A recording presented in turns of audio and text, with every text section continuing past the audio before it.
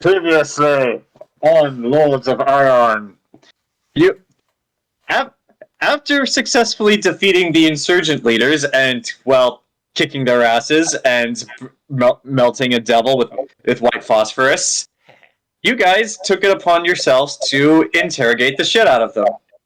Upon which you then killed them all, one by one. Some in revenge, some tearfully, and some just for fun. But yes, they're all dead. They're all dead, Lita. They're all dead. Oh, we left one alive. You left the nobodies alive. But yes, but yes, after that, you guys went home for some very, very much needed rest, while the rest of the authorities continued to deal with the riot in the bits. That's since calmed down, by the way. I forgot to mention that in the last session. So yeah, the bits are no longer on fire and things are quiet for the time being. But more importantly, Lita, Burchill, Gabrielle, and Enzo were all called to the Red Keep to meet with King Aion to discuss Lita's promotion to Field Marshal. Nox and Anaris were not invited because nobody knows that they exist. Hooray! But yes, after pleading your case, arguing with the king for a little bit, and defending your decision not to immediately kill the three elf prisoners who were brought before you before your test, you received the much coveted and much sought after by you guys Field Marshal position. You guys now have actual real military power. With stipulations. And so, with stipulations, but you have military power. And so,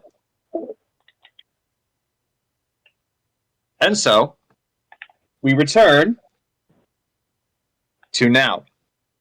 So, do you guys want to start immediately where the last session left off after you guys had just left the makeshift throne room in the Red Keep and we're all talking amongst yourselves, sans two of your party members and all of the nobles, or do you want to skip ahead a little while and have you guys reconvene in the actual city so that you might discuss amongst yourselves?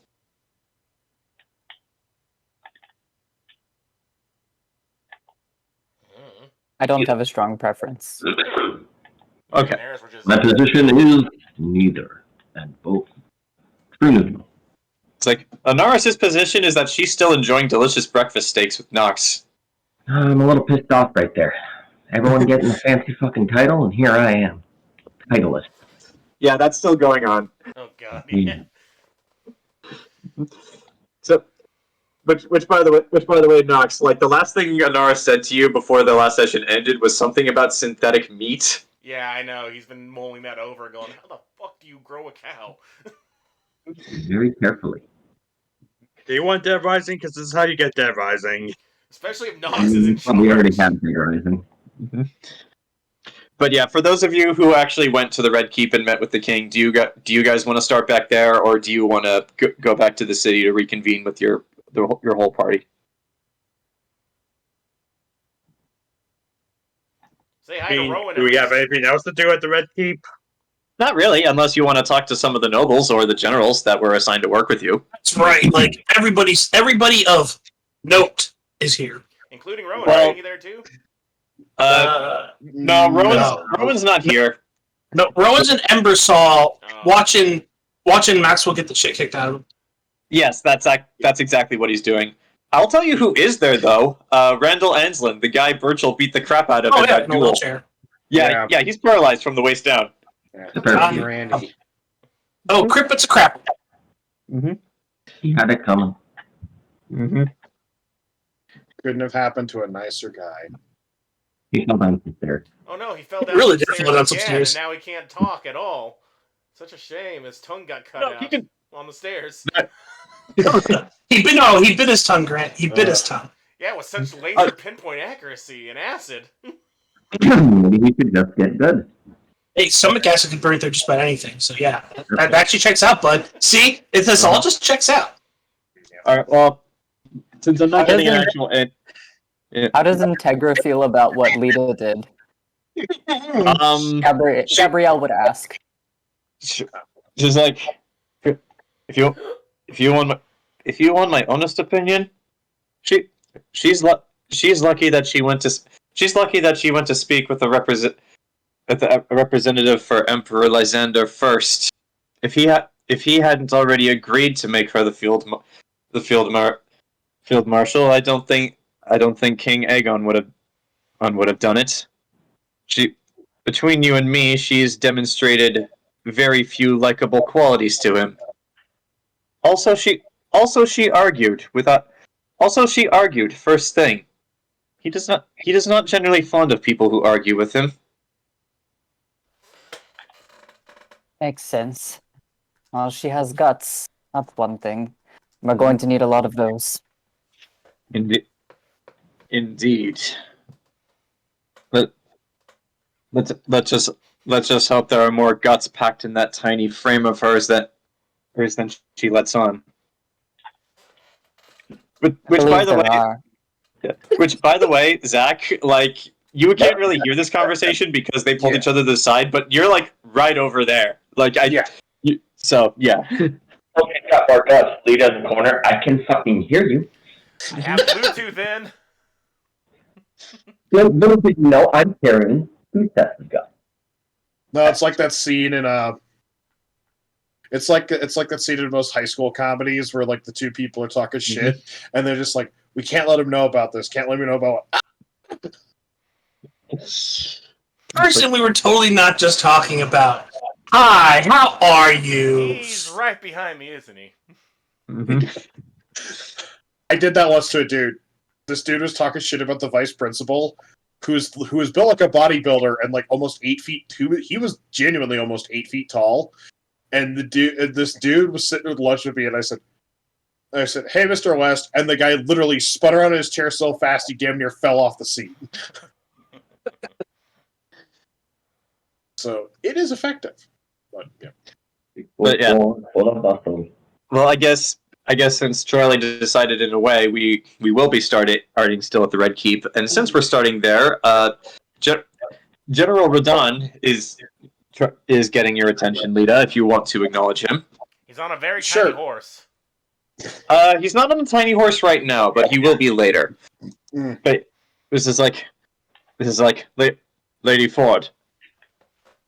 This is like, yes. I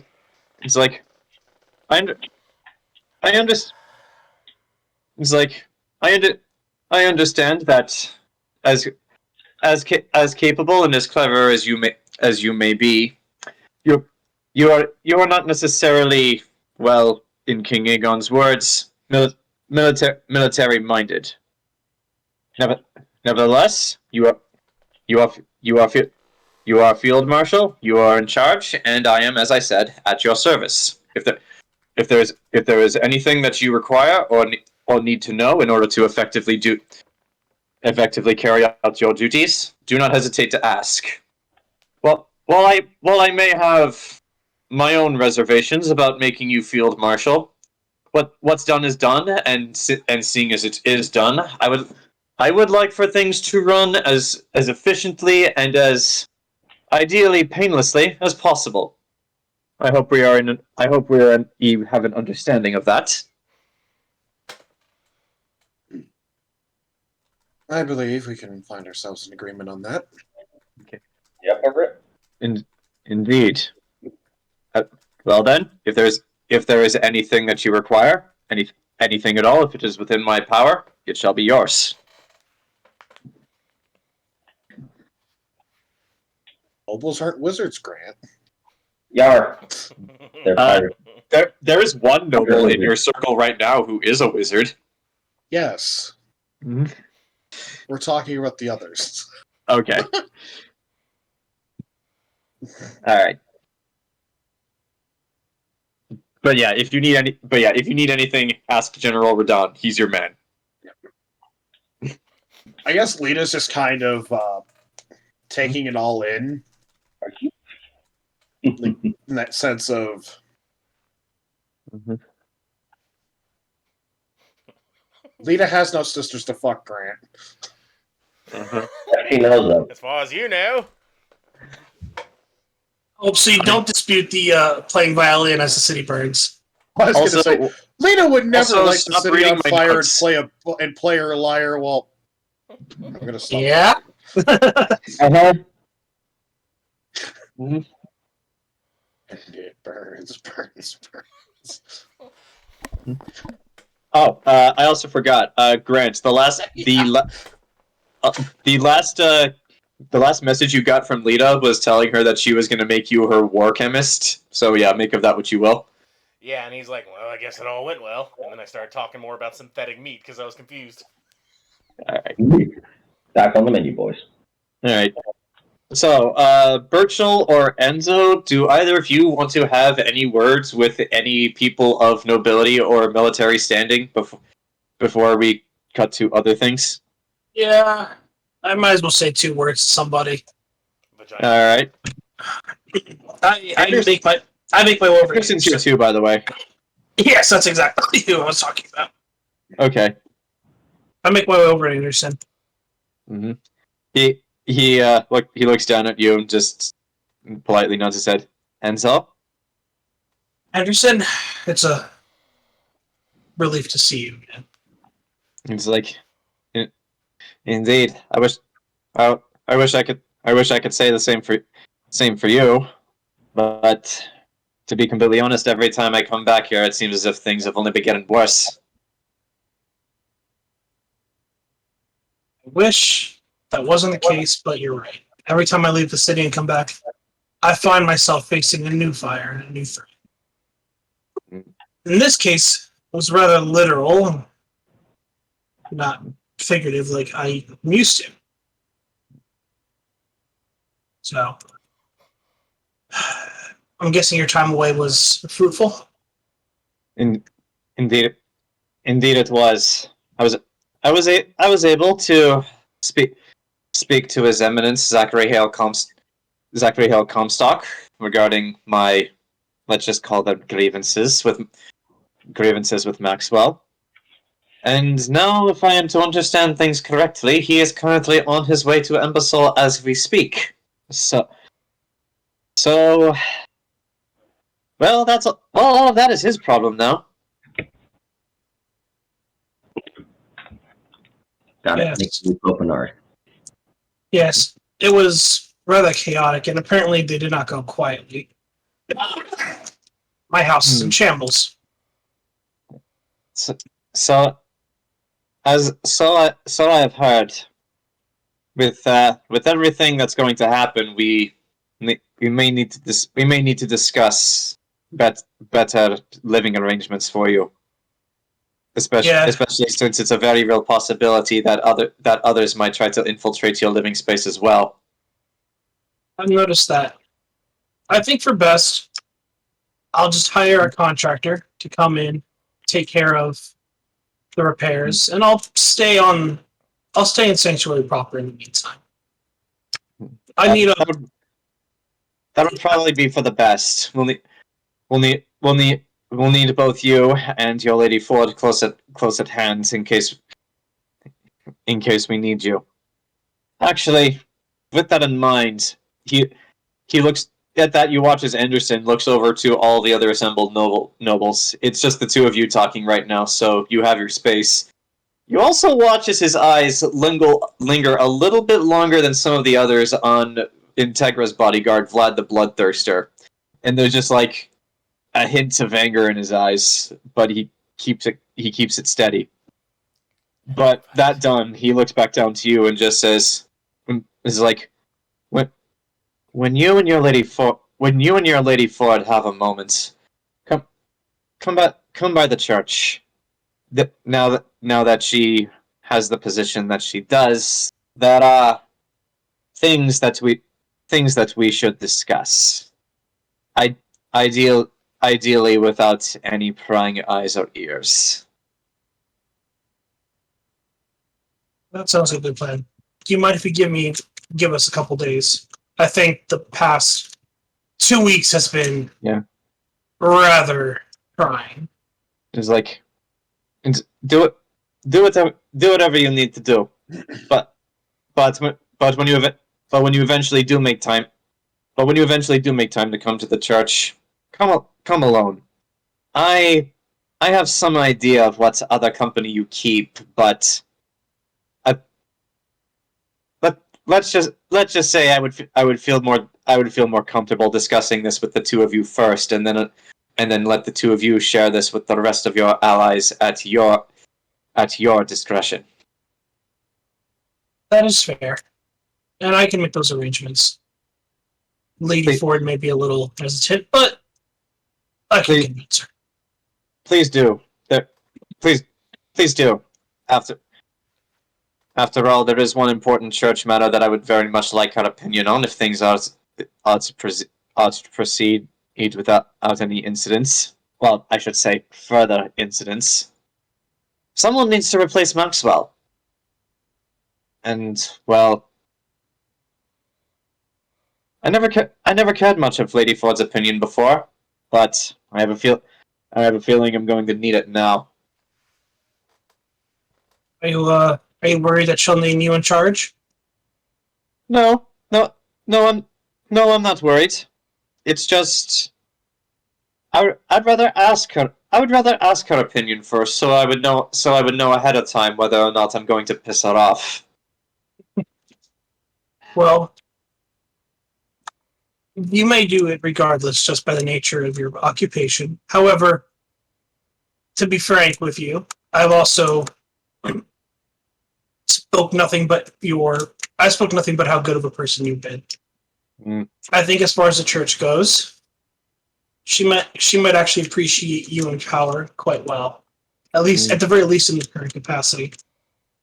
You're one of the good ones, Anderson, if not one of the best. And if I feel a bit forward for saying this, it's good to have another friend back in Sanctuary. That's actually really good to hear. And perhaps it is time your lady and I had an actual conversation.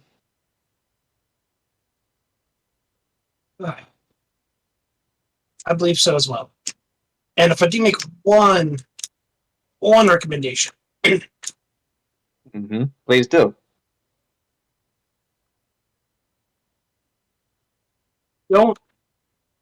I don't doubt it. I doubt that you'll do this, but just as a fair warning, don't treat her as a lady of a court, but treat her as a master of a house. I'll keep that in mind. I know you will. Well, with that, Anderson, I believe my own companions are trying to flee the Red Keep as it is. I think I'll join. Indeed. I think we all feel a sudden, strong urge to get out of here for now. After all, we now have duties we must attend to. Absolutely, Anderson. If there's anything additional that you need from me, feel free to reach out. I will most likely be in Sanctuary proper, but I'll be anywhere. If you need me somewhere, I can be there. If I need you, you'll hear from me without delay. I know how to reach you. Wonderful. Okay. All right, Anderson. I bid you a good day and welcome back. Right. So, Burchill, since you're the only one out of this assembled group here who has not said anything to anyone, do you want to say anything, or shall we cut to you guys meeting back up? I wish to speak for Stephanie. She is there. She is with Triple H, but he's stuck to her at the hip, it seems. So there's not really any avoiding that. But yeah, she's there. Hey, Lupton, Hunter. It's like you're Robert Burchill, are you not? Indeed. Sorry if I'm not as familiar with you. If it seems as if I ought to be, I was not actually present at my home for all of the ordeals you went through. Yes. What is it you want?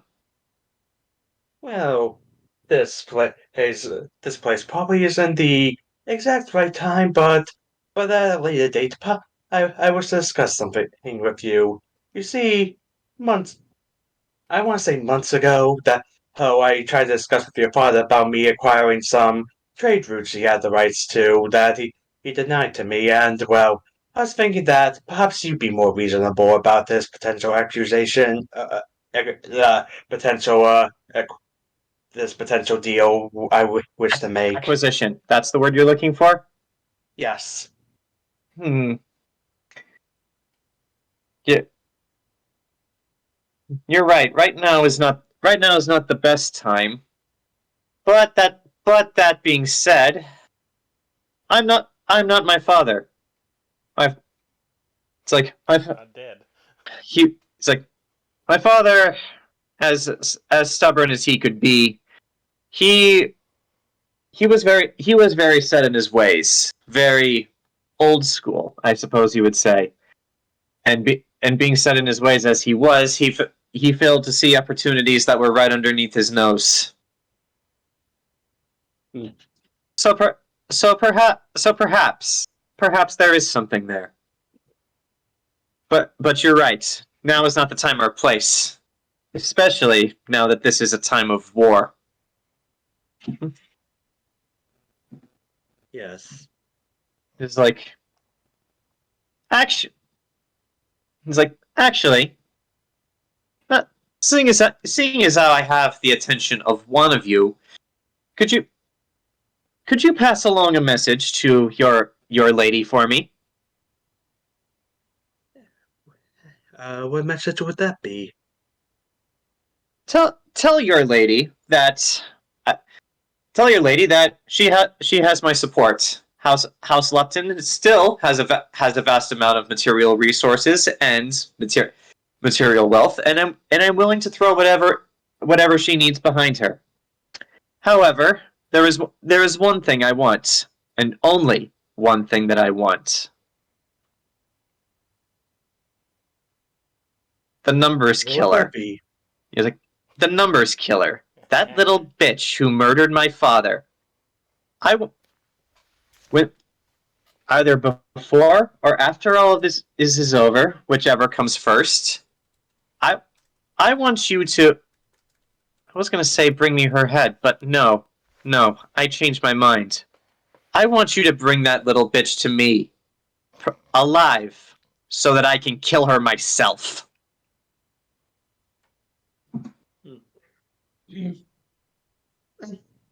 I'll pass the message along. Please do. And it's like, and well, tell tell your wife as well that I'm sorry. I'm sorry for all she had to endure. Well, well, I certainly don't want to be here any more than you do. So good day to you, Robert Burchill, and I hope that the future looks bright for both of us. And without waiting for an acknowledgement from you, she turns to leave with Hunter, who his eyes linger on you for a second, but he follows along with his lady like a good dog.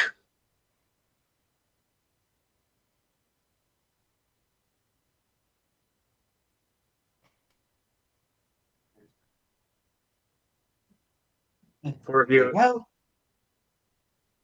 The four of you have had a conversation. Are there any more? Are there any more conversations you wish to have, or do you want to leave this place? leave. I mean, I don't want to deal with Randall anymore. I mean, Yeah. I don't know where he's staying, but he ain't staying at my place. He's not staying at your place. Like you, all you need to worry about with Randall is whether or not he is in your presence or not, or whether he's alive or dead. Purely in the interest of politeness, I'd like to know what my brother thinks about this. It's like, okay, so you go over to your brother who is watching Lita talk to General Radon. What do you say to him? So, what do you make of all this, Lionel? Honestly, these are crazy time. These are crazy times we're living in. it's that's how you grow. That's how you growing up. All I ever wanted was to be a knight, to be an adventurer, to fight those rotten scarring guardians. Now they're our friends. Now now there's a woman in charge of not only our military and their, but there's a woman not only in charge of our military but theirs as well. And there is an army of non-humans advancing on us to kill us as we speak. These were not the dreams I dreamed when I was young, but it is it is the world we live in. So regardless of whatever my opinions may be about it, I must accept. And having met your friend Lita at the gala at the same time as you did, I have confidence in her. I have more confidence in her than I do actually most other people who live in this country. Believe it or not. Maybe not as much as General Radon, but then again, I've fought with General Radon, so.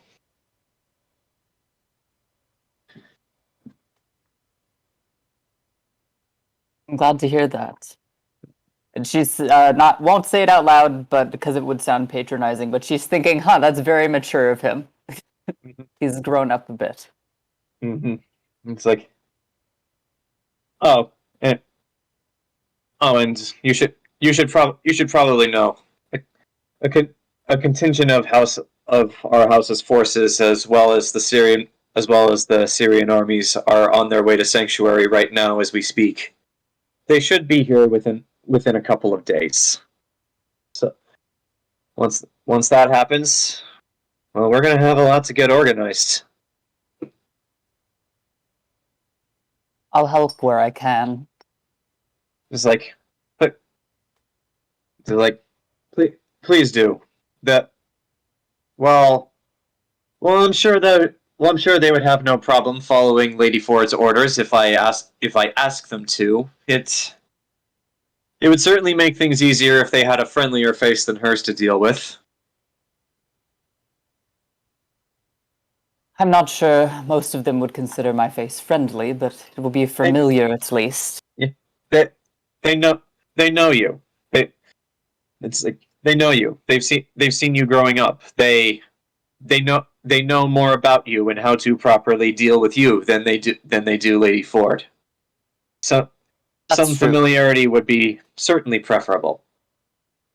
Also, I've heard of the way in which Lady Ford conducts business. Let's just between you and me, perhaps something of a buffer would make something of a buffer would be best for the situation. She can be quite blunt. Blunt's not the word I've heard used to describe her.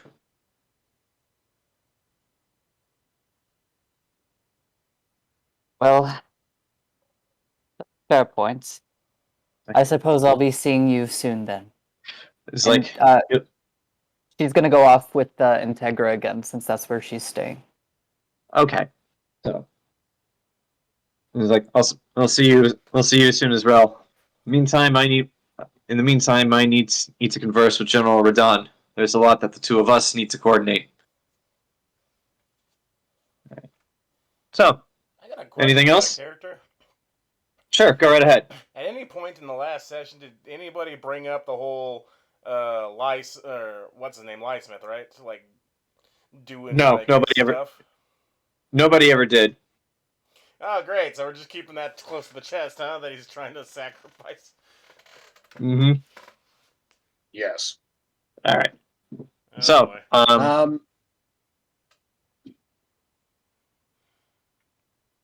Let's see. He talked to me. I'm just thinking. Now that the coffee's kicked in. all right. Reconvene a third party.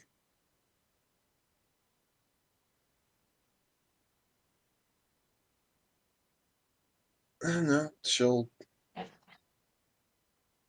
Yeah, Lita's gonna want to probably take Integra, Chara, and Stephanie aside for a moment. Okay. I'll say you managed to catch Stephanie just as he's leaving. Chara and Integra are hanging around because they're actually friendly with you, but like you see her just begin to walk away from Burchill. She's making her way towards the exit with her husband to be. If you act now, you can stop her. Yeah. Lita just kind of hold for a moment, please. It's like, yes, my lady.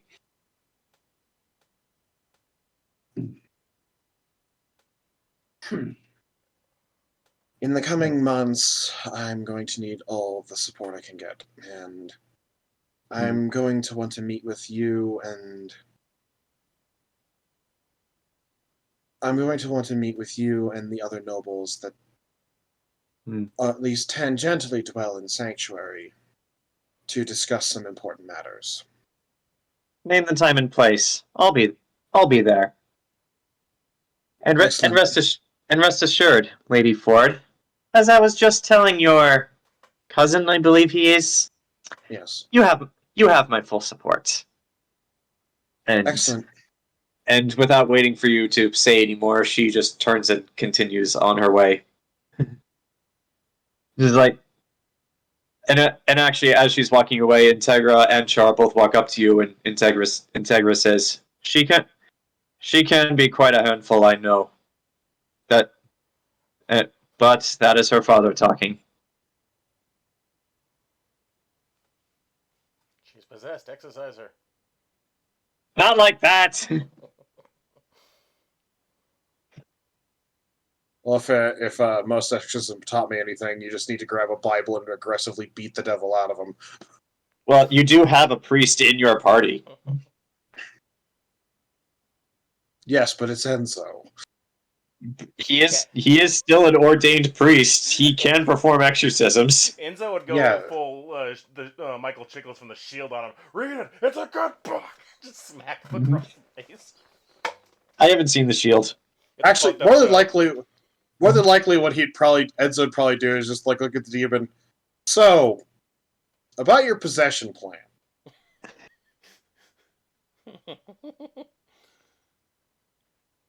By the end of it, like, did you manage to exorcise the demon? Well, no, we negotiated a timeshare for your body.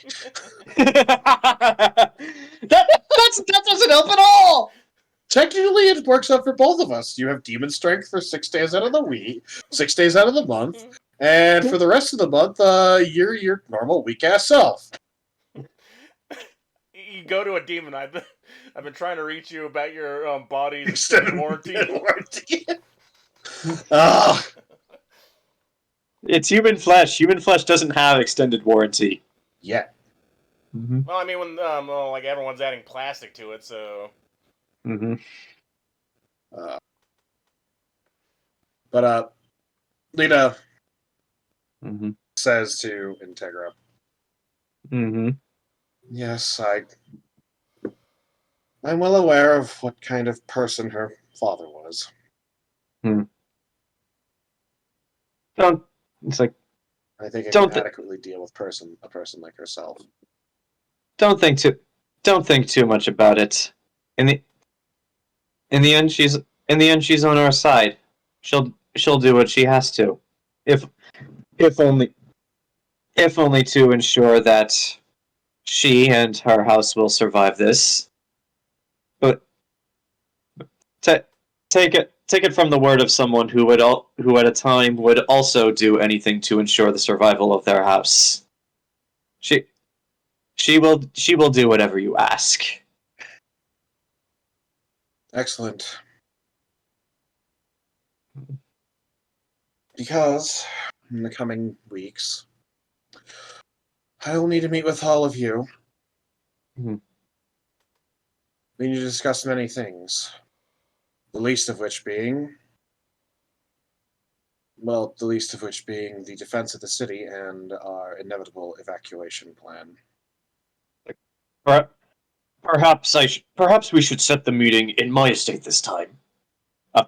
Unlike Lady Integra and Lady Lupton, I actually live in the city.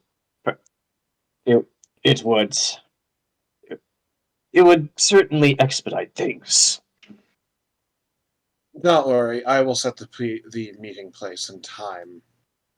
I rest assured, within the coming days, I will probably have established a ad hoc headquarters, and we will meet there, neutral territory.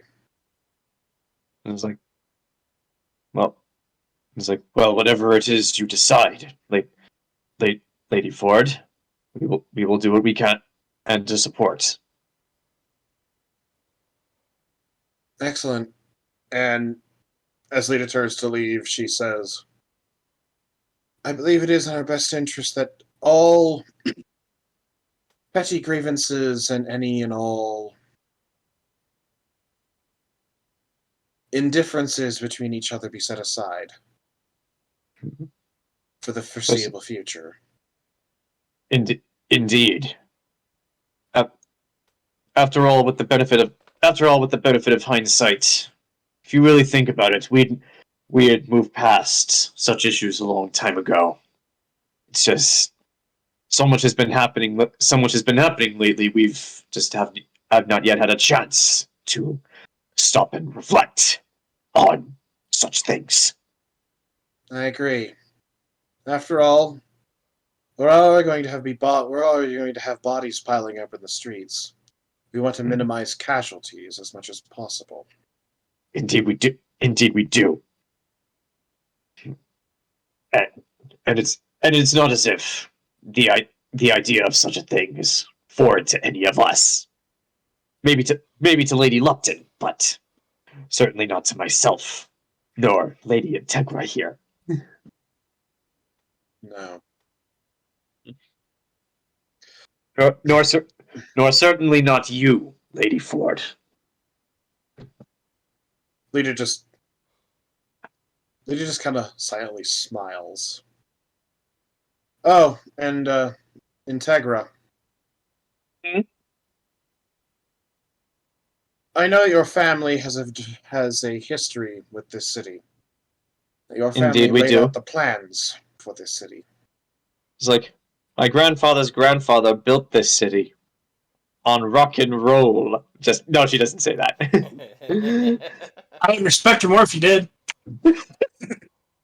But Lita invented rock and roll. How could he build this city on rock and roll if it wasn't invented yet? Because he went back in time to his younger self at his parents' prom party, and yeah, it inspired Lita. Mm-hmm.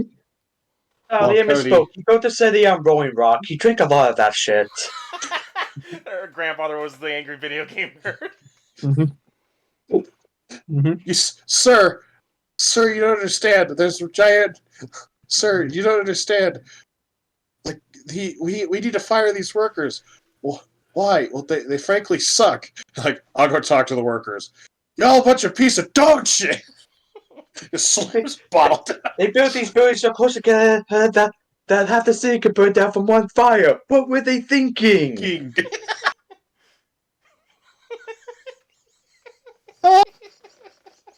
It's almost as if putting a bunch of wood buildings really close together was a bad idea. What? I learned No. this the hard way twice. Yeah. Like the city suffered through how many great fires at this point? Well, my home city. Okay. That's why all the old Every time my city caught fire, I'd have 2 nickels, which isn't a lot, What? but it's weird that's happened twice. Sir, we need a city burned down. Call the cow. This was actually started by a brewery. So it's tracks. But Lita, if you're in your family archives, you have any plans detailing the city's layouts, I believe it'd be beneficial. I believe there's something I could dig up that would be of use. Good. The more detail, the better. I'm tired of these maps that... I understand that the city maps are what they are, chiefly in the interest of time. But we need detail. I understand what you mean. I will get you. I'll just get you as many maps in my family's archives as I can find.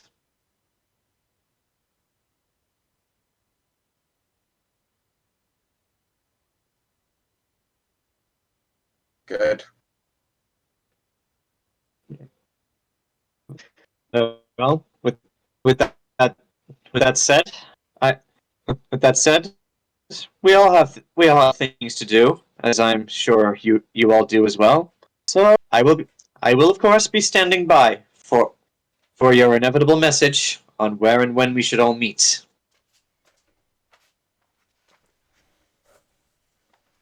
And so with that, with that, you watch as Integra begins to leave with her escort, Vlad the Bloodthirster, and as you do, you watch as Vlad and Anderson's eyes meet for a brief second, and you watch a very evil-looking smirk crawl across Vlad's face. And Anderson scowls at them, but seeing that reaction, Vlad just laughs and then walks out with Integra.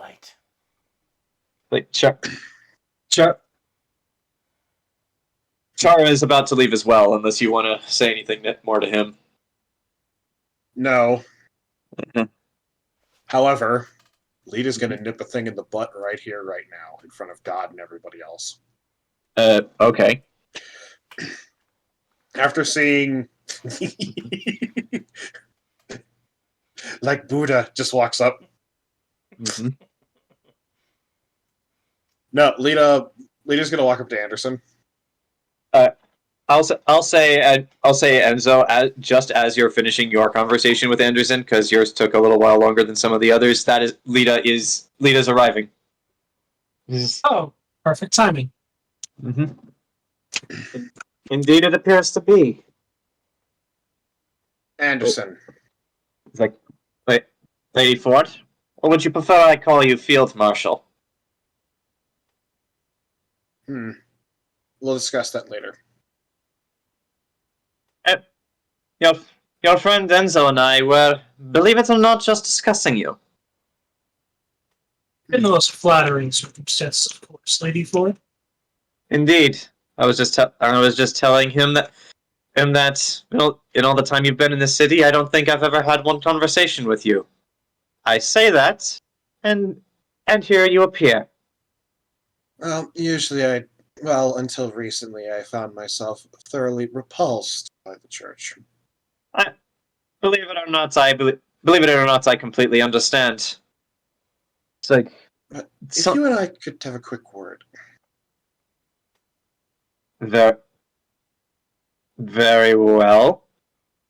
And at this, Anderson just looks over to you and he doesn't say anything, but he's like as politely as possible, gesturing you for you to give them a moment. Enzo. I bow my head and look, Lady Ford. I will be waiting for you by the door. All right. So while Lita is going to have this one last conversation with Anderson, Burchill and Gabrielle, the two of you leaving as well? Yeah. Okay. Yep. Okay, so yeah, everyone else is leaving, so it's just the two of you right now. Lita, I put some quick thought into this. I'd prefer probably if you called me Field Marshal. Very well, Field Marshal. Excellent. I grab him by the collar and pull his head down so he's looking me in the eye. Make a strength check. Oh, great. The dude's like, It's Alexander Anderson. The guy's like 7 feet tall. Yes, I know. And my weak nerd arms. Also, he's in full armor. So yeah. 17. maybe it's more like. Believe it or not. Somebody's like, oop, yes. Believe it or not, even with that roll, you try nothing. Like you do not even. It's actually kind of comical, like the fact that you try, but he gets the point. He is acknowledging you. Lita goes, let me make one thing painfully clear.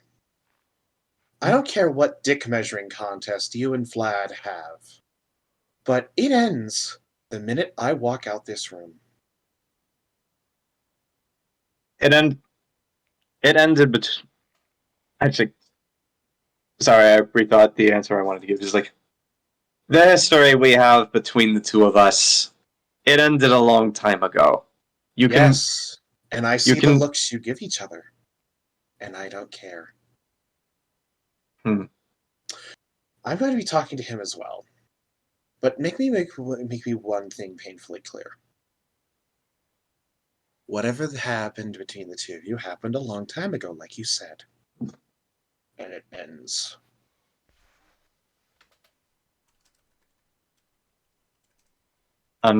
Understood, Field Marshal. Because otherwise,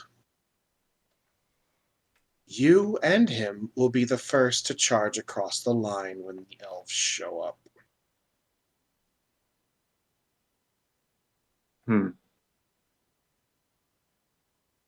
I hear and understand your words. I will assuage any doubts you have about that right now. I am curious to see if you can get him to hear and understand your words. Oh, he doesn't And have to understand.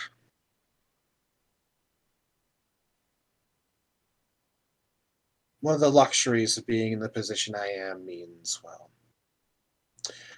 it's not written down yet, but I already have my first civil project in mind as my new position. But I know you're not a religious woman, but let us both pray then that what you say will be the case. They call him the Bloodthirster for a reason. Yes, and they call me Field Marshal for a reason.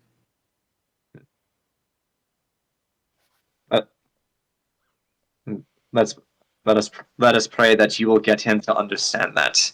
And with that, he is going to turn away from you and take his leave. You get the actually roll up sense motive. Mm-hmm. He wants a pineapple pizza. 34.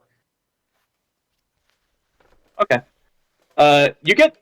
You get the impression that with that reaction and the fact that he's walking away from you anyway, despite you just saying that you're Field Marshal, you get the impression that what he is saying he is truthful of. He did whatever history they do have. He buried it a long time ago, but he still doesn't like talking about it.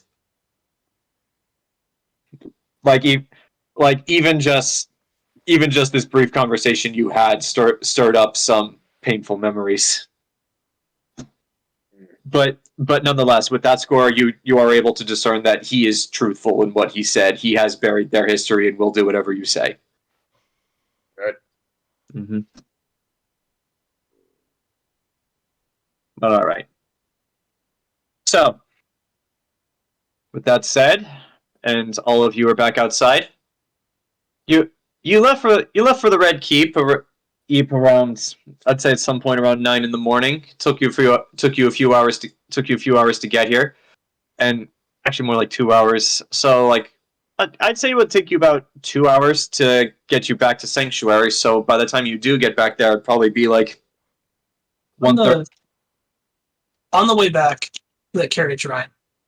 Well, before that, I was going to say, Gabrielle, since it's still relatively early in the afternoon and will be by the time you get back, if you want to, instead of going to Integra's estate with her, if you want to go with the rest of the party so that you can continue talking with them, you can.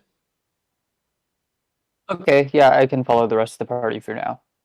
Okay, so yeah, like. You guys have a very brief carriage ride back, and then we will reunite you with Nox and Anaris so that they can have something to do. So how do you grow beef? Man, you just grow it. It's just there. Beef and other assorted meats. Are they alive as they're grown? I would hope so.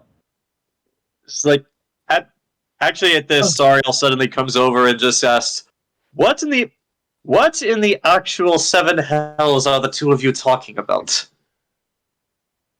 Processed food.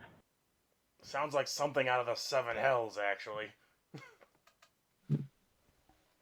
I do not understand. What is it? I do not understand, Antononis. What is it you mean by processed food?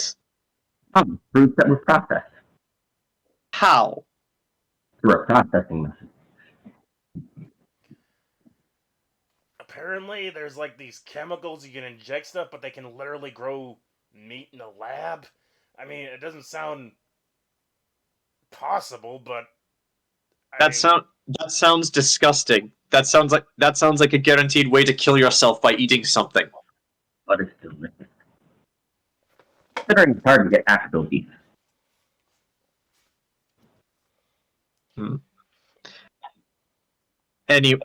Anyway, Enzo, you wanted to say something on the carriage ride back? yeah. Yeah. As we're, I imagine the carriage ride is either quiet or incredibly asking a lot of questions to each other. But if it's quiet, Well, I'm just gonna chime you're in. the first one who wanted to. You're the first one who spoke. So yeah, like it was quiet until you decided to speak. Yeah, break out the Uno deck. All right. Lady Ford, I have a request. Certainly. Lady Ford. So, it seems that my house guests left my place in a rather disheveled state, and I'm going to need to hire a contractor or two to make some repairs. Mhm. Not that I probably couldn't get away with it, but do you own any lodging that I can make use of for the time being? Lita contemplates. I can talk with Sariel. We could probably put you up someplace. You know you have enough money to just stay in that hotel for a few days, or probably forever. Since True, but what's the point of having connections if you don't use them? Mm-hmm. fair enough. You gotta sleep in Nox's basement next to Skrigor. Mm-hmm. Wait, Skrigor, you mean the fucking Cobalt that he still got locked up in there? Yeah, Hey, he's I'm still sure there. Well, I need those scales though for the coming war. He does have this odd habit of chewing on the iron bars. It doesn't do anything, but he keeps doing it. Also, he keeps licking the iron bars as well. No thoughts behind those eyes. He's like a dumb puppy. He's a kobold. What'd you expect? It's actually kind of funny.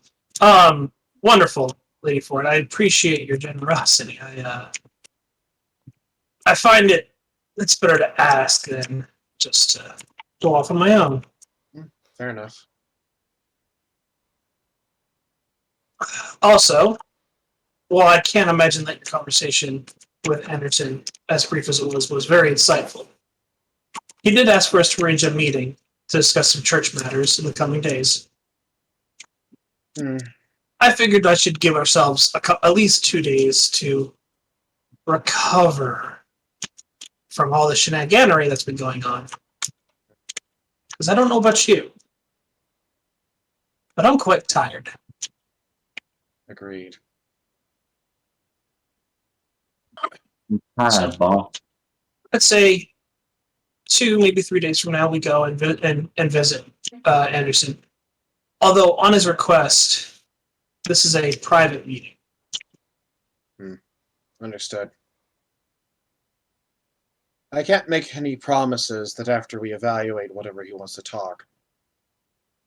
My intention is to, well, Maxwell did probably seize a lot of property and assets in his tenure as Archbishop.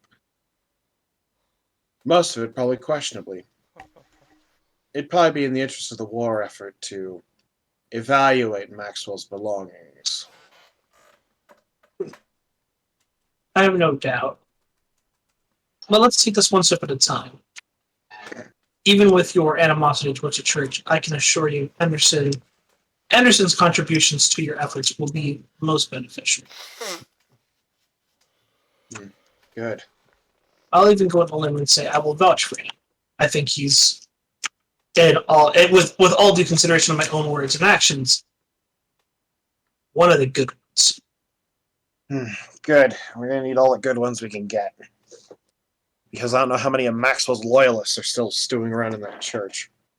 Too many, if the animosity I see every day is anything to go by. Apparently, I'm not the most liked person in the church at the moment. But that doesn't go. That also doesn't say that I don't have admirers or friends there. Well, oh well. If they have any ill wills or any issues, I can just set them working on some civil projects I have in mind to help fortify the city.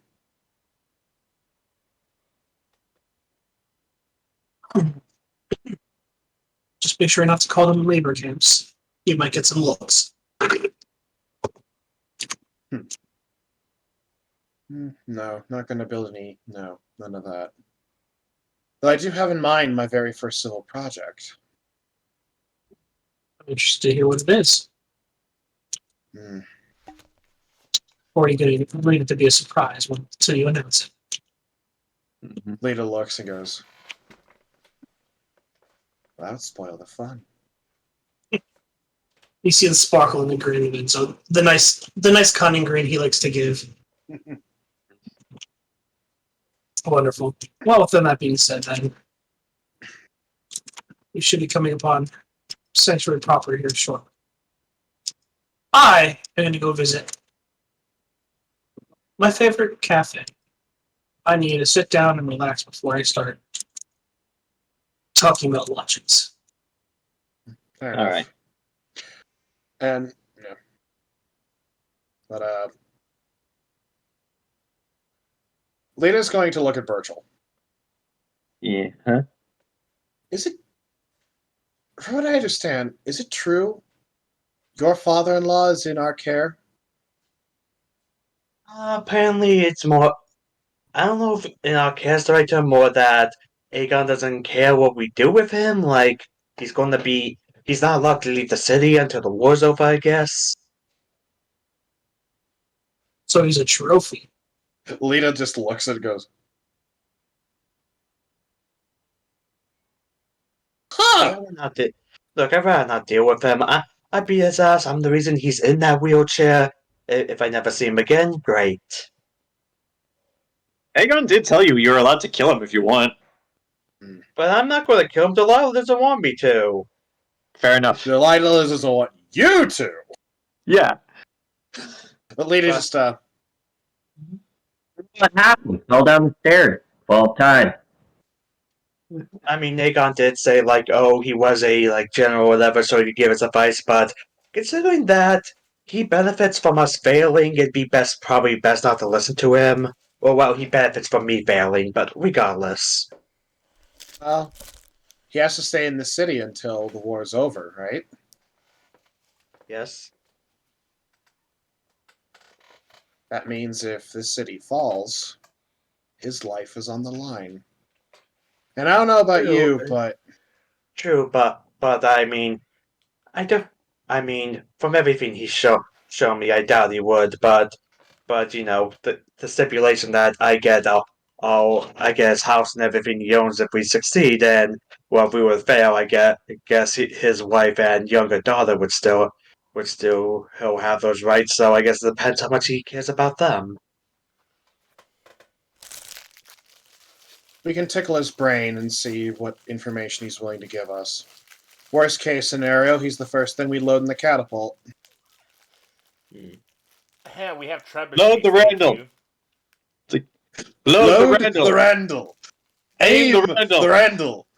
Fire the Randall. But to go away from my father for a sec, when I talked to Lady Lupton, she told me to pass you a message along that, well, one that you have her support. Secondly, she wants the numbers killer, Lita gives which may be a problem. I mean, unless we can find a female elf insurgent who's a midget, I don't think we could pass someone else off as Anaris. Urge to beat Burchill rising. Well, you were a short person back then. She was You were a little child. Yeah, you literal child. Not a She midget. was a literal child when she did Well, that. we have to find a midget. I know. We You know, find a paint it dwarf. black or something. Race it. Well, Lita just kind of.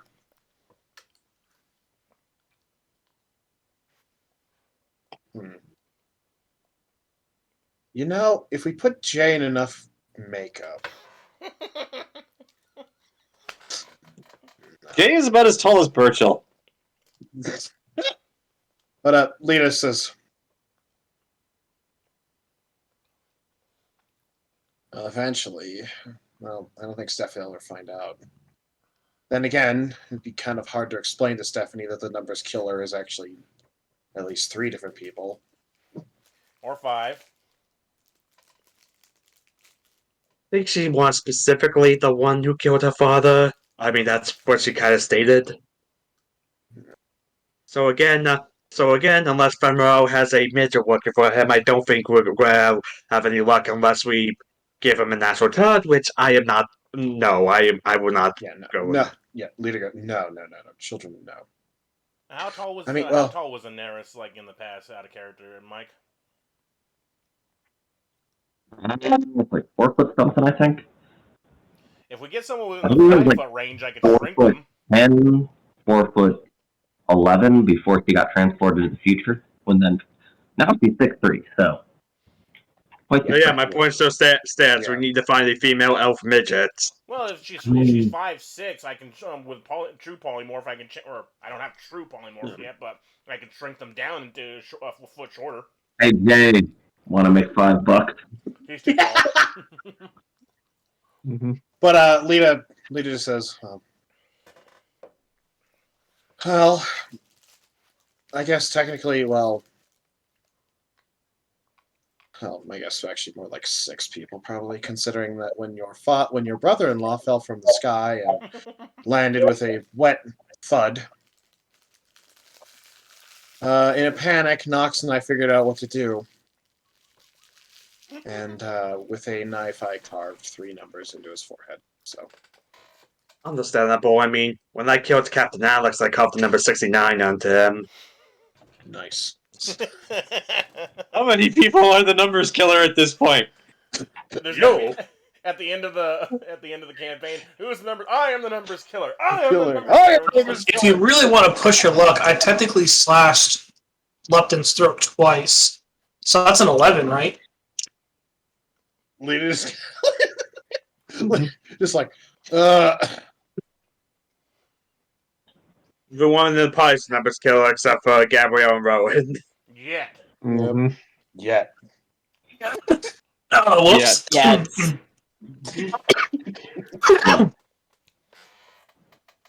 No, they ain't getting any better. Yeah. Vanguard. So, how are we going to accommodate a request in which we won't accommodate? Unless we just sacrifice a child, which, being me, I'm against. Hey, the city's Of got course, on plenty the of other soldiers. hand, We don't need them. Well, Minus you. What? well, we could always, yeah. Not to mention, we probably have to modify memory so that way your story checks out. Because under any kind of threat of injury, they crack. but then again, everyone knows it was a small elf person that did it because it was a public event. Yeah, not really a public event. Like There are you too many killed, witnesses. A lot of yeah, witnesses. you killed him in his dining hall with like 30 guards surrounding him. To It was more like 10, but yeah. To be fair, though, the death of Lord Lupton was arguably one of the best things that could have happened to this city.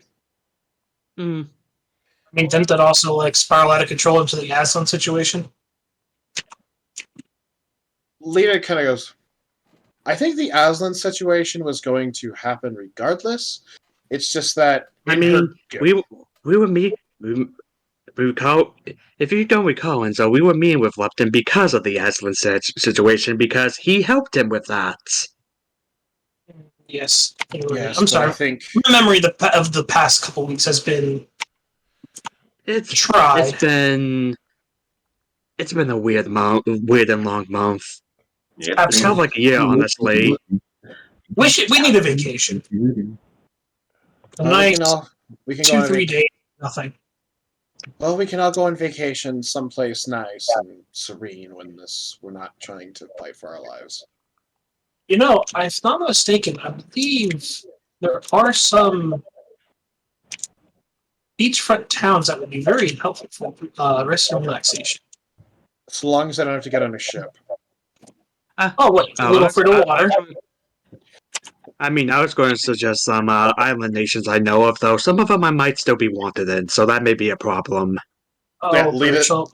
At that, Lita We says, both we Lita says all this- know that we're going to just kill anyone who's after you. Lita says this in front of everybody. Says, I am not getting on a boat. I'm not drinking any fucking Well, the Why fuck- not? I have a thing about being on open seas. Release the Kraken. I mean, I guess with those metal wings of yours, you'll probably just sink to the bottom, right? No. That's actually a good point. Last time I was on a ship, the last thing I recall hearing was the lookout saying, "Are those ours?" Followed by the sound of a distant popping sound, and next thing I knew, the ship was splintered and on fire. Yeah. Yeah. I'm cracking. Does anybody have a lozenge? But, yeah, no, Lita says, the last time I was on a ship, it got sunk. And I damn near drowned. And a very good man saved my life at the cost of his own. Ever since then, I have avoided the open water as much as possible. Call it a fear. I don't like the open ocean. So is now a bad time to say that Lita's gift is a carnival cruise?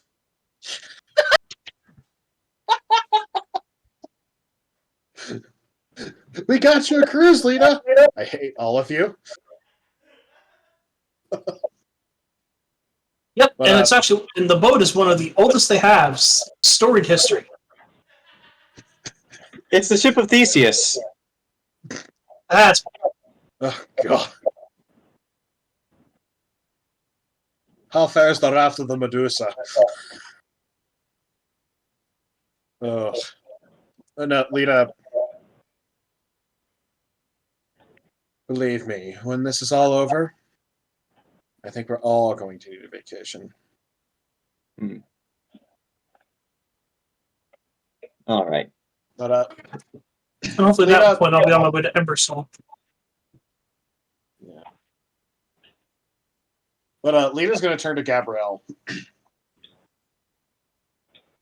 And says, how are you taking all of this?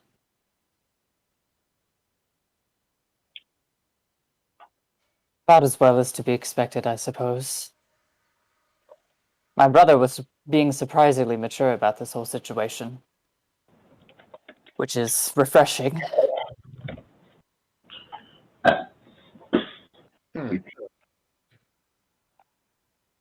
He's your older brother, correct? Or younger? I forget. Younger, Hmm. but it's okay. Some people make that mistake, although most people think I'm older than I am. It's the hair. Hmm. Well, at least I guarantee you've probably never walked into a bar and you never had to walk into a bar and have you're there to entertain everybody and have the barkeep look you dead in the eye and say, "Are you lost, little girl?" Fair point. I can see that. I'll also be available to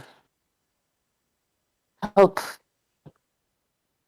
shall I say, convince my house to follow orders if it's necessary. There will be a lot of Lion Court forces coming in shortly. Excellent. Thank you.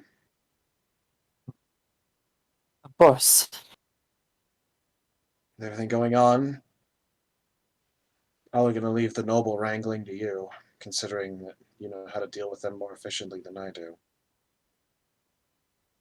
She smiles a bit at the term noble wrangling. Yeah, just because. Lady, That's Lady probably Gabrielle, wise. House of Lion Court, Noble Wrangler. Official Yeah, title. I need a yeah. lasso. I'm pretty sure like everyone has 50 feet of rope. That wouldn't be that hard to make. But, We yeah, just invented a new sport. Yes. but yeah, Lita says, considering everything that's happened in the past, I probably should at least change my attitude and the way I approach things. Yes. I'm surprised you mentioned it so far, being so coarse and rough as you are. Blame it on being on the road. And yes, well, you should learn more by sitting in a chair. I was educated. No, I'm not talking about your education. No, well, no, she was going to joke and say, I was educated on the road in the bars and taverns of the wild country. Yes. You need to temper your tone and expectations with people. Fair enough.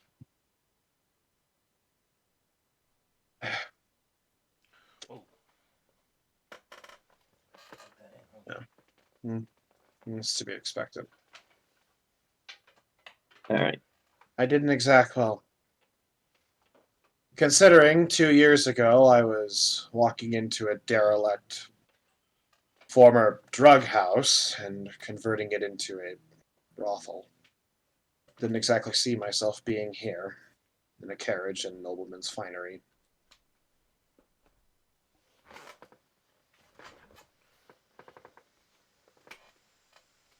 Life takes us all strange places.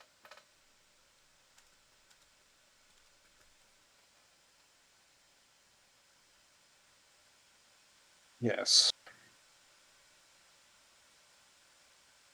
When I first started learning magic, I never dreamed I'd use it to fight.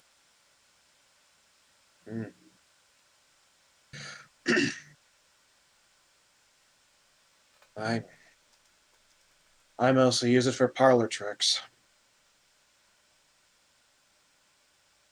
I like to use it to spy on my fellow nobles. Thankfully, they never noticed. I could have been executed. Very stupid. But Lita looks at you with a lot like a look of genuine admiration and respect. You use your magic to spy on the other nobles. Well, I used to. I don't. Well, and I guess I still do a little bit. Like, this is one of those things where it's just like, you're just now telling me this? There are so many secrets I could have had you be aware of just by knowing this fact. So like, oh, now you tell me this? But Great. When Did she you was starting out, she wasn't very good at it, I suppose could be a justification. She only started learning magic in her, like, late 20s, so it's been about 10 years. But yeah, like, even still, like, I could have built up so much lore with this. I guess I'll have to in future sessions. Please do. Okay. Yeah, but Lita said, yeah, you know, parlor trick. Well, in Skyward it was a lot easier to use them to entertain parlor tricks. Sometimes you make fireworks appear to entertain the kids when you're performing on the street. Or it can be really handy when you find out where the pimp that used to manage your girls lived, and you knocked on his door, ran away, and when he grabbed the door handle, it detonated in his hand. Gabrielle laughs a little bit. Enzo has a grin. I have never heard a man scream that loud in my life. Burchill, what's your reaction to this story? I didn't think I was part part of this conversation, so I was zoned out. Well, you're all in the same space, so you heard this whole thing. Well, no, I think Burchill's looking out the door going, Burchill's looking out the window just thinking, oh, I can't wait to get home to my wife. Just imagine Burchill's like, I'm hungry. I guess canonically Burchill was just zoning out the window, like, wait, what's going on? Oh, we're just trading we'll horror see stories. I should buy another boat, Burchill thinks. Alright, so with that awkwardness out of the way, we'll say at this point, the carriage has just arrived back at Sanctuary proper. And for the sake of simplicity, we'll say that the four of you make your way over to Sariel's Guildhall so that we can finally bring Nox and Anaris into this conversation proper. Who says we want to be a part of this conversation? Well, you're here, aren't you? No. It's debatable. Mm-hmm. So yeah, like in an effort to bring the party as a whole back together, we'll say you guys go to the Guildhall. But the four of you walk in on Nox and Anaris still sitting in the Guildhall proper. It's like 1:30 in the afternoonish, but the two of you are still on this topic of processed meats and synthetic meat. I actually would have moved on to a different thing. So I'm like, okay, you know these earpieces I've made because I found this radio frequency? Do they have anything like that in the future with like that weird square thing you have? Because Nox actually invented Bluetooth. Yeah, except they implanted in you. I got one. Can that device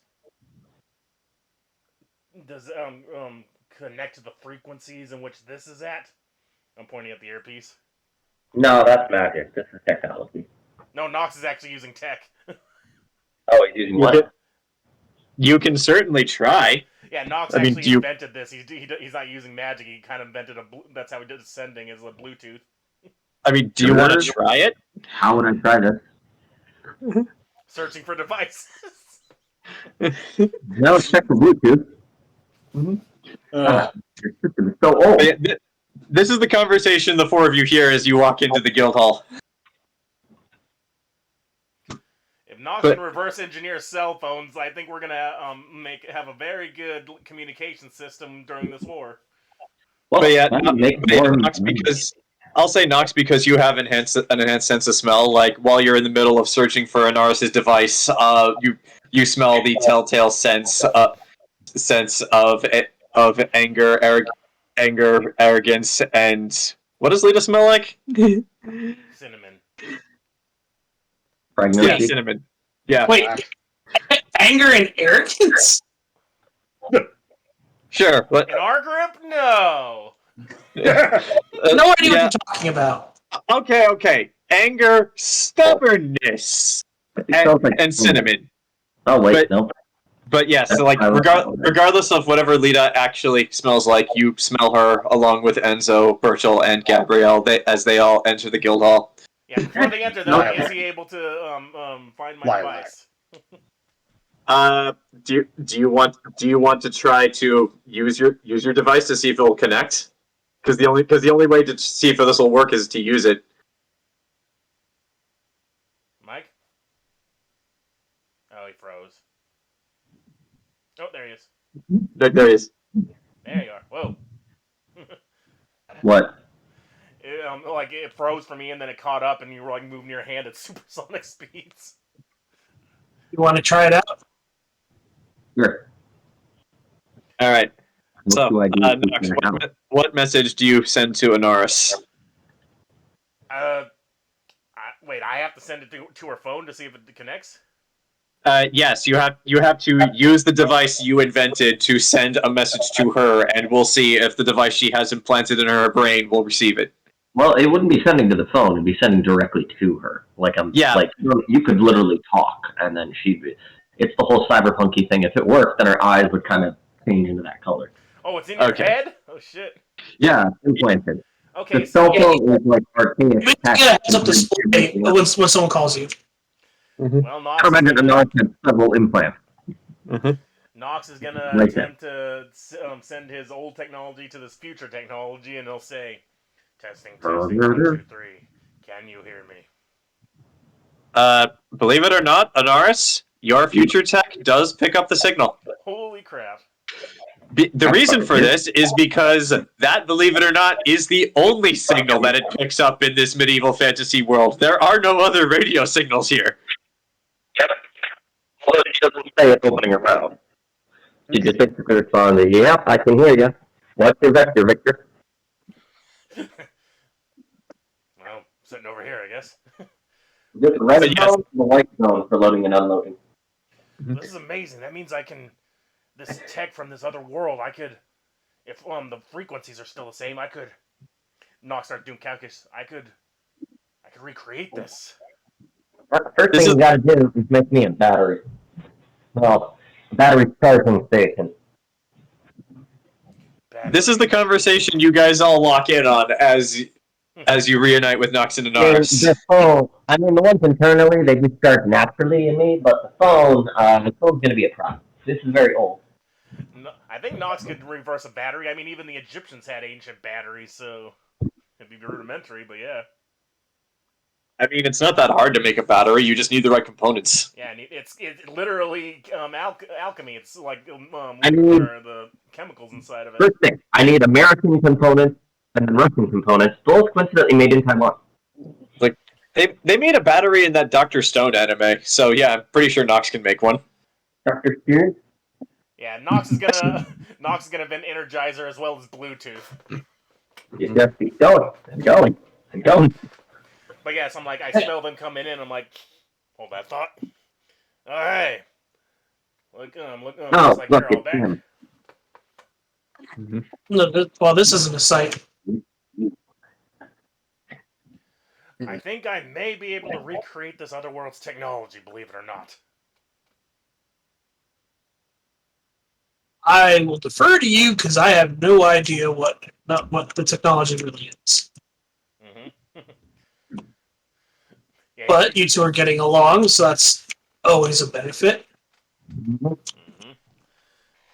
Yeah, all of you probably, it's probably been a few days, but Nox just seems like he's a lot lighter in his steps ever since he killed that bastard at the bridge. I'll actually give all of you this. You walk in, you see that Nox is smiling from ear to ear. It is one of the single most horrifying things you've ever seen in your life. Yeah, and he's also got a napkin. He's writing down components like, okay, battery. Fucking Sorry, horrifying. chemical reaction. I'm gonna need aluminum. Gonna have to synthesize this. Need to control it though. It needs to have a negative and positive charge.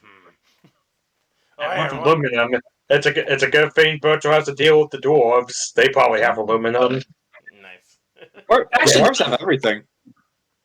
Aluminum is actually really good, but like also copper in abundance. Gold. Oh, that's perfect. It's gonna take some doing. You're gonna need to make a very small thing. Also, I don't know the name of the spell off the top of my head, but I know that there is a higher level spell that literally lets you do the Full Metal Alchemist thing, where you can change one metal into another. Transfiguration. Yeah, transfiguration. Do I get that as an alchemist or no? I mean, I don't think so. Yeah, let me check that. Pathfinder. Yeah, I don't think so. You might need an actual mage for that. If only we have one. I don't know it, but I could learn it maybe if we level up. Let's see. There you go. It says it's a sorcerer spell, actually. Well, okay Sense. then. Okay, I can actually think of somebody who would know that spell that you guys are going to meet soon. So we'll get to that later. Why isn't it a wizard spell? It's only for sorcerers, huh? Don't know. I don't make the rules. It makes more sense if it's a sorcerer. I guess, yeah. Invincible. But anyway, from the message I got earlier, and your all state of being, I'm guessing everything's going in our favor. Oh no, we have 24 hours to get out of the city before the king sends every available man to come kill us. Ah, right. Nox just says all sarcastically. Better pack my bags. He just goes back to writing on the napkin. Well, though that being said, I told this to everyone else here, but points at you and us. Symphony wants you dead, but I mean, you're different than what you looked like. Like what, 3 weeks ago ish? However long ago when you How long was it been? John? It's been like 3 weeks since you were a child to us. Yeah. Yeah. It's probably longer than that because of when you guys were out talking to the king of my home country. So, but regardless, I mean, I could. Who is this individual? Is he important or not? Stephanie Lupton, the daughter of Vince Lupton. Oh. Oh, do we need her or no? Lita, we need her, yes. For how long? But we don't need to turn over the numbers killer yet. We can wait until the end of the war, most likely. So yes, I only. so yes, we need. If there's a way to figure the yes, and like I said back in the cards, the only way to potentially pin this on someone else is if we happen to stumble across a female elf midget, but that's probably not likely. I don't think that's just going to fall into our laps. Well, that's not true. You don't need a female elf who's short. This would be an opportune moment for someone to walk in the door. At that moment, all of you just suddenly hear from nearby. What's this about looking for an elf midget? As you all look and see Sariel just standing right there. Hey, you know that sacrificing a small elven child. Lady Sariel, I must ask you for a favor. Before you ask me for any favors, is this a conversation we should be having in private? Oh no, are you about the slave trade, apparently? What did you just say? I'm asking because I genuinely didn't hear what you said. Yeah, your voice is kind of warbling right now, Mike. How knowledgeable are you about the slave trade is apparently what we're discussing here on Artha. I'm gonna roll to see whether or not I'm gonna roll to see whether or not Sariel believes you. Unfortunately, Mike, she just looks at you, stares for a hard minute, and then just looks directly at Lita. Lita, what is she talking about? Weird. There we go. Nothing. It's no issue at the moment. Just something we're going to have to consider when the war's over. Also, your specifications of who you need aren't necessarily true. You could I would need someone within about a foot's range, lower or higher, and you could use literally. Lita puts her hand up at Nox and goes. I'm inclined to agree with Lita. I feel like if we are to continue discussing probably anything, we should probably move upstairs. Nox looks down at his like coffee and his written note. But Lita says, from behind you. Yeah, I was just gonna say before you say anything, Lita, from behind you, Nox, you just suddenly hear. Unless you want me to be part of the conversation, you hear Sergei say from the bar. He was the one who served you the breakfast steaks. I mean, why not? I trust the guy. I mean, he is a Russian. What? Oh my god, we're going to the trader all along. Look, what we are discussing here is a non-issue that will not be relevant until after. Add a character right in when we decide. That being said, any other matters we can discuss openly. If you say so. And one of those matters is I need to procure lodging. Do I want to know what happened? We were harboring church officials in my house, which then got attacked. and they decided that my house would be a great place for a battlefield. Would this happen to have anything to do with that riot in the bits that happened yesterday? Tangentially. I'll go see if there's a space in the guild hall somewhere. Sariel turns to leave to go and double check that. I think I thought her. I appreciate that, Lady Sariel. Sariel's already gone by this point. I have a bigger question here. Shoot. How many people have titles here? Feels like everyone's getting a fucking title, and here I am, titleless. Well, Malediction, are you a noble? Yeah. Then no. Have you done anything?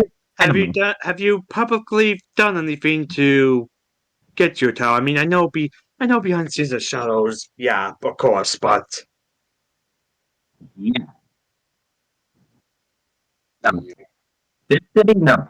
Other cities, yeah. Many, yeah. You were out in the public and did things that people could make note of?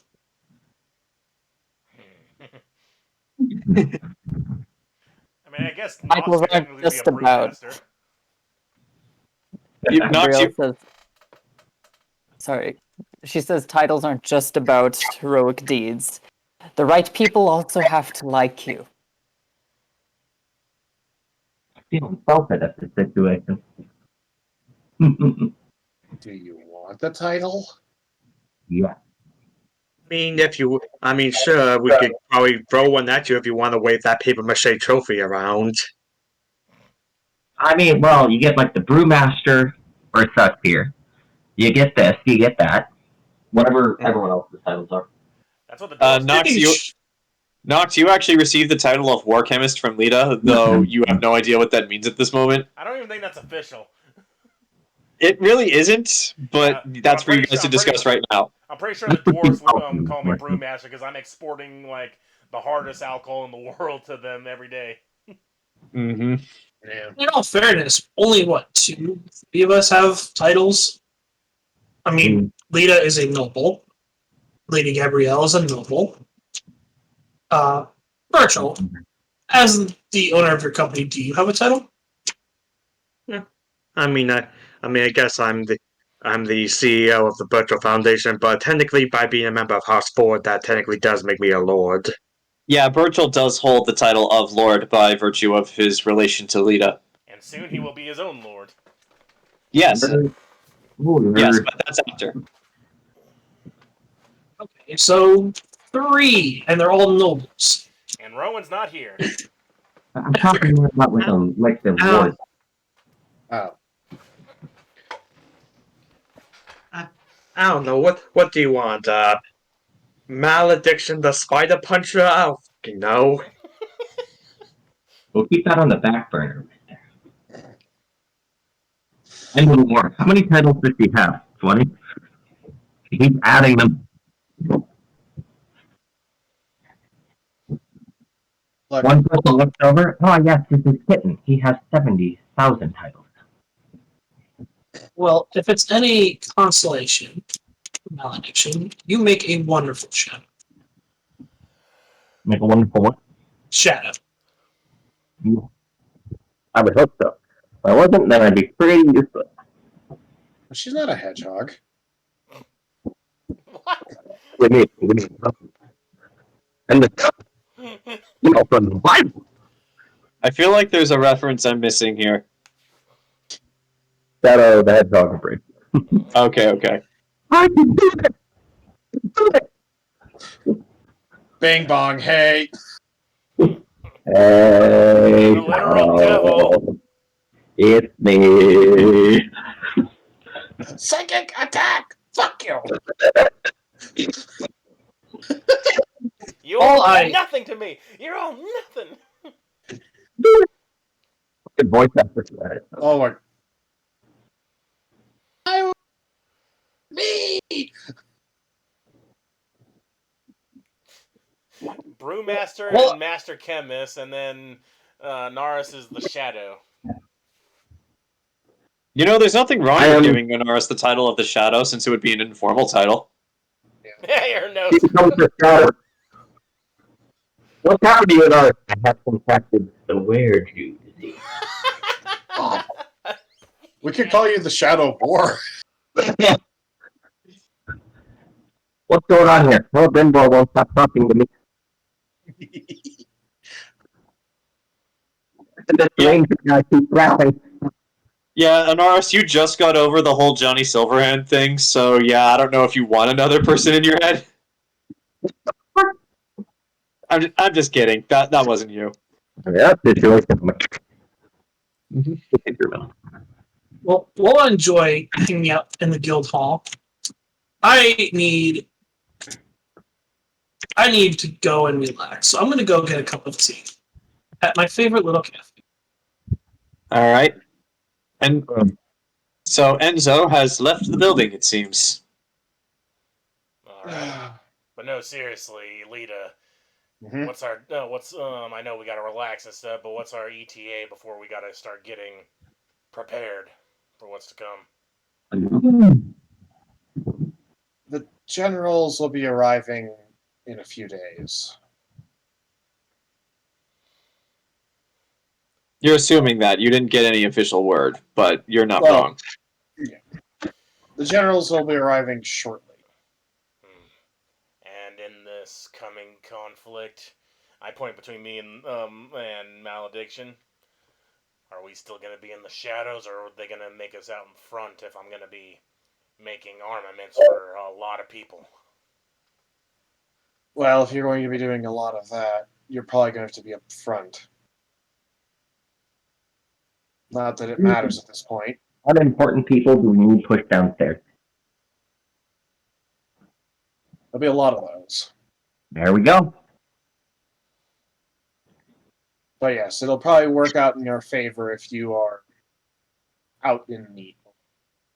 Who are you? I am sending her out. I'm going to punch her in the snot. That's the new one. Out of character, I don't know about being up front and personal. I'd rather be like the Von Braun behind the scenes making the rockets. Yeah, I mean, you can still disguise yourself as Mean Gene whenever you want. Oh yeah. Because you've never lost the ability to do that. But I'm also thinking about, hey, maybe we need an infiltration squad. So me, Anaris, and other sneaky people going into enemy camps behind lines and disrupting. But we're going to need, more than likely, we're going to have you working with a number of individuals. Well, some people already know me from my brewing. The people around the college, I haven't used a fake guide. They just know me as an alchemist.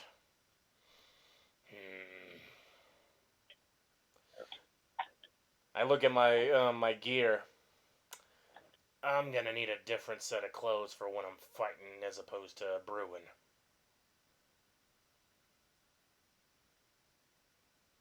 Yeah. That would not be difficult at all to commission. Also, I also look around and I'm like, all right, so we're relatively by ourselves besides Sergey, right? Yeah, like it's. Well, the business is slow at the guild hall today because there was a riot in the boonies like yesterday, so people are still dealing with that whole shenanigans. All right, and Nox just goes, I'm gonna get a parchment with a list of ingredients. A lot of this stuff we're not gonna be able to get unless you order it in bulk, because I lean in. We're gonna be losing the black market pretty soon. They're all the merchants are gearing up to flee the city. Well, you make a list, because now we'll be getting it through official military channels. All right, I'd also like to point out, Nox, that some of the ingredients for white phosphorus are illegal in this country, so... That's why I'm gonna need some military. Also, contact the dwarves and have them ship as many cobalt scales as they can give. I'm talking by the tons. I'll put in a request. Yeah, I may not be able to make a crap ton, enough white phosphorus for the army, but I can make essentially napalm.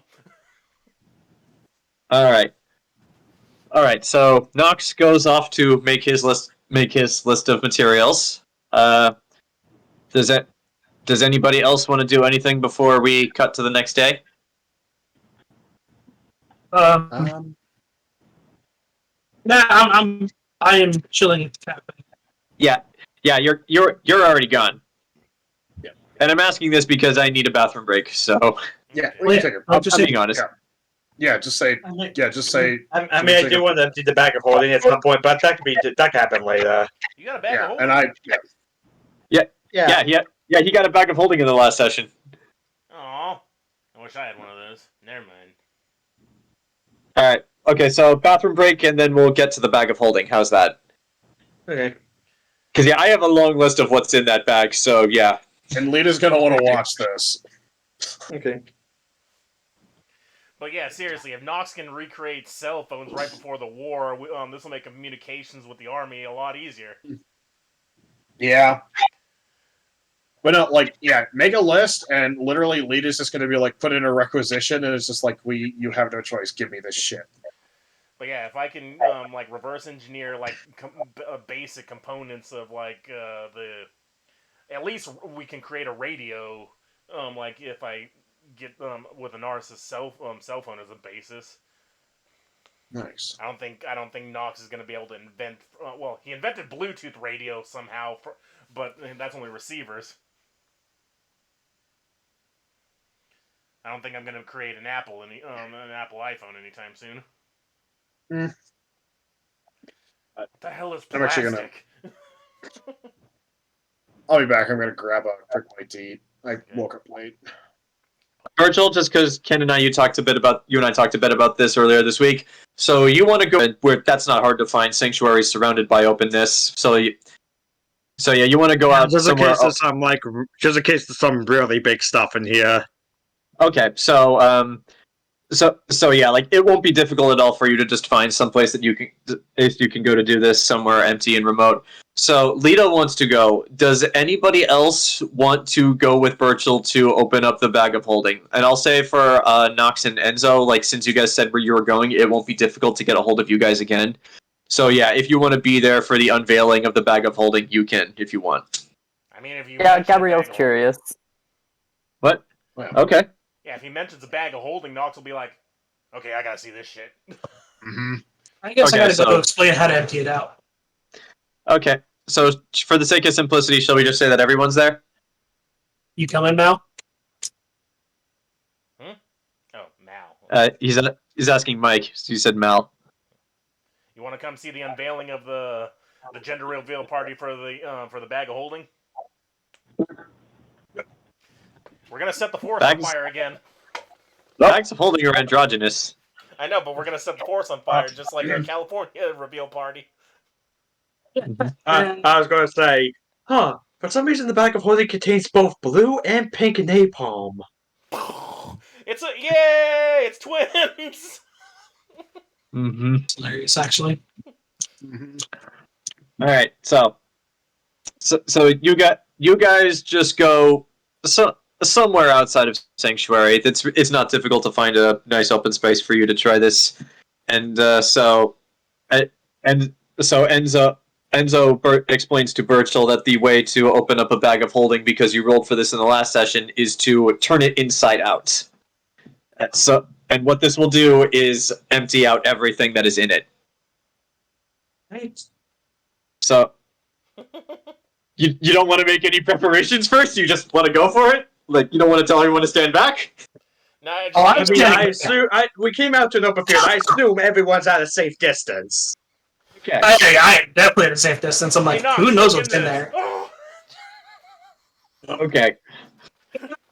Tell me if this smells bad. It's just get covered in a bunch of swords. Mm-hmm. Alright. And also, Ken, just for flavor, the style of bag of holding this is, just the style of bags. You know that bag I wear when I'm in the Seth cosplay? Yes. Oh, the Seth. It looks like that.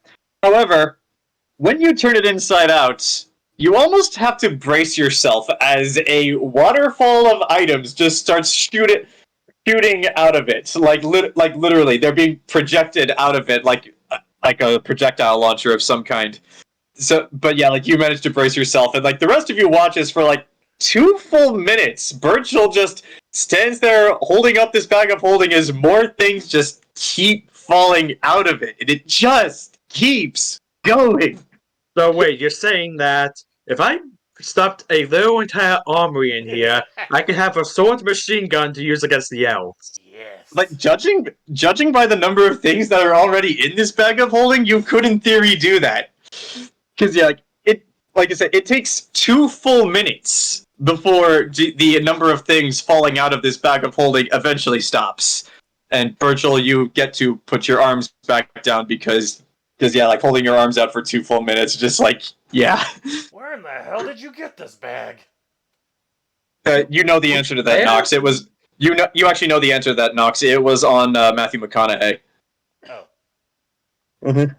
Yeah, but you're like, you were there. You were there when the Norse decided I'm the one who should have this. I was bleeding out a little bit and drinking a lot of orange juice at the time, so that whole interrogation you all had was kind of a haze.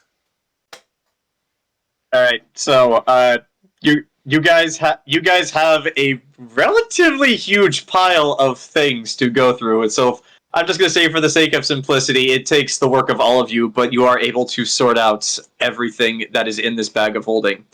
So, in character, like, I was under the assumption that these bags of holding had limited capacity. This is a little larger than I would have imagined something could carry. All right, but yes, what is in the bag of holding? I guess something could still be large and be limited. Yeah, what? Even this size is larger than what I have anticipated. But I guess those elves were high-ranking members. All right, so I'm gonna start with the more interesting things and just work my way down to the less interesting things. No, I want to hear about all the less interesting first. Yeah, it's ascending order. Yeah, no, it's literally the order I have them written down on my page of notes here. Damn it! So what you find after taking like 10 to 15 minutes to actually sort through everything that fell out of this, you find a blue crystal of some kind that looks remarkably similar to that blue crystal that Anaris stole that had as a recording of Fen Harel's voice. Oh, remember that? So recording crystal, someone write that down? You don't know, you have to identify it. But yeah, you also find what looks like a silver mirror of some kind, but it has like these magic runes like around the edges of it, like around the frame. Runes, like, you say? And yeah, Enzo, just it's not like the silver mirror you have for scrying. This is much more detailed and much more elaborate. Do we roll to identify things now, or are we going to wait till we see everything? Well, let me first. Yeah, let me read the full list first, and then I'll allow you guys to cast identify so that I can tell you what they actually are. You also see this. It looks like a kind of odd device. It has the same like elvish runes that are on the silver mirror, but like it's this flat copper disc, and like there's another copper disc in the middle of it that looks like it turns. Like it's kind of like a wheel almost. You can't really fathom what it does just by looking at it. And these are elvish runes, and which I should say, those of you that can speak elvish, you recognize these runes as being elvish, but you're not quite familiar with them. This is a dialect of elvish you've never seen. Ah, God, it's Spanish elvish. Not exactly. You also find 1, 2, 3, 4 books. Two of which look like kind of simple leather-bound traveler's books, like nothing special there.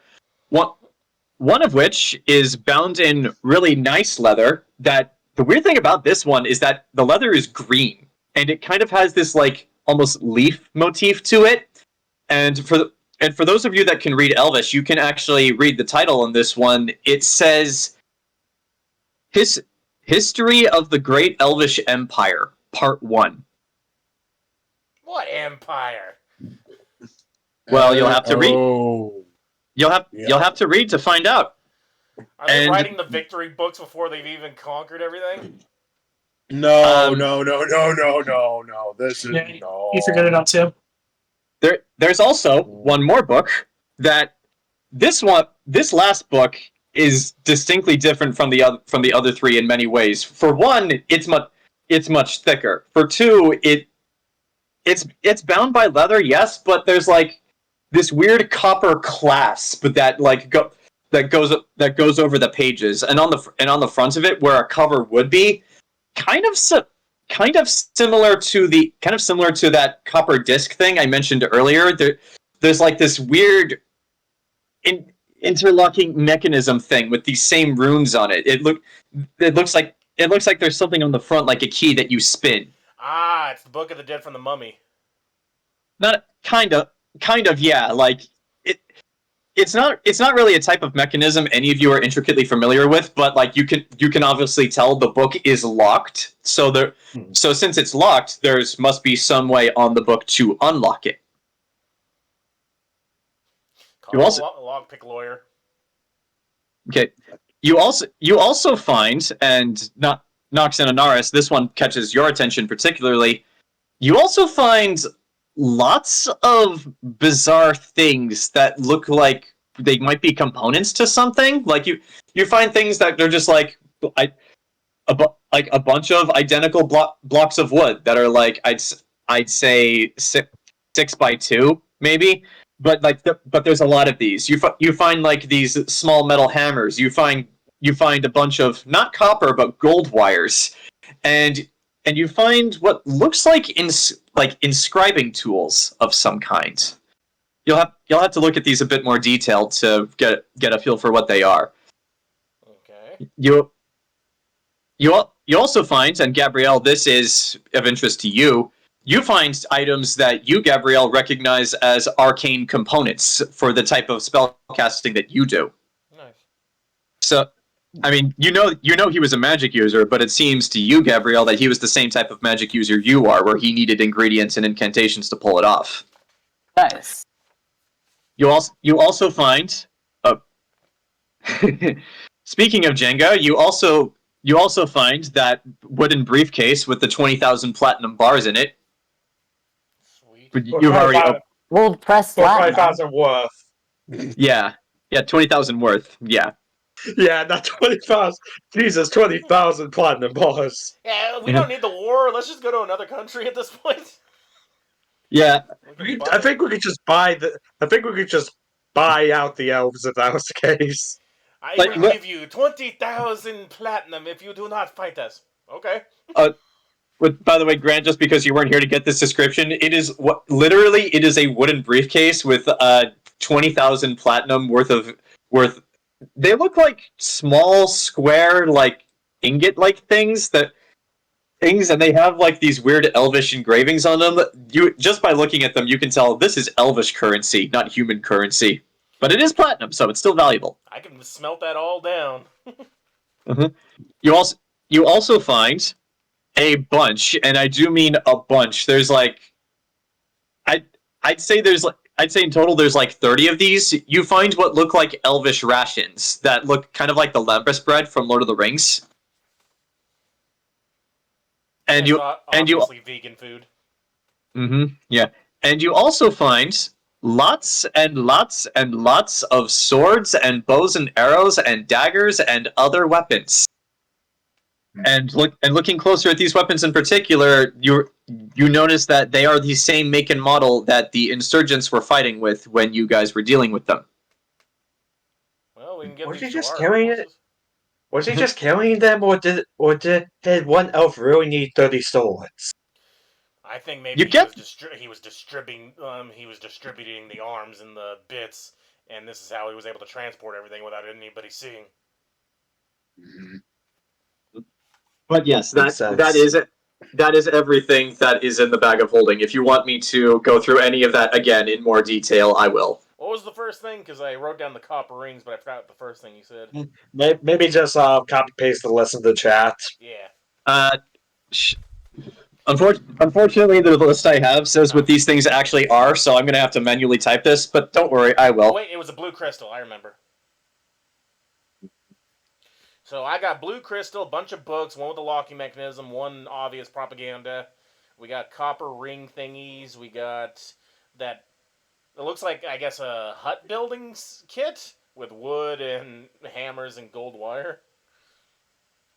We got the gold, and we got a shit ton of swords.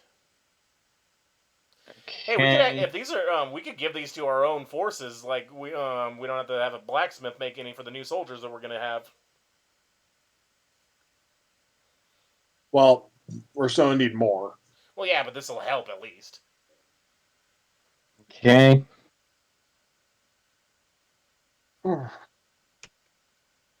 Okay, briefcase of 20,000 platinum. Let's see. You think those copper ring thingies are the key, like as like the mummy, like it's gonna display a star? Maybe. Okay, is there anything on this list that I forgot? Not that I remember. Okay, let's see. Okay, yeah, that's everything. So, what do you guys want to go through first? Well, I think Gabrielle should probably look at the magical parts first to tell us what those are, and everything else we could probably do by reading. Okay, Gabrielle, do you have the identify spell?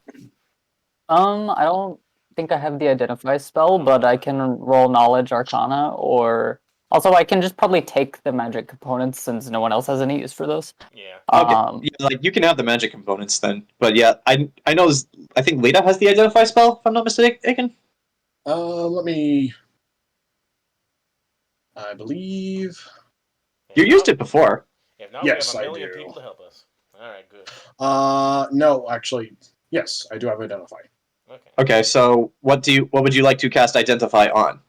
Mirror. You can cast it on multiple things at once. Oh. I just need to know specifically what you're casting it on. Well, the blue crystal thing is like you said, Anaris. It's the recording thing, like before, right? Yeah. Mm-hmm. Before you cast anything, you listen to the message.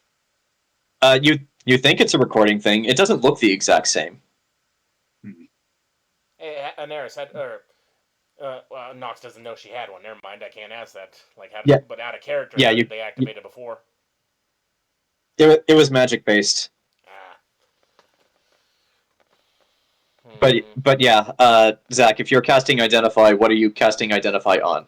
Well, I want to look at that one History of the Elven Empire book first. Okay.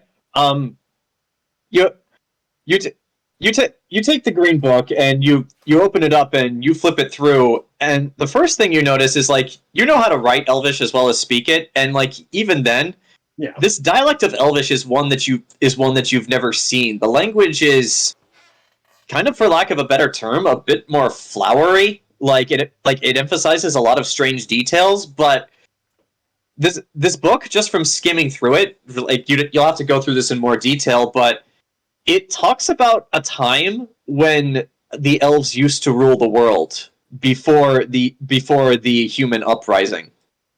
Because it is commonly known history that the elves did used to rule the world, and then humans rose up against them, and that's the age of humanity we have now. Hooray! But this book talks about that time when elves did rule the world. And since it was very clearly written by elves, obviously it's a bit biased here, but it talks about how things were good. There was peace. There was plentiful resources. They had figured out how to use magic to replenish what they lose. And yeah, no one wanted for anything. Blah blah blah blah blah. But yeah, it's, the language is very flowery. The handwriting in this is really, really good and the book itself is really well made as well for something that an insurgent was carrying. But But yeah, like I said, you'll have to read this in much more detail if you want details. But like this talks about the time when elves ruled the world before the age of humans. Yeah. Okay. Okay. While Lita's going through this, does anyone want to take a closer look at anything else? I guess. I mean, I don't have Identify, so... Mm-hmm. I don't either, but I'm really interested in that mirror. Okay. I'd like for you, Temme, do you have Knowledge Arcana? I do, and I also have Comprehend Languages that I can cast. Okay, so do you want to cast Comprehend Languages? I do. Okay. Is that only listening, or is that also for reading? It's for reading. It's what I used when I was in the Dwarven country. Oh, then I get. Okay. Roll a Knowledge Arcana as well, just to see what you can gather from this device after you cast the spell. Yeah. Mm-hmm.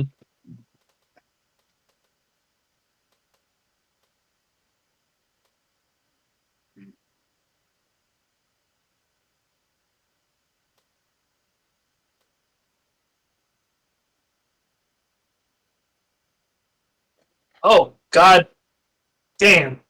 Mm-hmm. First roll of the day. It's a natural 20 plus my stuff, which I am pulling up right now. Oh. Okay. Yeah. Yeah, it's going to be a nice big old number now. Well, 33. I'll just start describing then.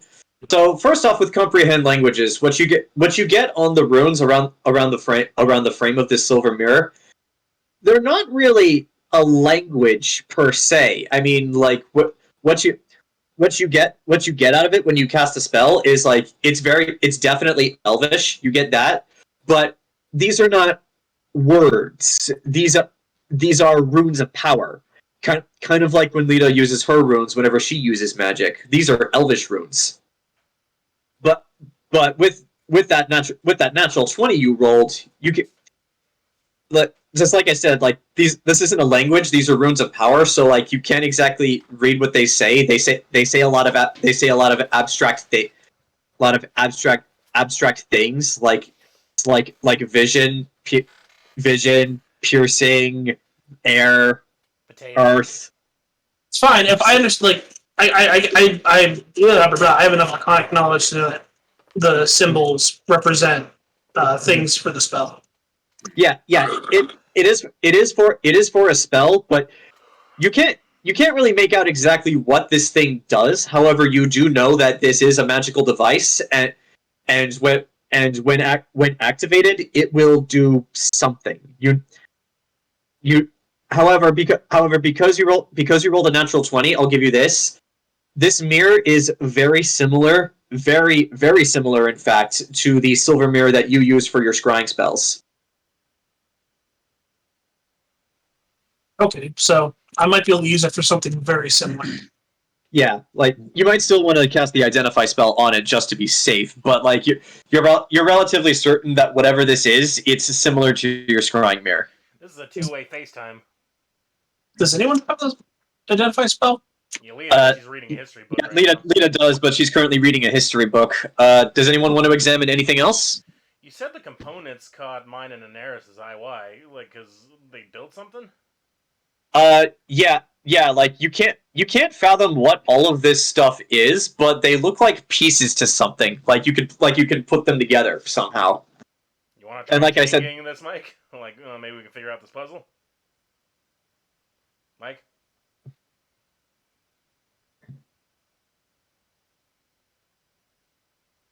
Muted, bud. Still muted. Mm-hmm. Sorry, was that a question for me? My roommate walked in and... I was talking to Mike. No, it was for Mike. Mike. Oh, okay. Yep, yeah. Mike is muted, so yeah. What? I was asking if you want to help me try to put these components together to see, because apparently it builds something with the wood and the gold wire and hammers or something. Mm-hmm. I suppose I could. I'm not sure. I would like both of you then to roll a knowledge crafting check for me. Oh, this is not alchemy, so. Well, yeah, but craft goes to other crafts too. Mm-hmm. I got craft. But yeah, Anaris, I would like you to roll this as well, since you're looking at it with him. I have knowledge crafting. Well, what I believe it's an intelligence check, right, Grant? Craft. That's intelligence, yeah. So then roll me an intelligence roll, Mike. Okay. 14 plus 15. Mm-hmm. That's a 29 for me. Okay. Mike, what'd you roll? 15. Okay. Anaris, you don't get much out of looking at these things. However, I will give you this just from your very unique experiences. Mm-hmm. Looking at all these components, it kind of reminds you of your time in Night City, and how like people would gather different components to build things. So yeah, clearly there is some kind of puzzle here, and you can actually build something with all of this stuff. I don't know how many points you sunk into crafting when you were in Night City, but 0. Mm-hmm. But yeah, Nox. There is. This is a little bit outside. This is a little bit outside of your area of expertise. This is not alchemy and like the type of crafting that you do know.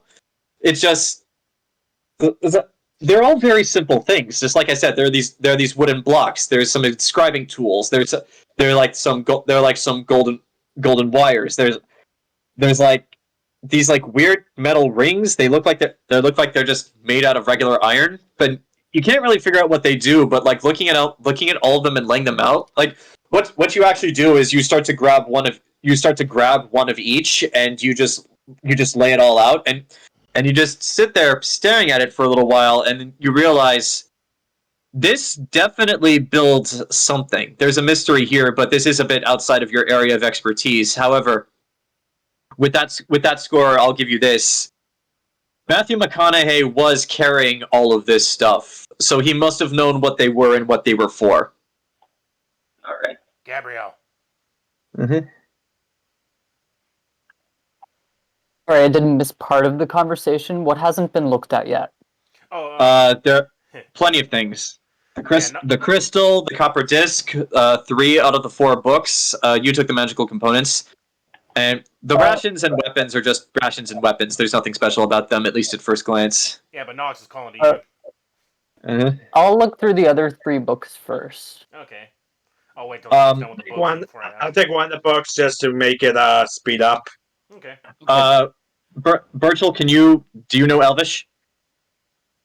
Burchill only knows common. Oh. I have Burchill here, so. Burchill, you open up one of the books in an attempt to help, but in going through each of them, you realize one of the books is locked, but both of the other 2, they're both in Elvish, so you unfortunately can't read them. Useless. How can you read this? There aren't even any pictures. Actually, in one of them, there are pictures, and the pictures actually do look like the things that Nox is sorting through. Oh.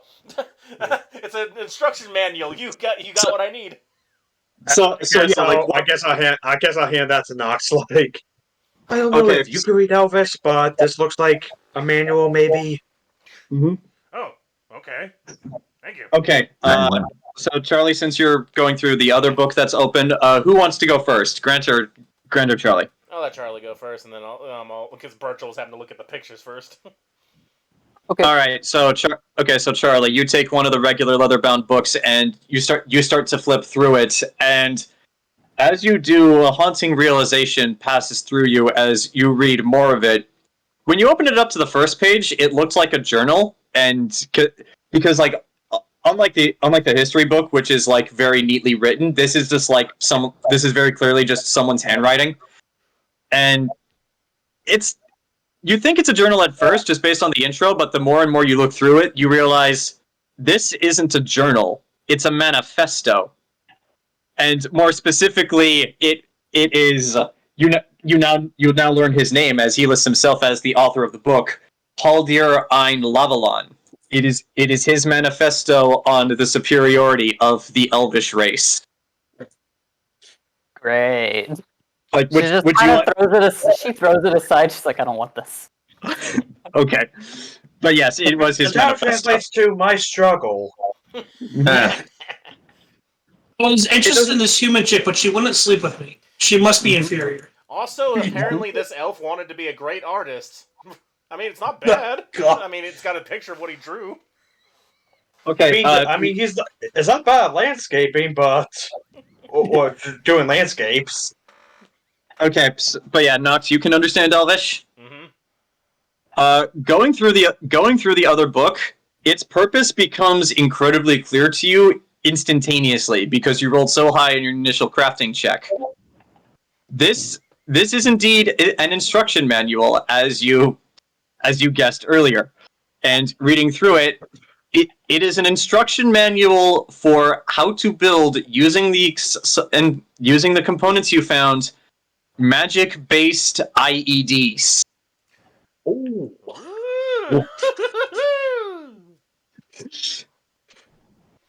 And actually reading through this, it very quickly dawns on you, this was how they set fire to the bits.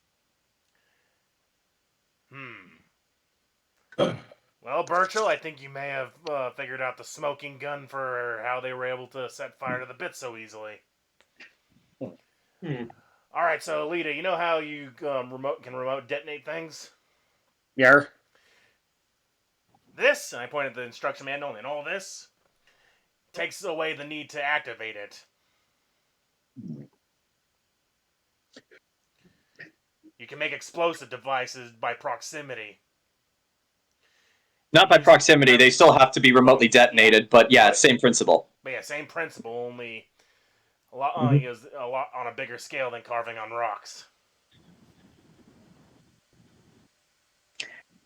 I will also say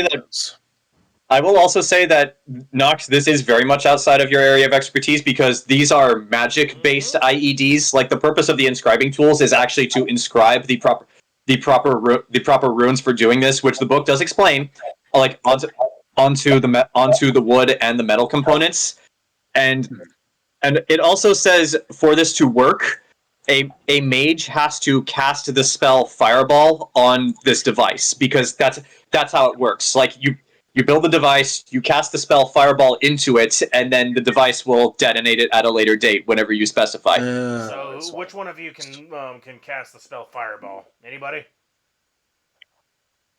Enzo? You would think, but I more deal with holy fire. 6 out of 10. There's nowhere in the instruction manual, Nox, that says that holy fire wouldn't work. We might have to experiment with this, but you're going to need someone with magical know-how. I'm more of a physical realm sort of components myself. Also, Nox, I do have Fireball. I do have Fireball. Never mind then, we figured it out. Also, I will say that you have enough components to make 10 complete IEDs. But with all our power we're gonna have, we could get all of these components to make a lot more. I suppose. Are you saying that we can literally scour these across the fields that they're going to be marching on and detonate 1,000,000 fireballs, but we still can't go with my idea? Of eating horses? No. We're not consecrating the ground. I mean, It takes care of itself. It's a self-fulfilling problem. But so finally have the opportunity to bring this up again. That actually reminds me of a plan I have for when the elves show up with all the demons to summoning. Right, What's that? demons. I kept forgetting. I have not had an opportunity now to bring it up. Okay. Where's Enzo?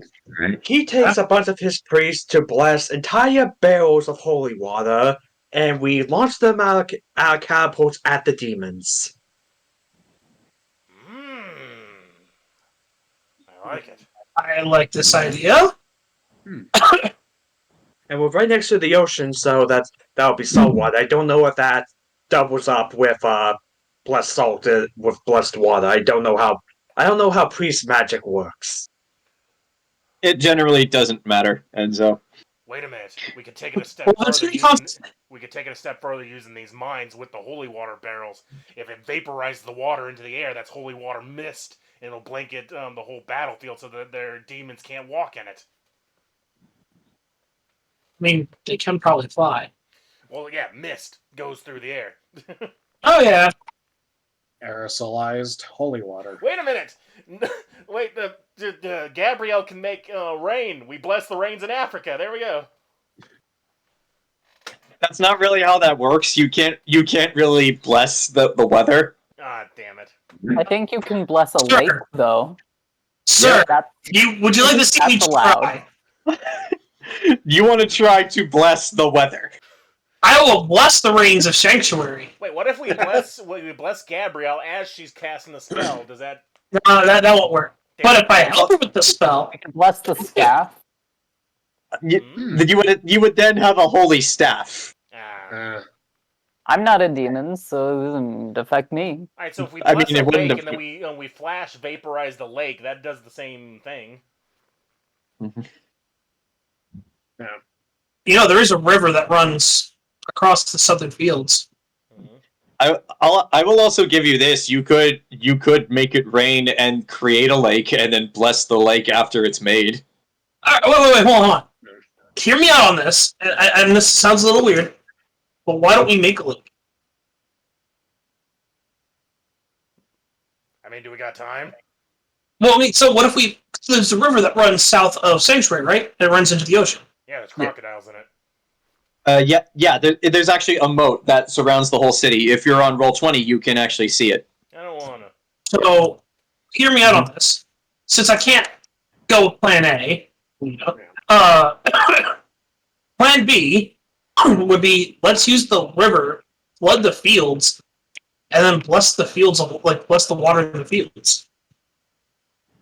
And then if any we'd have to get airborne, build we a could dam. Yeah, and what do we have right now? Time. Exactly. So we could dam. Well,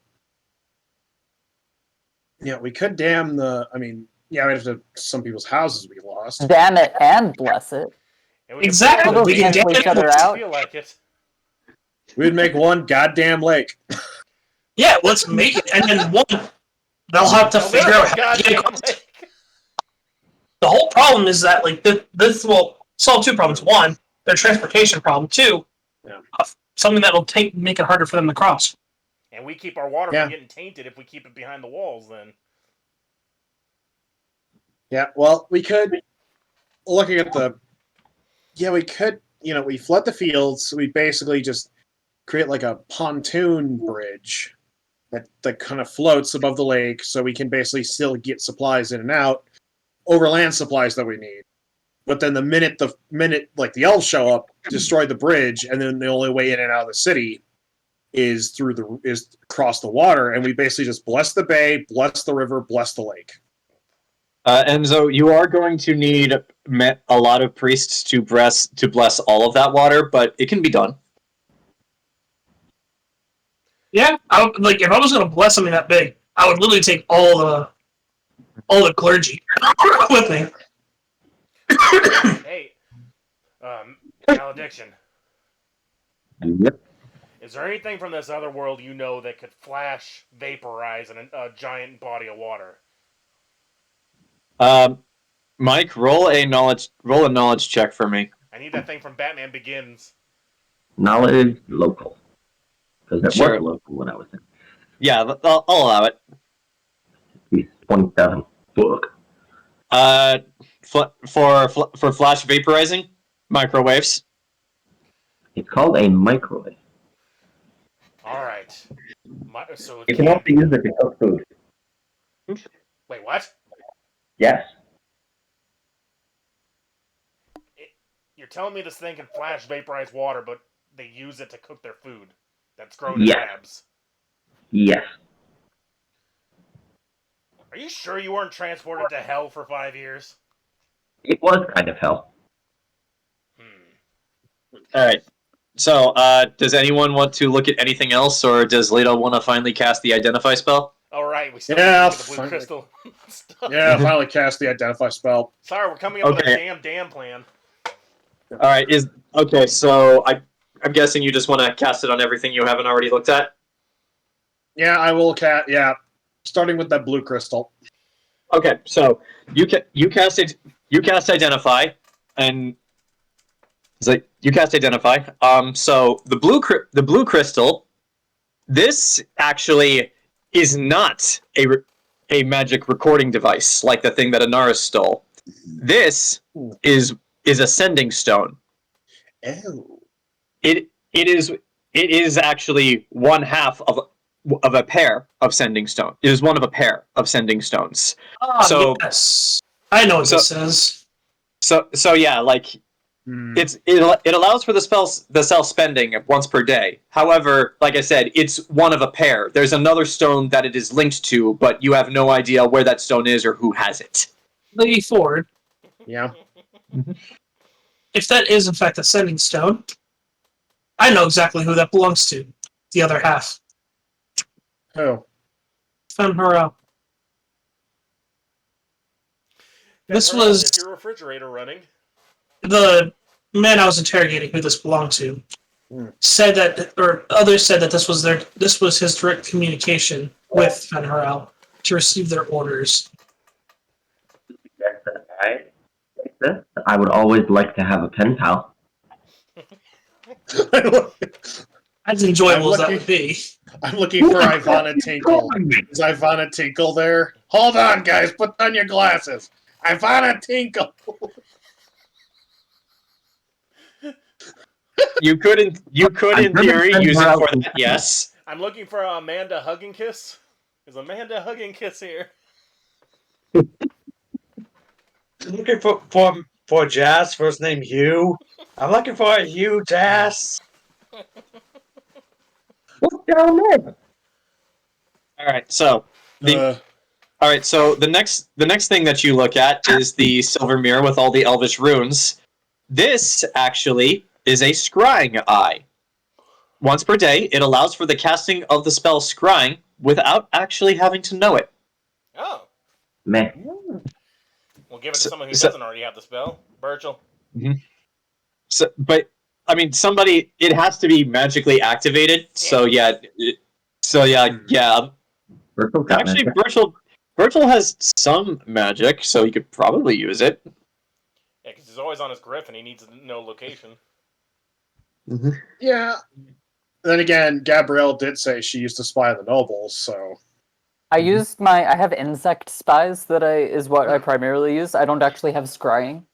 I think both can be used fairly long distance, but I think there is a limit on the distance for the beetles, and I don't think scrying There's a limit on the distance limit.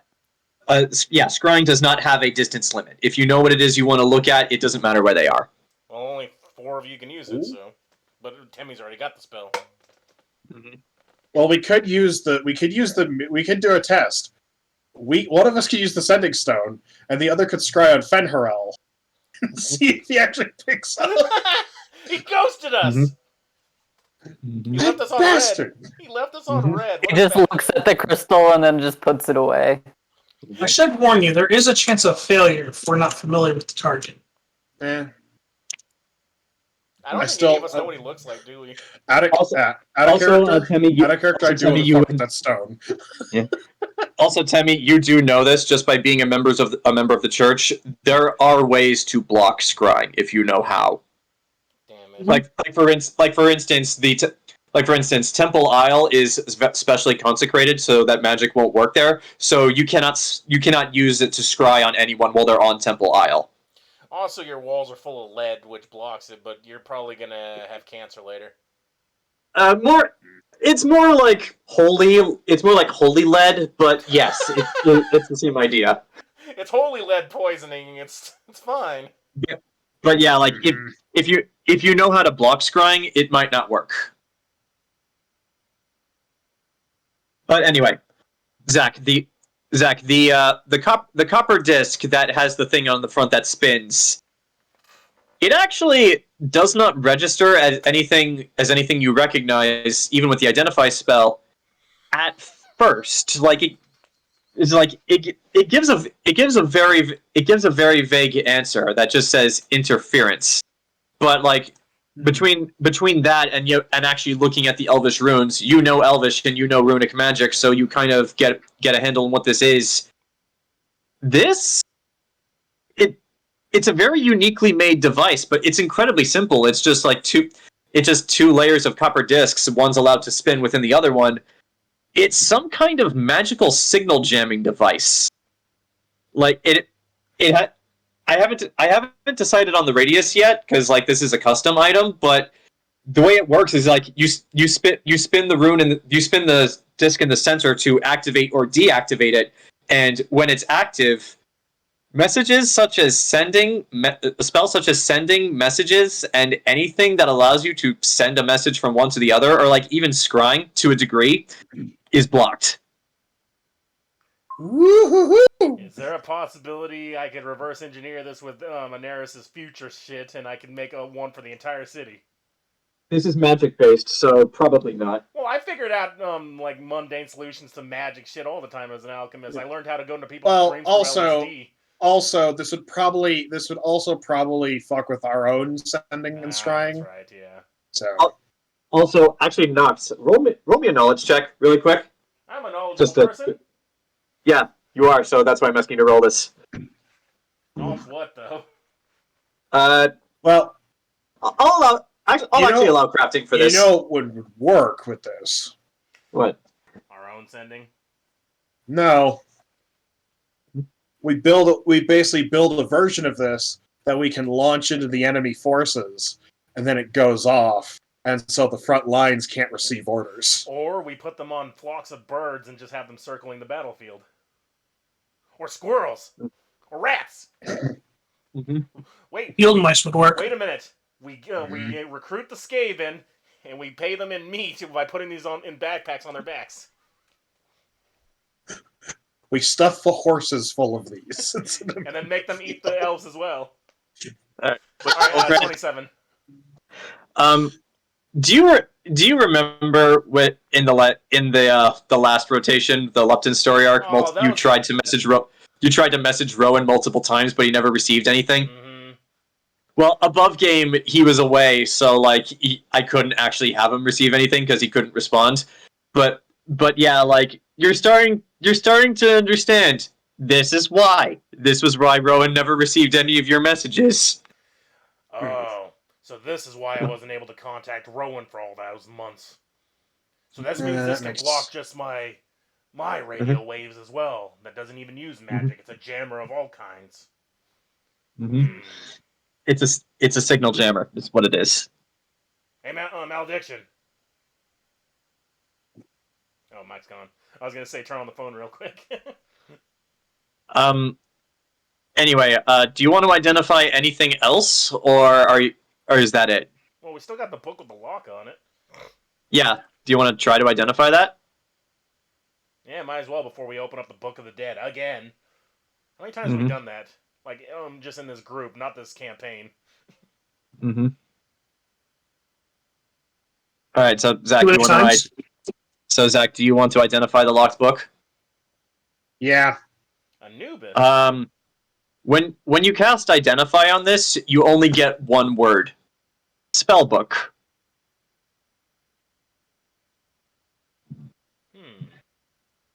Looking at the runes on the cover, does that detail a locking mechanism?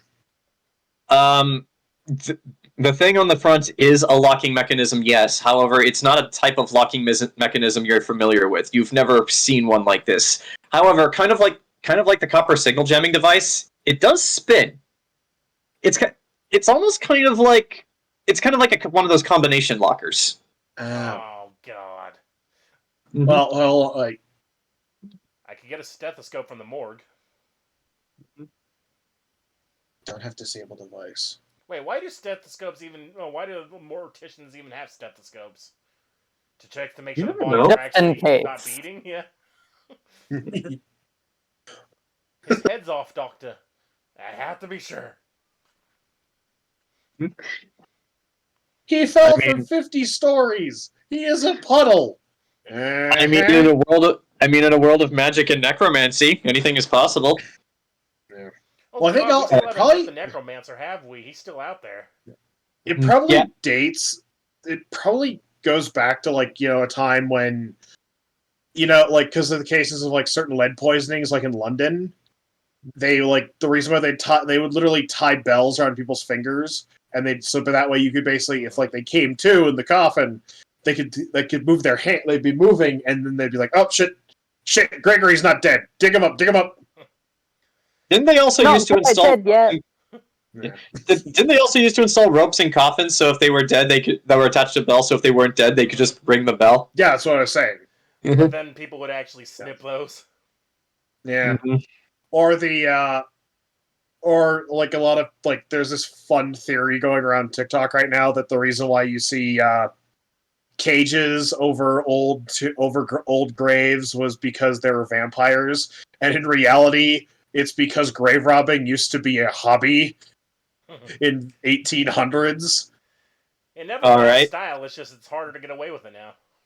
Yeah, it's true. Well, yeah, well, then again, as someone elegantly put it on Twitter, the only difference between grave robbing and archaeology is a college degree. And a few years. Actually, Zach, roll a knowledge arcana check for me. Certainly. Secrets. That's at 30. Okay, that's actually enough up to know this. You look closer at the locking mechanism for this book. There are magic runes on it, so immediately you start to think it's a magic-based lock. But because you know Elvish and you know runic magic, you take a closer look and you realize the lock itself is not actually magic. What these runes do is the runes are fire runes, and what they do is they're set to burn the book if the lock is tampered with. Okay, so I guess there wasn't a key amongst this pile. No, it's a combo lock. You got to basically turn the dial in the particular order, so that way. Oh, I get how this works. And if Lita you looks go at wrong, okay, it's gonna blow up. Yeah. It's not going to blow up, but it will combust in your hands. Do I know how to disable the runes?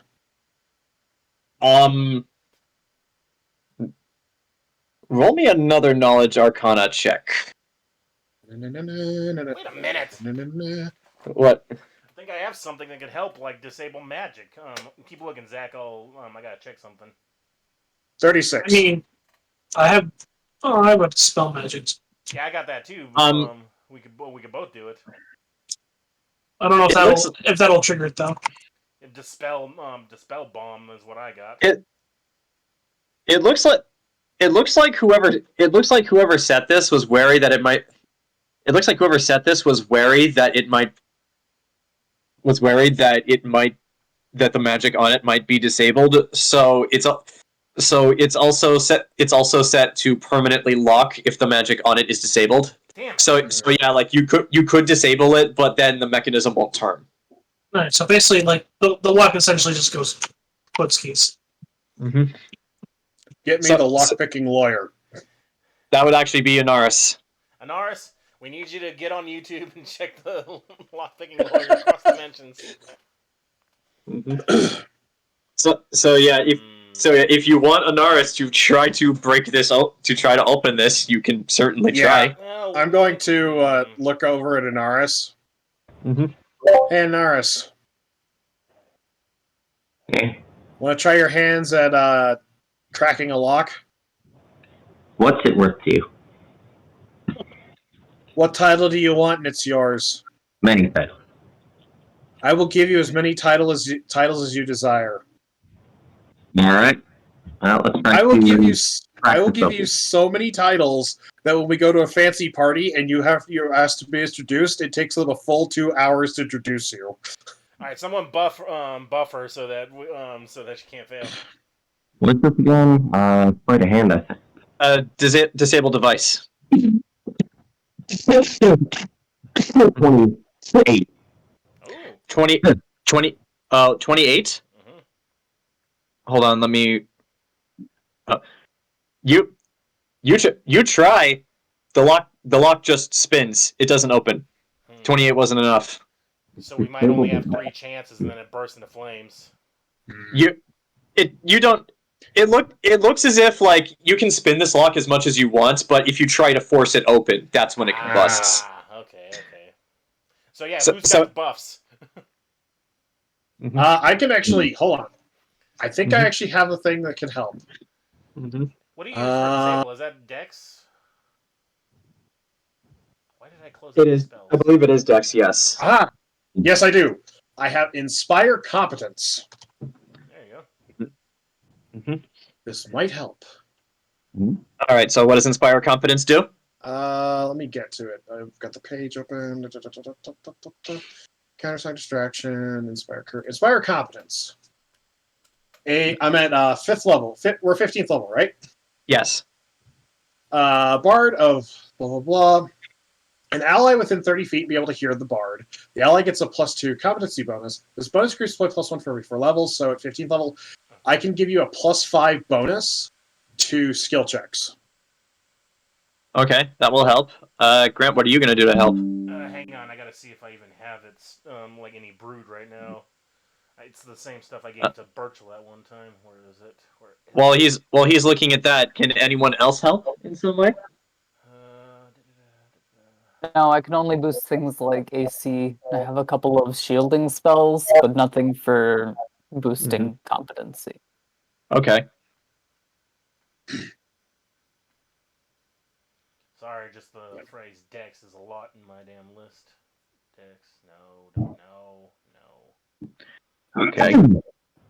Oh wait, is this it? I can just use command to tell you to do better. Get good. I mean, you can try that. No, I won't. Here we go. Mutagen. Alright, so... Oh, wait, it's a mutagen. Hold on, I gotta read the... I think only I can take the greater mutagens. Hang on. Because otherwise you'll get sick. Because there's some stuff I can boost you guys on, but then there's other stuff that I got that only boosts me.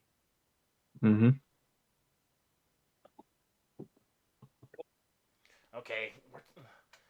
I think I still had some strength enhancers, because that's what I gave to Burchill during the fight, but what the hell? I don't think I have any dexterities lined up. Okay. Nope, I got nothing. Alright, so... Oh, wait, Fox's Cunning's in for intelligence. Okay, so, Zach, what song are you playing for Anaris to inspire competence in her as she tries to have another go at this? Oh, that's a... Oh...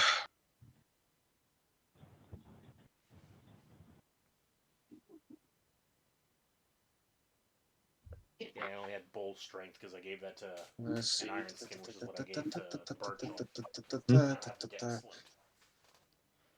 Not brood right now, anyway.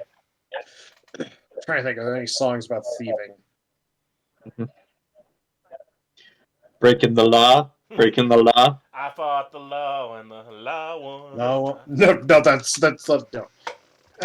Let's go with an oldie but a goodie. This is kind of hilarious considering the company we now have and how much wealth we have acquired.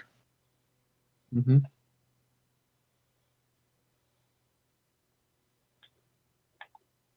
the law. All right. Breaking the law.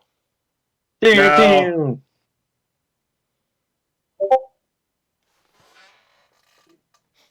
Alright, so Anaris, as Lita is playing Eat the Rich for you to inspire competence, I'll allow you to roll another disable device check with +5. Yep.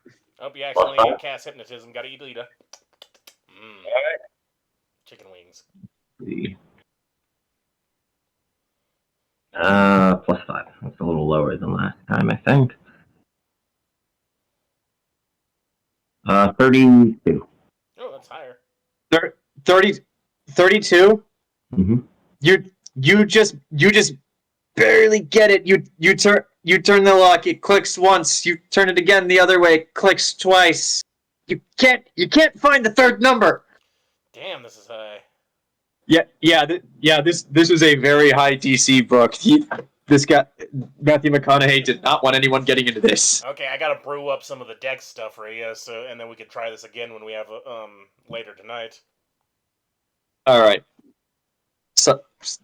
Sorry, Mike. This was just a very high DC E-lock. Means it's got to be 35 then. Not wanting me to have any title. I see how it is. It's all a conspiracy. I let you ask an elf where Harvey Dent was for an hour. You let other people torture. All right. If only you were a bard to help you and get inspired. If only. All right. So, is there anything anyone wants to do with all of this stuff before we move on? Well, we got to gather up all the weapons and shove them back in the bag. I got these blueprints for these IEDs, which only a certain number of people are going to be able to make, but I think Lita, like in my alchemy crew, you can get a few magically inclined that are safe from the state, like Schindler's List style. Right? Also, the Scarred Guardian army is going to be fighting with you guys. They have magic users. Okay, good. So yeah, we'll have them working in our factory so they're not persecuted. All right. Okay, so we can crank call Fenrel, we can look at them in the bathroom, and we got IEDs. What else we got? We got a book that we are going to need to all our efforts to open. You also have a manifesto, a history book, and an instruction manual. I'm going to hold on to that history book. We should probably take all the books for like enemy intel and stuff. Like, oh, what if they're inspired to be like this general that went across this sea or something, and they want to be big boss like the ancient elves. All right. Who's taking the manifesto? No, probably should give it I think we just threw it away. Well, we should probably give it to the church so that they know, okay, this is how our enemy's thinking. This is like, this is what they believe.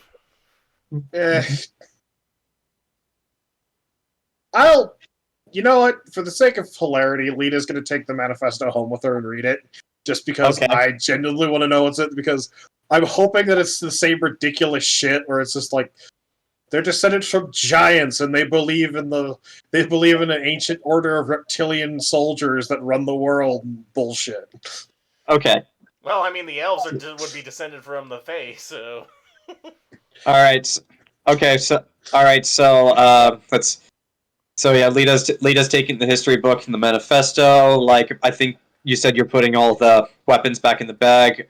Nox, you're taking the IED manual and the components, right? Yeah. Because if I'm going to have magical people underneath me, I'm going to need their help as well. Yeah, Charlie, you said you were taking the magic components. Let's see. Who's going to take the spell book? Well, we got to open it first, so we're going to need me, Lita, and Anaris in order to open it. Yeah, but who's going to hold on to it in the meantime? Anaris, you want to hold on to it? Sure. Okay, so you hold on to Matthew McConaughey's spellbook. The Sending Stone, the Scrying Eye, and the Signal Jammer. Who wants to take them? Cat's Grace. Like that. I can probably make use for them. Okay, so you take the magic items. Okay. Here we go. I'll take the box with the platinum and trying to split that up amongst the party. Okay. So I'll say, with all of that said and done, it's much later in the day now, so all of you go on your merry way back to your homes. Gabrielle, you make your way back to the Integra estate, or the Helsing estate. Is there anything anyone wants to do in the privacy of their own homes before we cut to the next day and possibly more political discussions? Oh, I was going to make the Cat's Grace, and then we could try again with Lita's buff in order to get at the spell book. Because that'll give also a +4 to your dex, Mike. Yeah, roll a crafting check to make the Cat's Grace then. Okay. 25. For Cat's Grace? Yeah, sure. Anyone else? I'll get a +4, and then also whatever Zach gives her, and then can anybody else buff at all? Like Charlie, is there anything that Gabrielle can buff? Or Enzo? I think just AC, or I can cast shields that block magic missiles. Yeah, but I don't think I have any other buffs.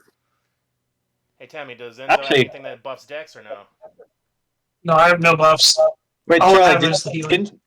didn't you use the spell Heroism on Burchill? Did I?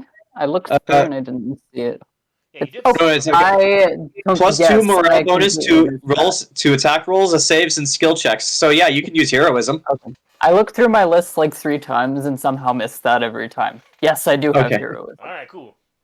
All right, but that's for another time. Wait, does anyone else want to do anything in their own home before we cut to the next morning? Where did Gabrielle hide? Sorry, Huh? go ahead. I said Gabrielle hides it well, but she's still struggling with a bit of trauma, so I'm going to roll to see if she gets drunk. Okay. 17. She's doing pretty well, so she's going to be okay today. Okay. The irony is, as I was about to say, I was going to say something similar. Where did Tariel put me up at? Sariel actually put you in your old room in the guild hall. Kind of nostalgic, but you're not going to be here for very long. Perfect. I'm sitting there with a bottle and a shot glass, also ruminating over the events of what happened. I'm not very happy that I was denied both a pleasure and respect, and Enzo's kind of just dealing with that right now. Gabrielle, while you are at the Helsing estate, just ruminating on all the things that happened and not getting drunk, Integra actually walks into your room. She doesn't even knock. May I come in? You may. It's like, you know, I heard what your brother was saying, and he is right. These are crazy, crazy times. Indeed, they certainly are. So much has been happening recently. It's hardly left any of us time to unwind. What about you? We have some time now. You perhaps in the mood to unwind?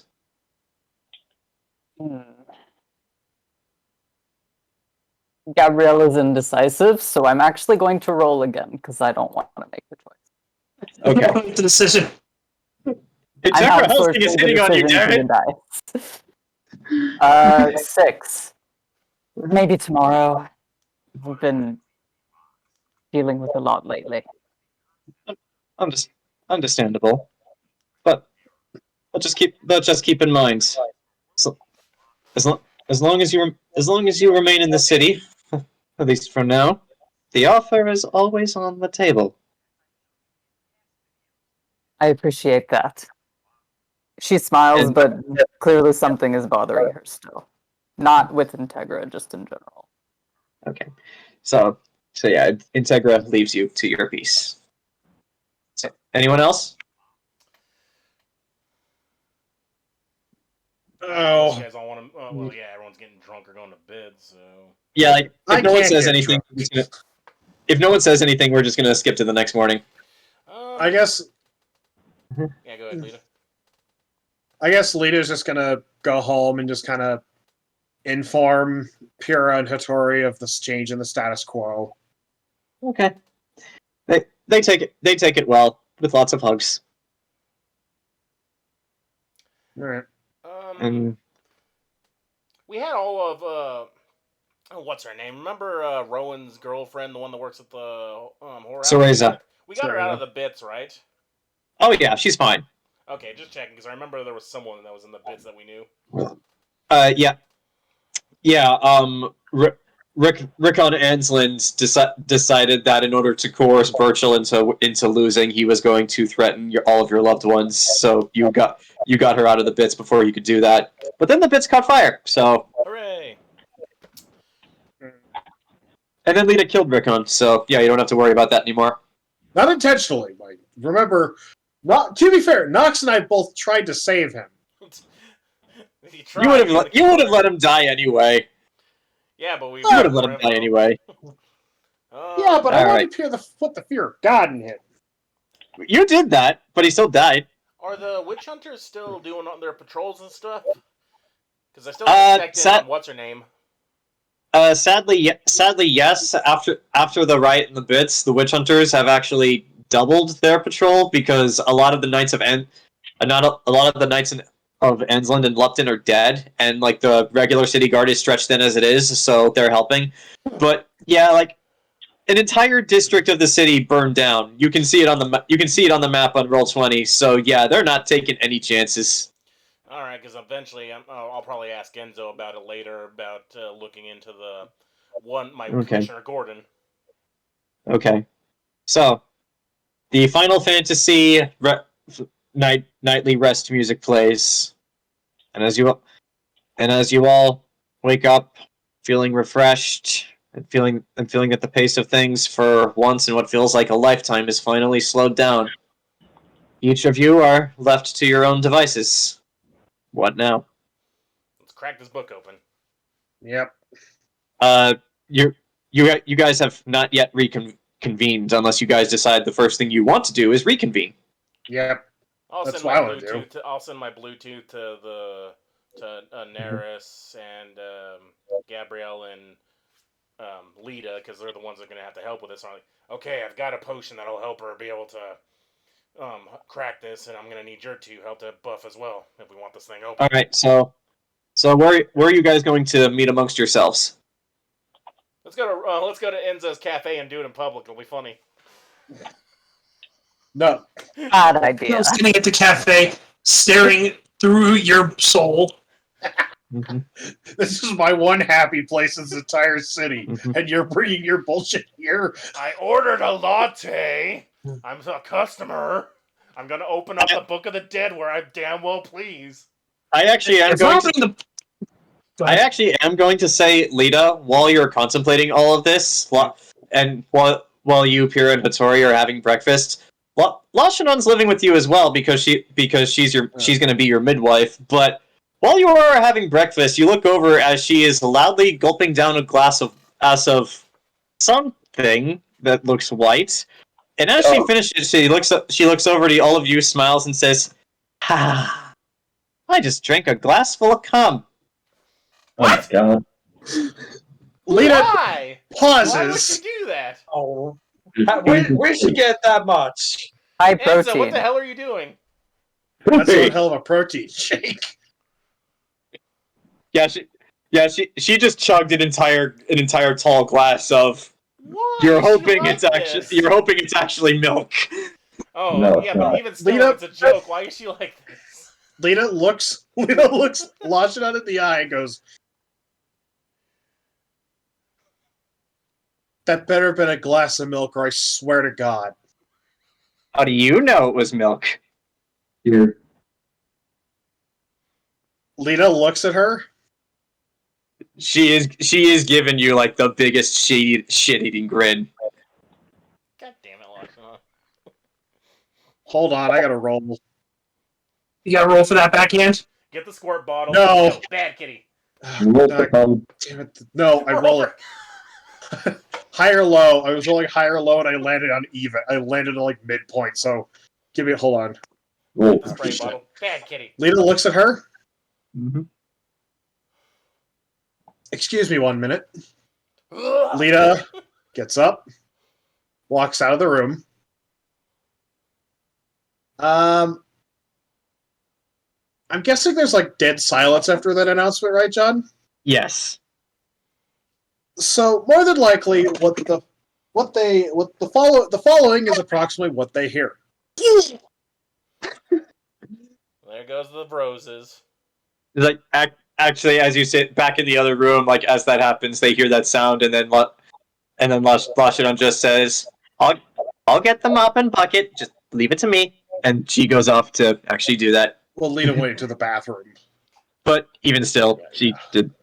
No one held your hair though. No one held her hair, indeed. Mm-hmm. Okay, so yeah, that happens. Wait, let's have Nox's message come while she's puking. Hey, Lita, I got a potion ready. And he goes for Anaris to swallow down. He goes, you better get over here. We'll all meet up. Lita, blink. Nox, you hear in response. There's a pause. So I'm like, all right, I'll be there in a.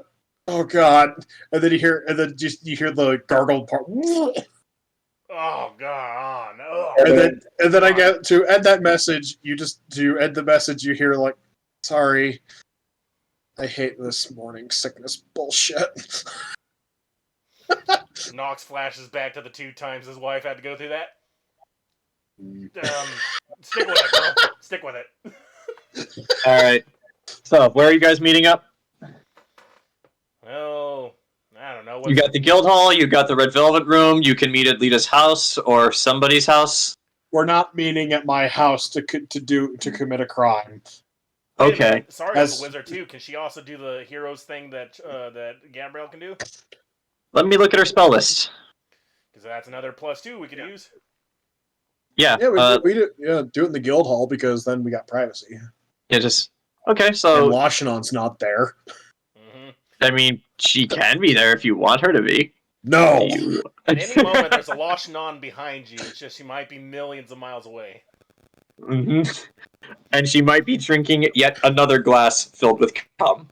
For hilarity's sake, I invite. Since I'm not party to this little project, I will invite Lashanon. You're inviting her to the meeting? No, I'm not really going to be in the meeting. Yeah, he's going to go to the cafe. Hey, why do you put so much cream in your coffee, Lashanon? No, but I'm at the guild hall, so I'm going to have her go with it. Basically, she's going to come to me, and it's just going to be a long walk for for Lita. Oh yeah, she's going to walk with Lita. Yeah. I still have to level her up, so like, yeah. I imagine Lita's like, okay, I'm gonna go see Nox and the others and just get away from Lashanon. Oh, and they're just kind of silently walking side by side. Well, this is awkward. It's like, what are you doing? Sariel doesn't really have any buffs except for haste. She has debuffs, but yeah. Alright, well still probably we'll go to I mean, I got my lab in the basement too, so we can do this out of prying eyes. Alright, well, there is privacy in the guild hall. You've met here many times before, and Sariel is here to help ensure that. So, in total, you got... Okay, so you're doing Song of Competence again. It's a new day. What bonus does your potion give, Grant? I had it up here. Hang on. Cat's Grace. Once you drink this, +4 enhancement bonus to dexterity. Okay, so +4, and I still have heroism up. Heroism, if you decide to cast it, Gabrielle, it imbues a single creature with great bravery and morale. Gains +2 to attack rolls, saves, and skill checks. I do cast it. Do I need to roll for it? No, it's just a cast, and so Anaris would be a willing participant, so she doesn't need to roll a save. I will also say there. Do you have greater heroism or just heroism? Just heroism. Okay, so but I could maybe cast it at a higher level. I think that's a different thing. With this spell, that's not really how it works. There's just heroism and then greater heroism. So, like, some spells are like that. This isn't one of them. So, okay, so we have +5 from Lita, +4 from Nox, and +2 from Charlie. So that is +11 in total. Can we act this out though? Because we're all surrounding Anaris in a basement. She's holding a book, and you're about to sing to her. You're about to do magic, and I'm like, all right, chug this. It's grape flavor. All right. So Anaris, one last time, disable device +11. I hope you don't mind. All right. Glug glug glug. Mm-hmm. Okay. See here. +11. On the outside, this probably looks like we're doing a cultish ritual. A little bit, actually, yeah. Because like wherever you're meeting, I imagine you're all like huddled around her, watching her do this. 40. Oh, there we go. All right. So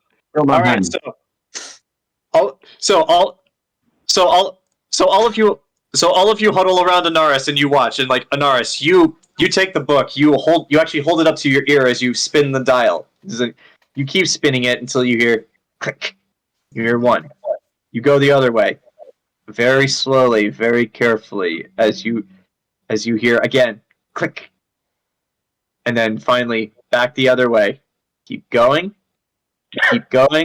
Then you do like a full rotation, but then you suddenly hear again, and then all of you see this. The lock that was binding the pages together falls open. The DC was 38. Whoa, shit! With the power of drugs and magic, we solved the problem. Anaris, this was just like being in Night City again for you. All the drugs, all the music, like you felt inspired. It's not pouring down your brow as you're trying to literally not die. Mm-hmm. but yes, you have successfully. It's essentially methamphetamines because it makes your dexterity go high, so your pupils are probably dilated.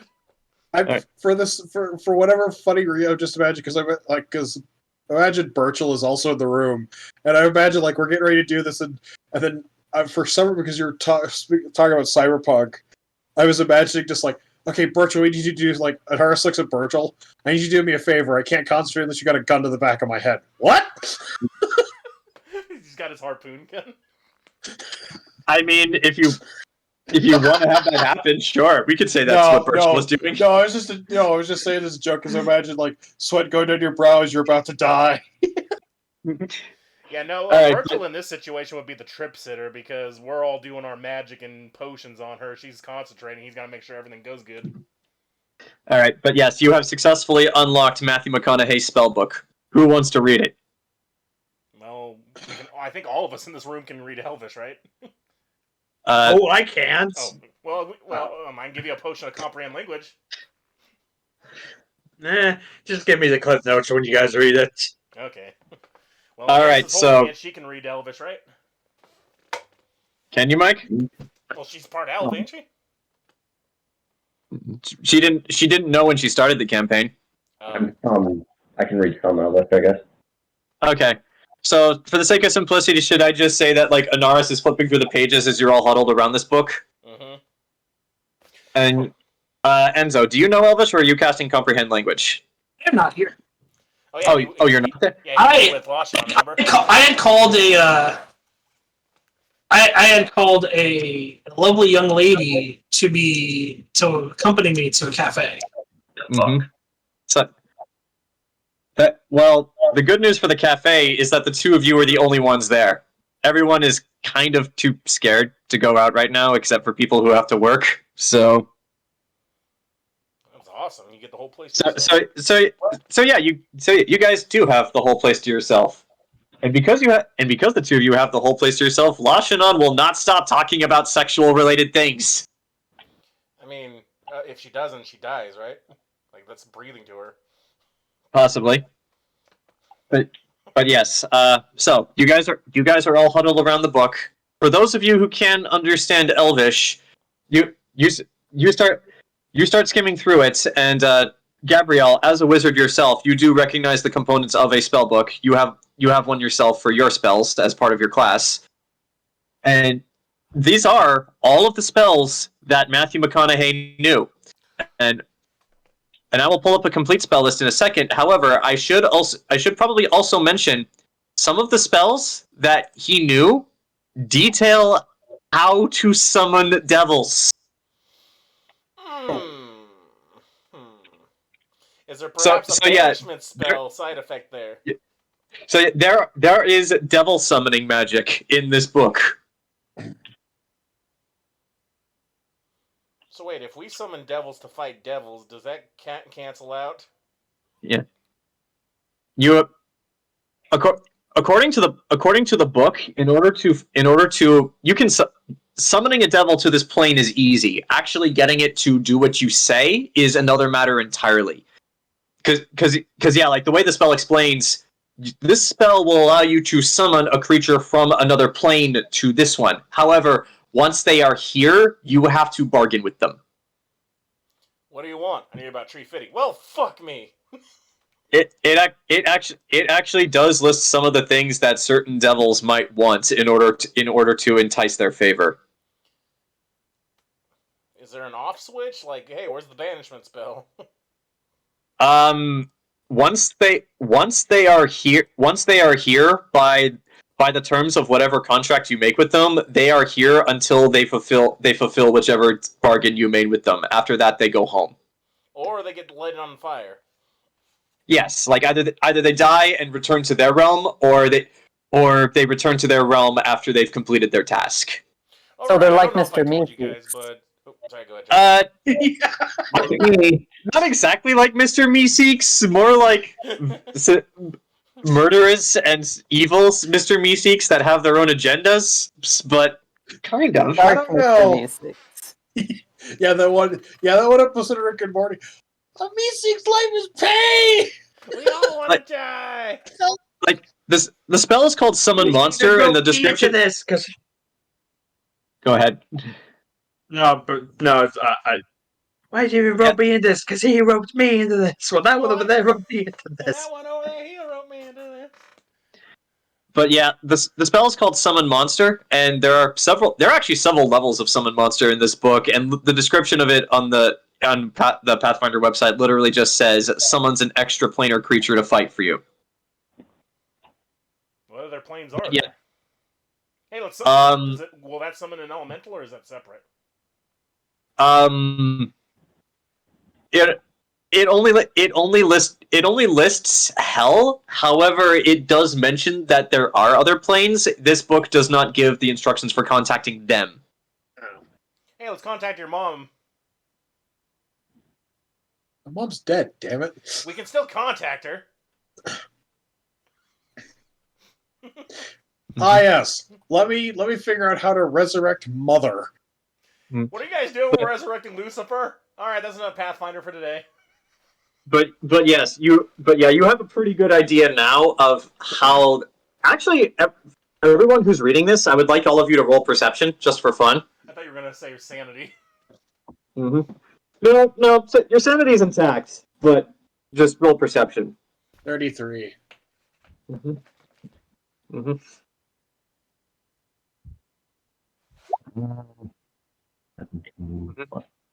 16. 16. Mm-hmm. 43. And a Okay. nat 20 from the person who can't read Elvish.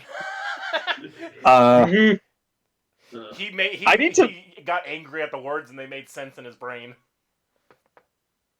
Okay, so the way I'm gonna have that happen is, Gabrielle, you're still kind of focused on the whole devil summoning bits, so you're like reading through those while the page is open. Zach, what did you roll again? 33.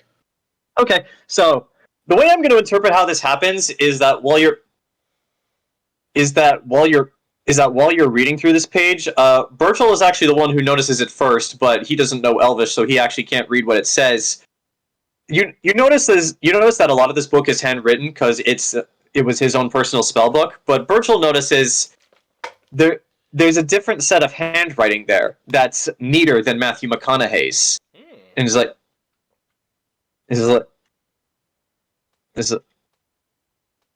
that's neater than Matthew McConaughey's, and as he points it out, you guys actually start to notice their notes from another source about the particulars of devil summonings, particularly like what devils want, how to entice them to actually do what you tell them, and there is actually one note there that you notice, Nox, because you rolled the highest, that it does say, is like beware, though these creatures will fight for you when asked, they are not your friends and never will be. So trust is something that you should never give them. That's self-explanatory. But yeah, like noticing this, you start to skim through the. But yeah, noticing this, you start to skim through the book a bit more, and yeah, again, Nox, because you rolled the highest, you actually point out details that the others don't notice, even Anaris, and the one thing that you point out, like while you're skimming through the book, you scroll back to the first page of Devil Summoning, and there's a note on the corner of the page in that same handwriting that is like, and it says this to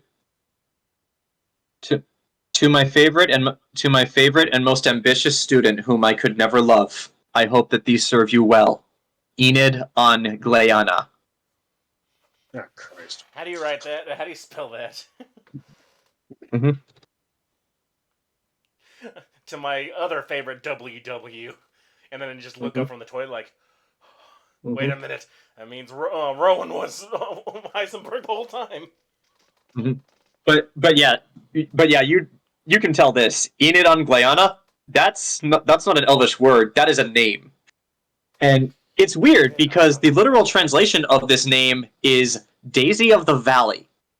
However, the way it's written, it's just like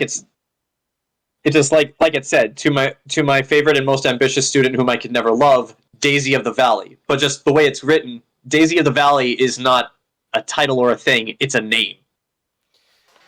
Enid on Gleana, Daisy of the Valley. It's a name. Mm-hmm. That ring anybody's bells? No one. Yeah, nope. Alright, everyone write that down so we'll know it in the future. Mm-hmm. I'm looking at you, Zach. Write that down. Oh, gee, it's almost as if any of you who have been reading my long Facebook post whenever I post one every week, you would know who that is. I know who We Enid know is. but not character. Yeah. Yeah, Fair we know enough. who they are Exactly. above game, but in game, Yeah. it's So, like I mean, with the name Enid, I could make the joke of, sounds like a witch who wants to be a ninja. A Daisy of the...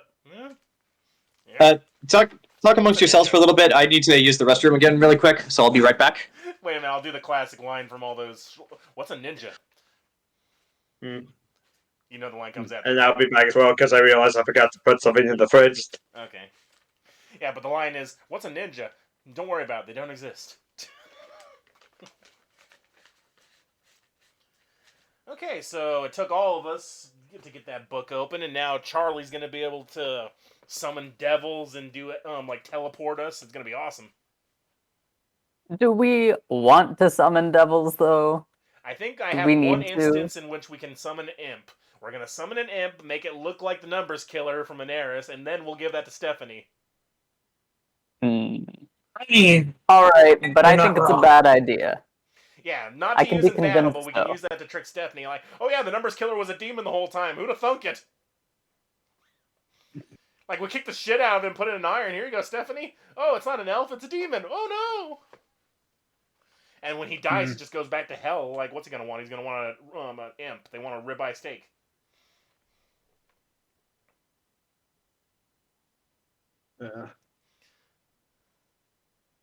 What if they want, like, souls or something? Yeah, we're about to have a bunch of elven souls on the battlefield. He can take his pick. you can have as many elf souls as your little heart desires. Yeah, let's give it to him so that Loki doesn't use them for his spell, which he's still probably going to try to do even if he doesn't have the robes. what do you want? A bagel? No, 2 bagels. What about one bagel, but it's got raisins? The deal's off.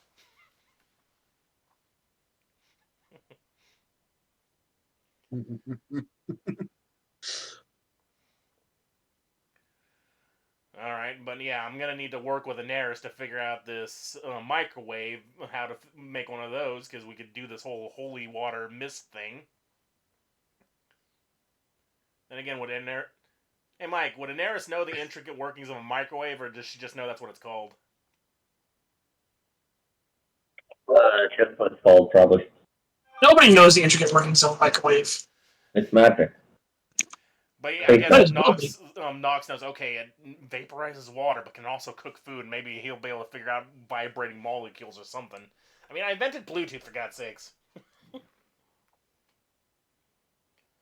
Just because I didn't want, because I had stuff that Nox can do that's like, he doesn't use magic, though. How the hell can I, why does an alchemist know how to make a sending spell? The power scaling's out of control. But I can't, yeah, an alchemist can't transmutate. I call hacks. There was a whole series on why that's possible. You're already strong, and you need to stop. But you're not a 4 foot blonde guy who sounds like a goblin. Yeah, but it'll cost you an arm and a leg. Worth it.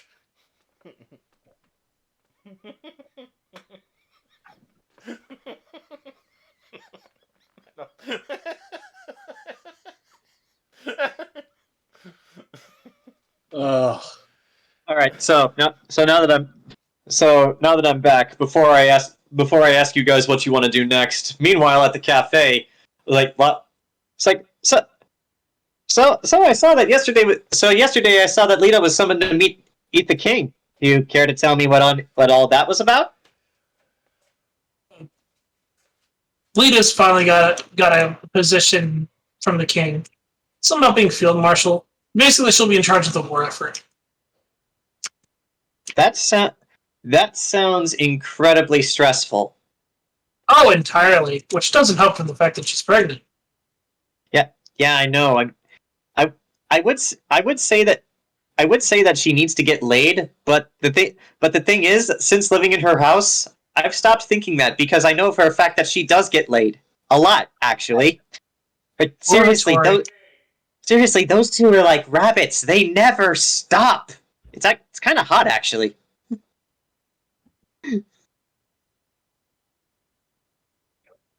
Well, at least she has some way to vent her frustrations. She definitely doesn't get that much, usually. Thank fuck for that. I mean, me personally, if I couldn't scratch that itch, I'd strangle the next person I'd see. Not you, but the next person I'd see. You're literally strangling the person right now, Lashanon. As Lachanon says this, one of the baristas walk by and just gets really nervous hearing that, but then just walks away. Wow. It shouldn't be too bad. I imagine that as time goes on, she'll be forced to take more and more words. Which did actually have the opposite effect. It may just make her more agitated. Which in of itself is pretty funny. Well, the good. Okay, so the plan then, if that's the case, is we need to keep Hattori close and on standby just in case someone pisses her off too much. I don't think that'll be too much of an issue. Okay, that's good. So, hey, wait a second. You said she's in charge of the military? Yes. We're all doomed. It should be okay. She'll have actual generals to advise her on the best courses of action. Okay. Forgive me if that doesn't fill me with the utmost confidence. You're forgiven. Okay, so with all of that said, you guys finally got that book open, and I know you have other things you guys want to get to as well, so what do you guys want to do next? Titles. All hail Anaris, Supreme Lord Grand Master, Chief Executive Financial Officer, and Punchmaster-in-Chief. Write that down, Mike. I hope you're writing all of these down. I'm imagining for the sake of actually, I think because Anaris wants a super long title, I think Lita's just going to say, whatever title you want, just name it. And now I'm imagining that every time Anaris walks into the room, she gives herself a different title. And just people perpetually confused, like, walks in one day, who the hell are you? I am the Chief Executive Officer Anaris. Okay, that's intriguing. Executive Officer Malediction right there. What about you? Supreme Master Malediction. And then just like the next year, Grand Admiral Malediction. Grand Admiral Malediction. What is your new title? Right here. Hidden Malediction. I am Captain Malediction of the International House of Pancakes, and I demand entry. Yeah.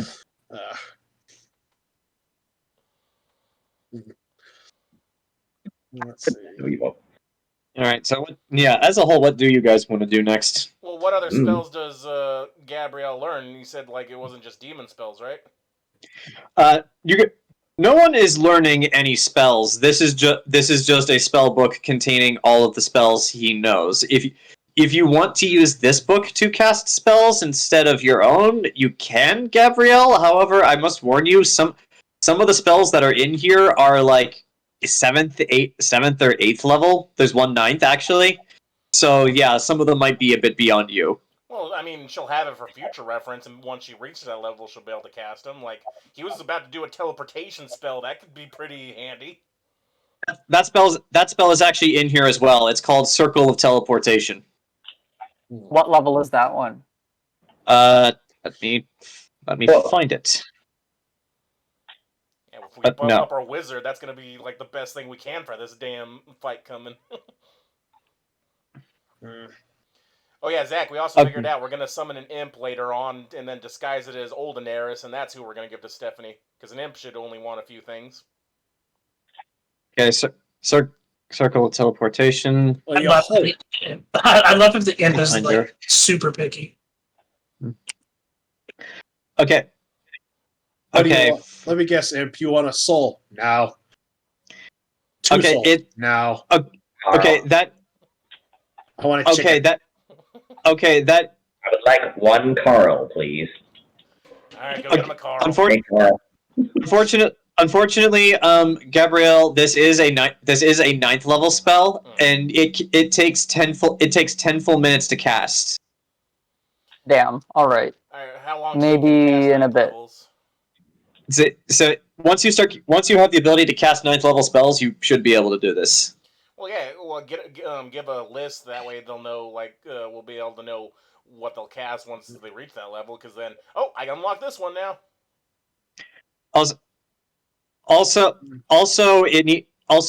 Wherever you teleport, it needs to be towards a preset destination. Because the way it works is you draw a circle on the ground, and where the spell teleports you is to that corresponding circle. So like every teleportation circle design is different, and the one you draw for the spell is the one it will teleport you to. So you need to have a preset chosen destination in mind when you draw this. So you have to draw a circle somewhere else before you can draw the other teleportation circle. Then, kind of like another teleportation circle needs to be permanently set somewhere else for it to work. But like if you know of a place that has one of these and you draw that circle, you can teleport there. Did the dwarves have any of those? The dwarves were not really. The dwarves were less magic-y and more technology-y, kind of more in your purview, Max. Yeah. So.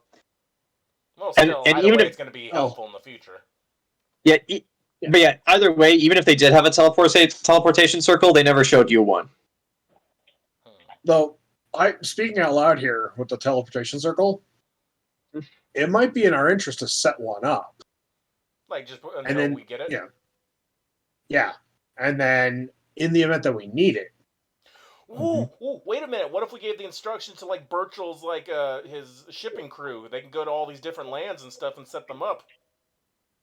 You could also, in theory, put one on one of his ships. Ooh, yeah. Mm-hmm. Yeah, Burchill's like got his Amazon. He's going to all the different continents. If we have them set it up, okay, we're gonna go to the sand place. Oh, that way Lita never has to touch a boat again. Mm-hmm. All right. That's future talk. But yeah, that's future talk. What about now talk? What do you guys want to do?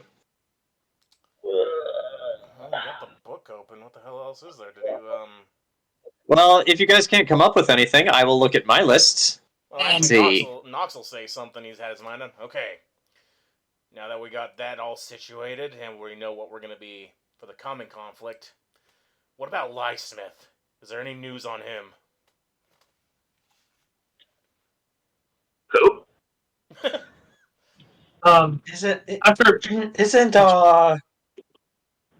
Isn't so transferring samurai acquaintance still on the hunt for him?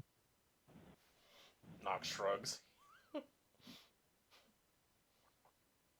Oh, I guess Dante isn't our problem until he rears his head again. Maybe. Yeah, something tells me he's got a backup to after we take out the roads, because with that much blood and that ritual he was wanting to make, he's not going to let an opportunity like this go to waste. Yeah. Some of you also know that those 2 witch hunters are searching for him, though as far as you... Oh, and so is Ethan Hawke, but as far as you're aware, none of them have found him yet. Also, something I found out just pure by chance. Remember how I said there was a demon back at the tower that damn near killed me? They're not immune to white phosphorus. The demon literally burned and it was crying and asking me how it was possible.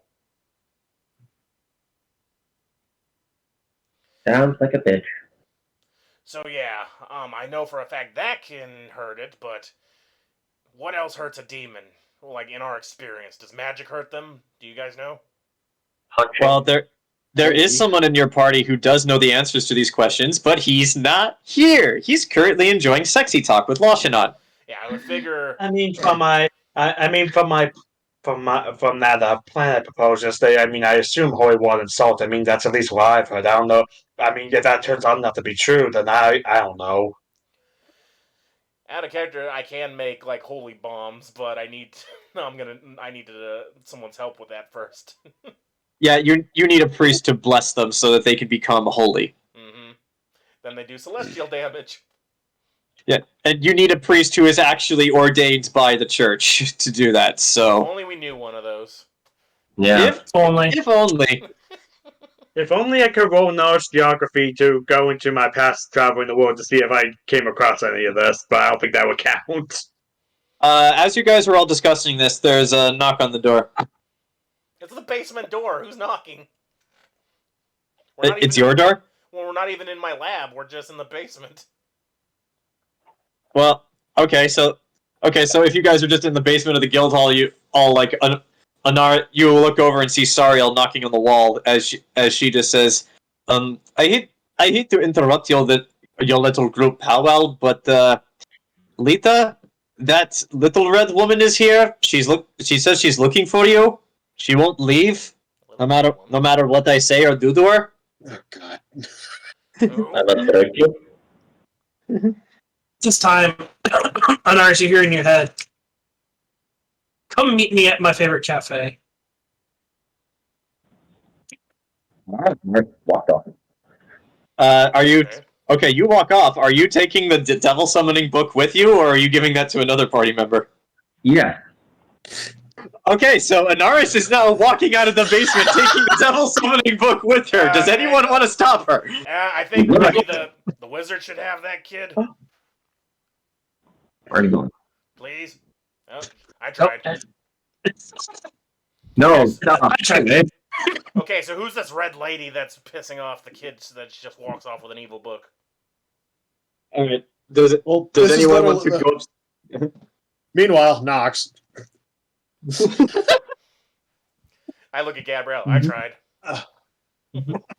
Maybe I look at Gabrielle. I'm like, maybe you should go and ask for it. I think she's whatever this redhead girl is. She doesn't like her because that's all Nox knows. Like, oh, redhead lady's here to see you, and Nars just walks off. I'm like, who the hell is that? Obviously, hate her. Nars, somewhere to be. Sure, Gabrielle will follow Anaris. All right, so we'll get to the two of you in a little bit, but no, who's the red lady? I'll go. No, who is the red lady? I don't know. Out of character, in character. Okay, Oh. you. I'll explain in a minute.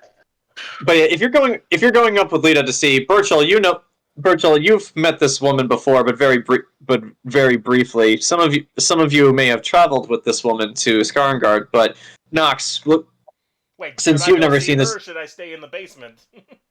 That's up to you. Yeah. Lita, do you want me to meet this lady, or should I be hidden because I'm still a trump card? Mm-hmm. That's up to you. Mm-hmm. Well, I'll ask that. I'm like, she's gonna see you eventually, so. Is she? Mm-hmm. Probably. Nox is like, is there people up there? Because I don't want to go. Mm-hmm. So there's not many people up there, but Lita, I'll just tell you this: like Nox, you can retroactively decide if you want it to go up if you want. But as you walk up towards the main entrance of the guild hall, you see Little Red standing by the bar, and her. What's the dog doing there? But yeah, it's not a dog. But yeah, Nox, you see a brunette woman who's about average height. She looks reasonably attractive, if her face didn't look as if she has been in fights. Like they're Didn't I see her whenever we were fighting all of them on the horsebacks? Like I was burning all their cavalry. Yes, okay, so I do recognize her. she was Olgierd's second. Now she is Lita's second. So you probably recognize I guess if I'm wearing my same clothes as the dude that was chucking bombs at our horses.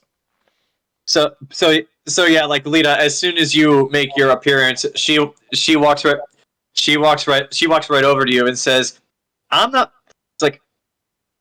even gone for 3 days, and and the next thing I hear, half the city is burning, and somehow you're involved, and now you have a fancy military title? Yes. I'm sorry, boss, but I'm taking it upon myself to cancel that sabbatical you gave me. Somebody needs to stand around to watch your back.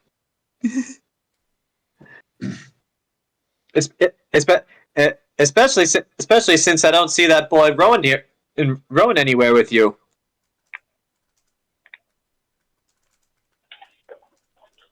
That boy ain't right. Mm-hmm. Like Nox is whispering. Didn't I set her on fire? Mm-hmm. Lita. Mm-hmm.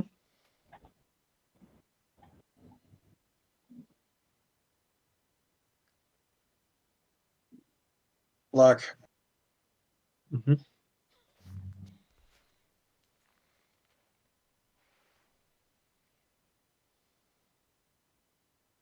I understand where you're coming from on this.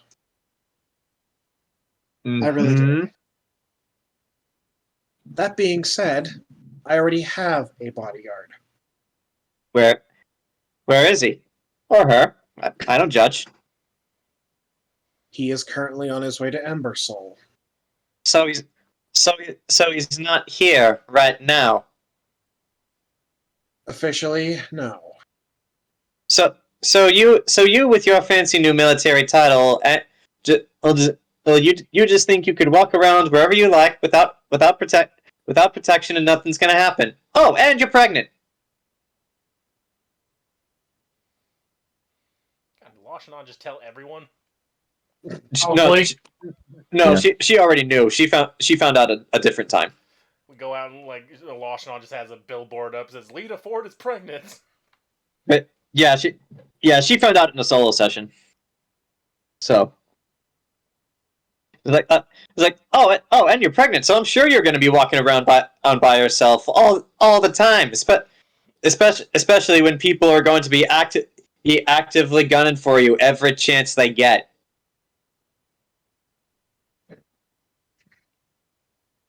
Isn't it refreshing to have someone who cares? Yes. Until Rowan stops T-posing, you gotta have Little Red Riding Hood. Yeah, that's more or less what she's saying. She needs to be around. Rowan comes back and she's by your side, and a single tear rolls down on his face. Like, oh, I see how it is. I was gone for 5 minutes and you replaced me? Well, yeah, why didn't you? Your new best friends, the Inquisitors. It wasn't my choice. I had to go to Africa. What's Africa? I don't know. He said a monkey stole his Fruit Loops the other day. Nice. Because I sent him that picture of the monkey slapping the guy with the camera. Brother, can I have some loops? Mm-hmm. But yeah, I sent him that picture of the monkey slapping the guy's camera, and he said, "Oh, those things show no mercy." Like, what did he say? Hang on. It was But yeah, while you're looking for that, Lita, what do you say? What? grabs my plastic bowl of Fruit Loops and snarls at me and it ran off. Okay. Let it have the Fruit Loops. If you are that genuinely concerned about my well-being, Well, someone has to be. then I will... Fine. I suppose we can change your official... I suppose we can reevaluate your official designation and make you my, until Rowan returns to us, my temporary bodyguard. It's like that. It's like good. It's like good. Because with all the bullshit that happened recently, somebody has to watch your back. Seriously, what? It's like seriously, what even happened? It's like I just finished deciding what I wanted to do. Prep my horse to leave the city. Next thing I hear, the bits are on fire, and that you're somehow involved. And then the next thing I hear after that, you got summoned to meet King fucking Aion. Do you know how often that happens to people? Not as often as people would like. Exactly. Mm-hmm. It's like so yeah. While you got the king's respect and all these fancy new doodads, I'm gonna be sticking around, whether you want me to or not. All right. Okay. So, for the rest of the party as a whole, I have listed here a couple of things that need to get done. Or if you don't want to do any of these, you can go off on your own. I still have other things that can happen. I still want to see Gabrielle catching up to Anaris at the cafe. Okay, actually, let's do that first. Gabrielle, how are you going to approach Anaris? And Anaris, are you actively trying to avoid people? I'm trying to get there as fast as possible. Okay, so if you're just speed walking there, Anaris, Gabrielle, you kind of have to speed walk to keep up with her. How are you going to get her attention? I'm just gonna call her name. Speed walking? No, this is speed sprinting. Okay, so Anaris, Gabrielle has just called your name. Do you acknowledge her? The place. There you go. But do you acknowledge Gabrielle calling to you? Go. I've got places to be. Malediction. Places to be. People. She's not like that motivated, so she will shout one more time, sounding a little more annoyed, but if Anaris doesn't stop or turn around, she's just gonna give up. I'll definitely keep going. Yeah, just give up. It's a noble thing to do. It is the noble Yes, it's thing. the noble thing to do. Yeah. Gabrielle's just like, whatever. It's not like Anaris is going to be able to use anything in there anyway, so...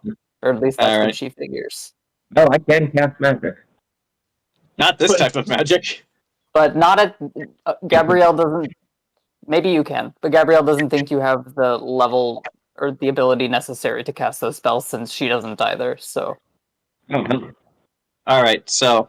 We will then catch up with Anaris, as she was summoned back to the cafe with Enzo.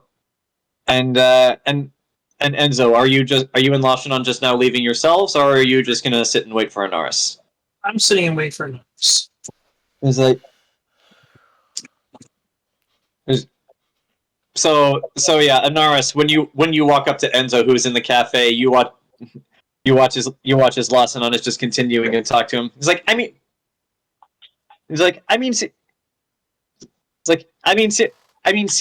Seriously, she puts on a tough front, but like, how needy is this woman? I mean, I have my needs, but even I sometimes have to think to myself, down girl.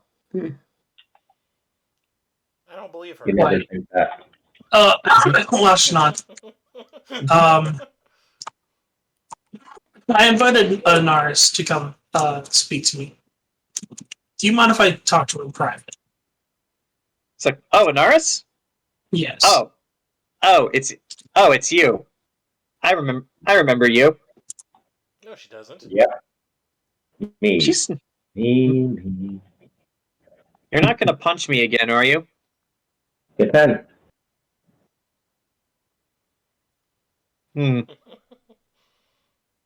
Why are you so mean? I'm genuinely curious.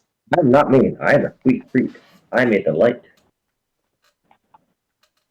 Something about a strong front. How old are you? How old are you? How old did you say? Depends on the row. I could be 16, or I could be the same age. I could also be 10 or 11. Yeah, you definitely need to get laid. Maybe then you'll calm the fuck down. Well, you see, that's the problem. Nobody meets my standards. I'm gonna go now. The two of you have fun. And Lashinon at that point just leaves. And Anaris 1. So mean. Bloody cat 0. Oh, so you're keeping score, are you? Mm-hmm. Yo. I suppose that's good to know. Yeah, that's loshing on outside. So,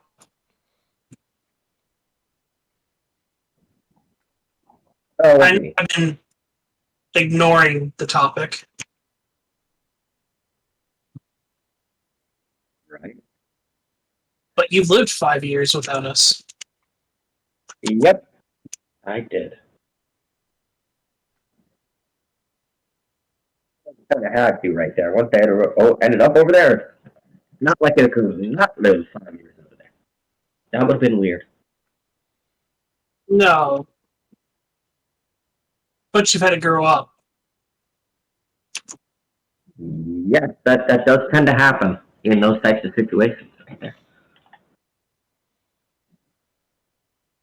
Would have been a little weird if I came back and then I was like a 1-year-old right there. If it just came time in reverse. Sorry, give me a minute while I realize that you're not a child anymore.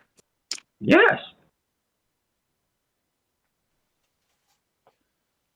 Figured I would have had time to help raise you. But can't help what's already happened. Speaking honestly, probably wouldn't have been a good thing. What, you say? I don't have been able to raise you properly? No. When I was there, it wouldn't have worked out well. Probably during the raising, I would have fucking killed Nox. That would have happened. I would have probably been an angry little ball of hatred and rage.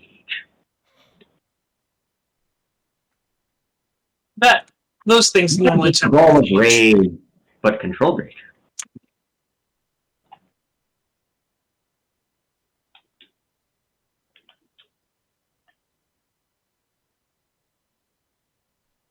So,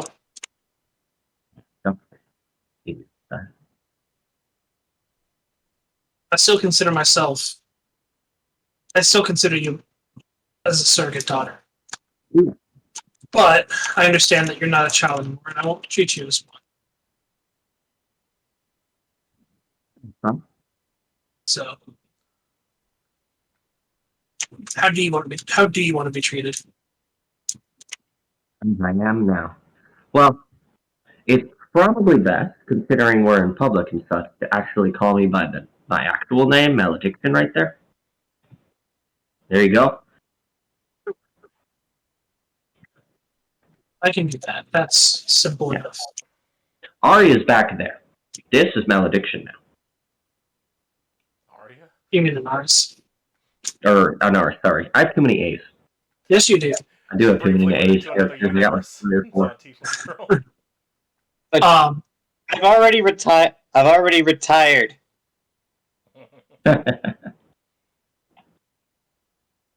So not you're older, presumably wiser. What do you want to do? I'd like to point out, Temme, that Malediction has been holding the very clearly unlocked spellbook this whole time, And it's a pretty thick book, so it's kind of impossible not to notice. Perfect. One elephant at a time. Okay. How many elephants do you have? 20. I have 20 elephants. Many. But, How many pies? so, now that you're back, you're older, you seem less angry. Yeah. What do you want to do now? Probably now, I would like to just collect titles. Sure. Back there, I had just surviving and figuring out how to live over there. Honestly, I don't know what I want. Before, it was I wanted to kill Nox. That was my goal. Eventually, just either push him off the wall, break his back and throw him into the woods, bunch of stuff right there. Now I just don't care. I can fly. Very juvenile. Nox, I wrote a list of ways that you could kill me right here afterwards. He probably would have. Yeah. Alright. So, if that's your... if those are, if that's no longer your goal, you don't know. I guess the next thing to do is to think about what you want in this life now. You're definitely not a child anymore, but you still don't know half of what goes on in this place. I have no idea what's going on. The politics talk, everything like that, it's much easier. I could sit in the background while the boss talked, and various meetings happened, and I was just the hired muscle, and that way, all sorts of fun things. I mean, I tried romance over there, but there was only one guy that got close, and he kind of was a sucker punch in that way. Although the night had a very big downside, considering half his face was gone in the morning. So in 5 years, no boyfriends. Mm-hmm. And the only people I've gotten close to here were basically a lion man and... He was a tiger man, not a lion man. Or tiger man. Was a tiger man as well as... Oh shit, the only other person that's knocked me out before or gotten close is Rowan. Oh god. Is though when you I'm were a not going to child. open up that grooming situation right there. No, but you were also a child at the time. Try that fight again now that you're a bit more versed in fighting. I look forward to it, but he's gone. It's like he knew. And he ran. Or more like... Hearing the retribution that his... Or more like he took too much heat and had to get out of the city. That just sounds like quitter talk. That is actually something at some point you guys will have to deal with. Rowan is still technically wanted in Sanctuary. Right, Lita, so yeah, you'll need to fix that. Lita, abuse your powers and absolve him, please. What is your name? Rowan, first of my house. Long may I reign. Well, it says here he wanted for domestic terrorism, but the Field Marshal said, fuck that noise. Alright, come on in. Field Marshal just said no you. Very weird. Oh, I guess I have to arrest myself then. Well, I can't believe I broke the law. Yeah, well, Lita's So then- like get out of jail free is the Uno reverse card. Well, on the topic of fighting, and seeing as everything you've done over there, is your no killing policy still in effect? I have not killed anyone. I have wounded, I have maimed, I have stuck in a hospital for the rest of their life. No one's dead. I made a lot of people wish they were dead. Good.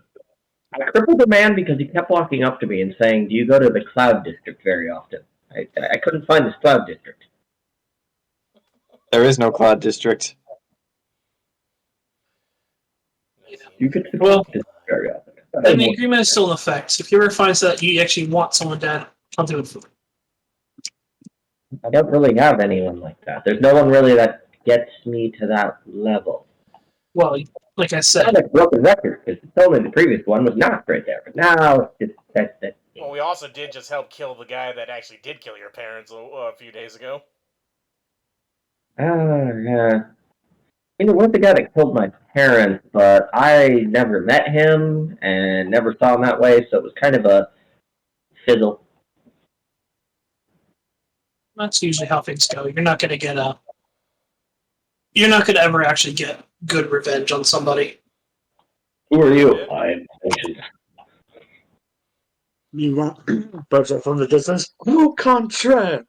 Yeah, Nox is like talking with Burchill. Yeah, his revenge is very underrated. That felt awesome. I looked in his eyes. As he I was burned just to about to mud. say that. Yeah, revenge. Ironically enough, Enzo's never gotten revenge on the one person he wanted, because the guy died before I mean, I'm pretty sure you were there when I said that spike through Alex's mouth. Yeah, that was amazing. Like mine, I looked into his eyes as he burned into a puddle of goo. It was fantastic. Actually, thinking about it, Burchill got revenge twice in this campaign. Once against his traitorous first mate, and once against his father-in-law. Well, that revenge is also still in the works because eventually he's going to take everything. Mm-hmm. He's living the high life on revenge. We're drinking I the mean, Miller he High. does kind of screw over his mother-in-law and sister-in-law, but they can blame the husband and father for that. Yeah, you can. They'll be able to live in one of your mansions. Like, okay, you guys just go over there. Just leave me alone. Though I guess that depends if they also have grievances towards Burchill as well. He hasn't met those two yet, if ever. Well, depending on how the mom looks, you might have to marry them as well. Mm. I stole your wife and both your daughters, bitch. Oh, what damn. Well, malediction. If all comes to fruition, at the end of this war, I want to formally adopt you. If that's something that's okay with you. I thought we already did. Not formally. We actually haven't gone through any kind of documentation. Plus, you're technically 5 years older than the child I haven't seen with before, so. Alright. But if that's only something that you're okay with. I suppose it's a lot better than the other place where adoption was just, ooh, free child. I mean, let's be honest, it's probably not that much different here. No, it's not. I mean, that's how Lita got Fiora. Pretty much. Free child.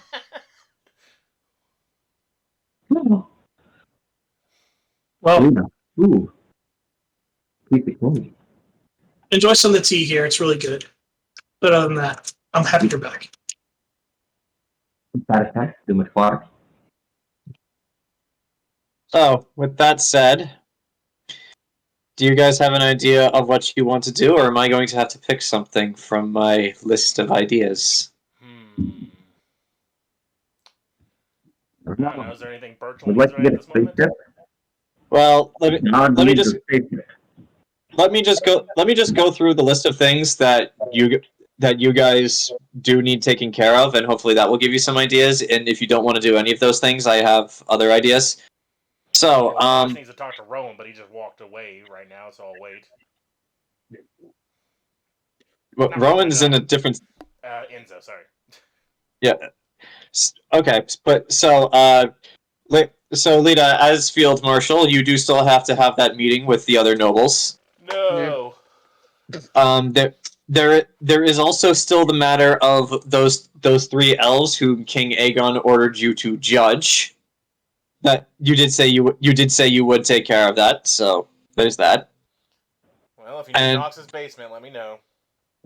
And for Lita and Enzo, there is also the meeting with Anderson that he said he wanted to have with you guys in private. But what about there's his new Penny Arcade? And this is kind of related, but not really. You do still need to officially appoint an acting Archbishop of Sanctuary now that the actual Archbishop is MIA. No, Yeah, we'll cross that wanted bridge. a title. Hey, Anaris, you wanted that title, right? Archbishop Malediction. Sure. Anaris is the next Bishop of Sanctuary. Supreme Punch Master. Got it. Supreme Punch Master, Archbishop Supreme Punch Master Malediction of Sanctuary. We'll call you Super Kami Guru. Super Kami Guru. Super Kami Guru allows it. Super Kami Guru approves. Just keep calling you Guru, sir. Super Kami Guru approves. Let's see. Actually. Oh, there is actually something I just thought of because this was brought up. All right. I'm now in charge of the Knights of Ansland, right? In theory, yes. Burchill and I are now in charge. Yes. Let's make their new uniform hot pink. Currently, the remaining Knights of Ansland are being seen to by medical staff because they suppressed a riot yesterday. But you can still go talk to them if you want. That was 2 days. I'm gonna ago. grab Burchill for this too. Because this is gonna be fun. But congratulations, boys! Gabrielle and go, why are you out of breath? Congratulations, boys! Your new uniforms are hot pink and covered in sequins. And don't forget the glitter. God help you if you let any of that glitter fall off. So you and Burchill want to go talk to the Knights of Ansland. Yes, this is going to be so worth it. Okay. Do you know where the Knights of Ansland are at the moment? They're over there. Oh fuck. Oh, it's local? Sure, go right ahead.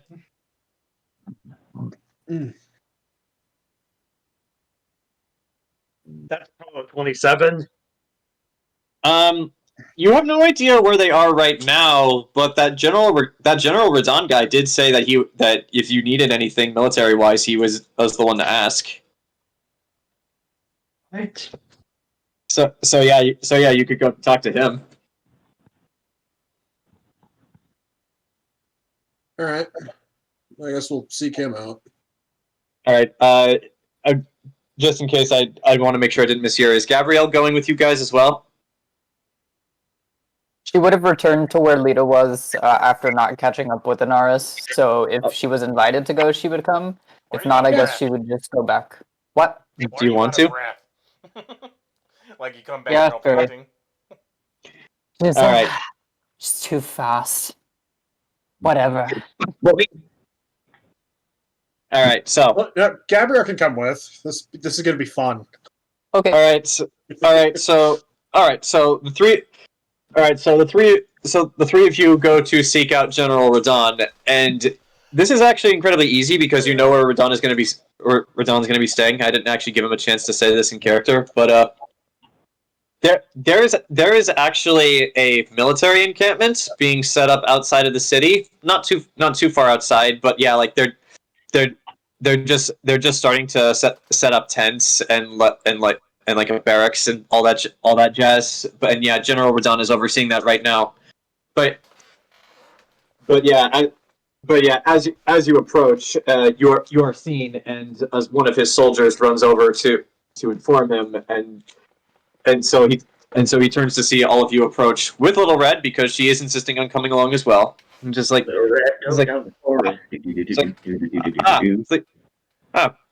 Lady Ford, to what do I owe the pleasure? Apologies. Is Lady Ford all right, or would you prefer if I called you Field Marshal? I'm well. Field Marshal approves. Mm-hmm.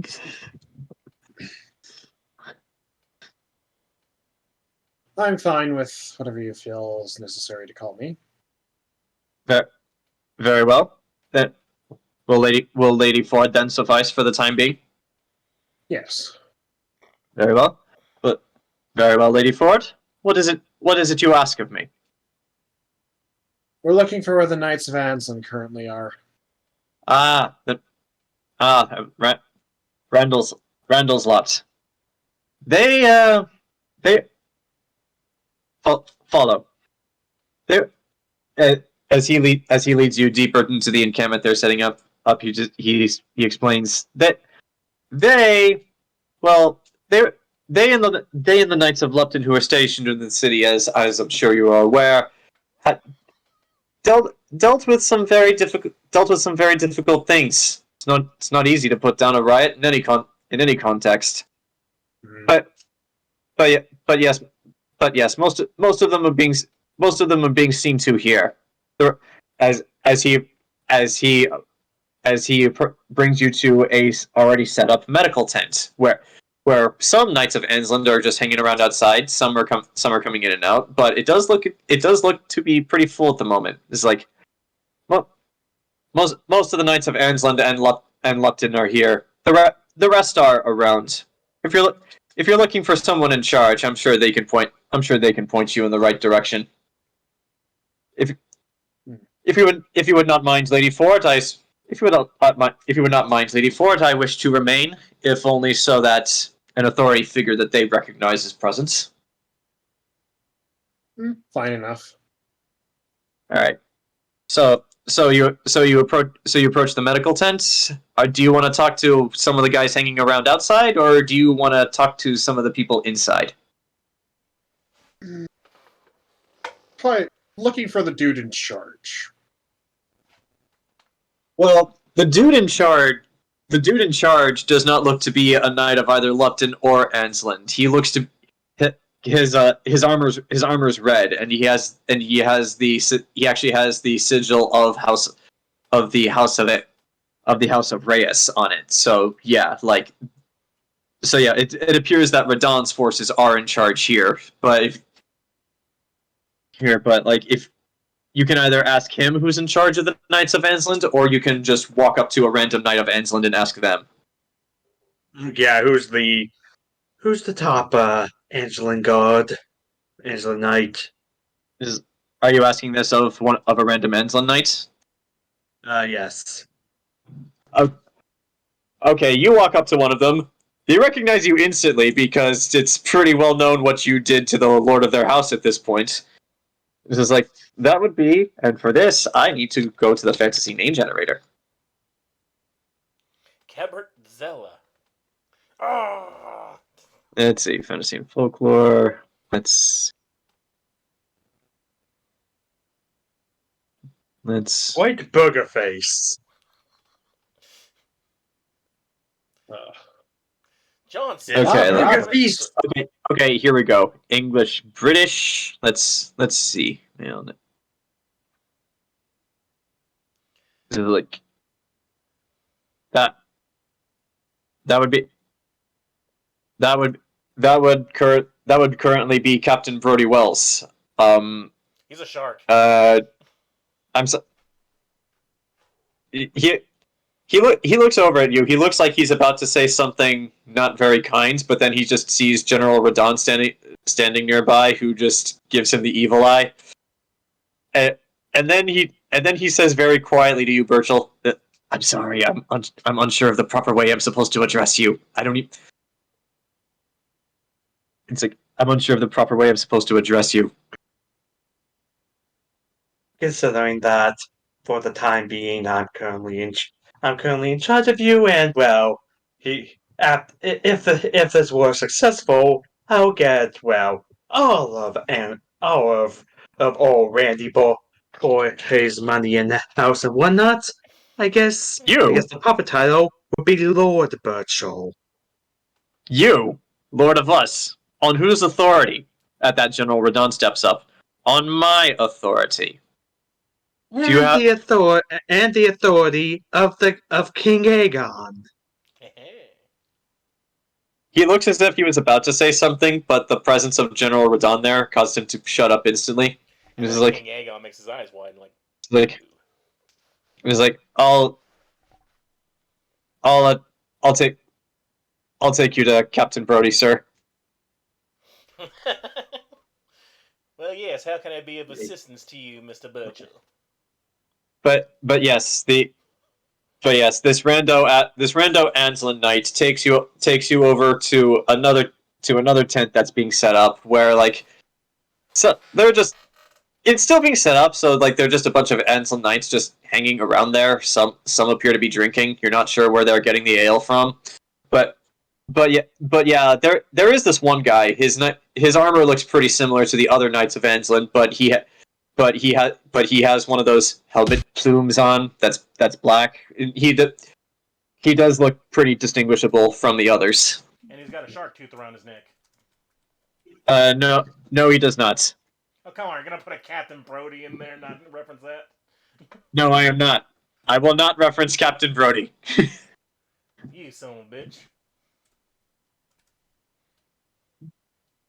But yes, you have found Captain Brody. How do you wish to approach this man?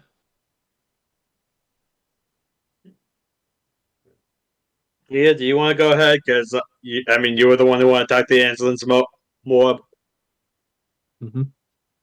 But I guess with the silence, hence, I guess Burchill and us like, so I assume you're the one apparently referred to as Captain Brody, huh?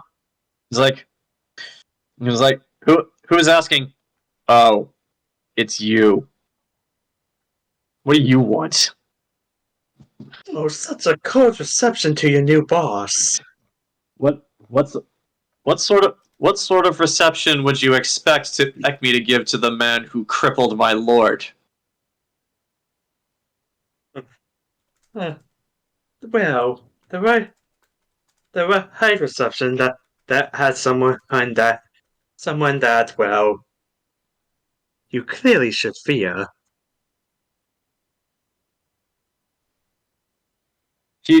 There's clearly a bit of anger and apprehension there, but like,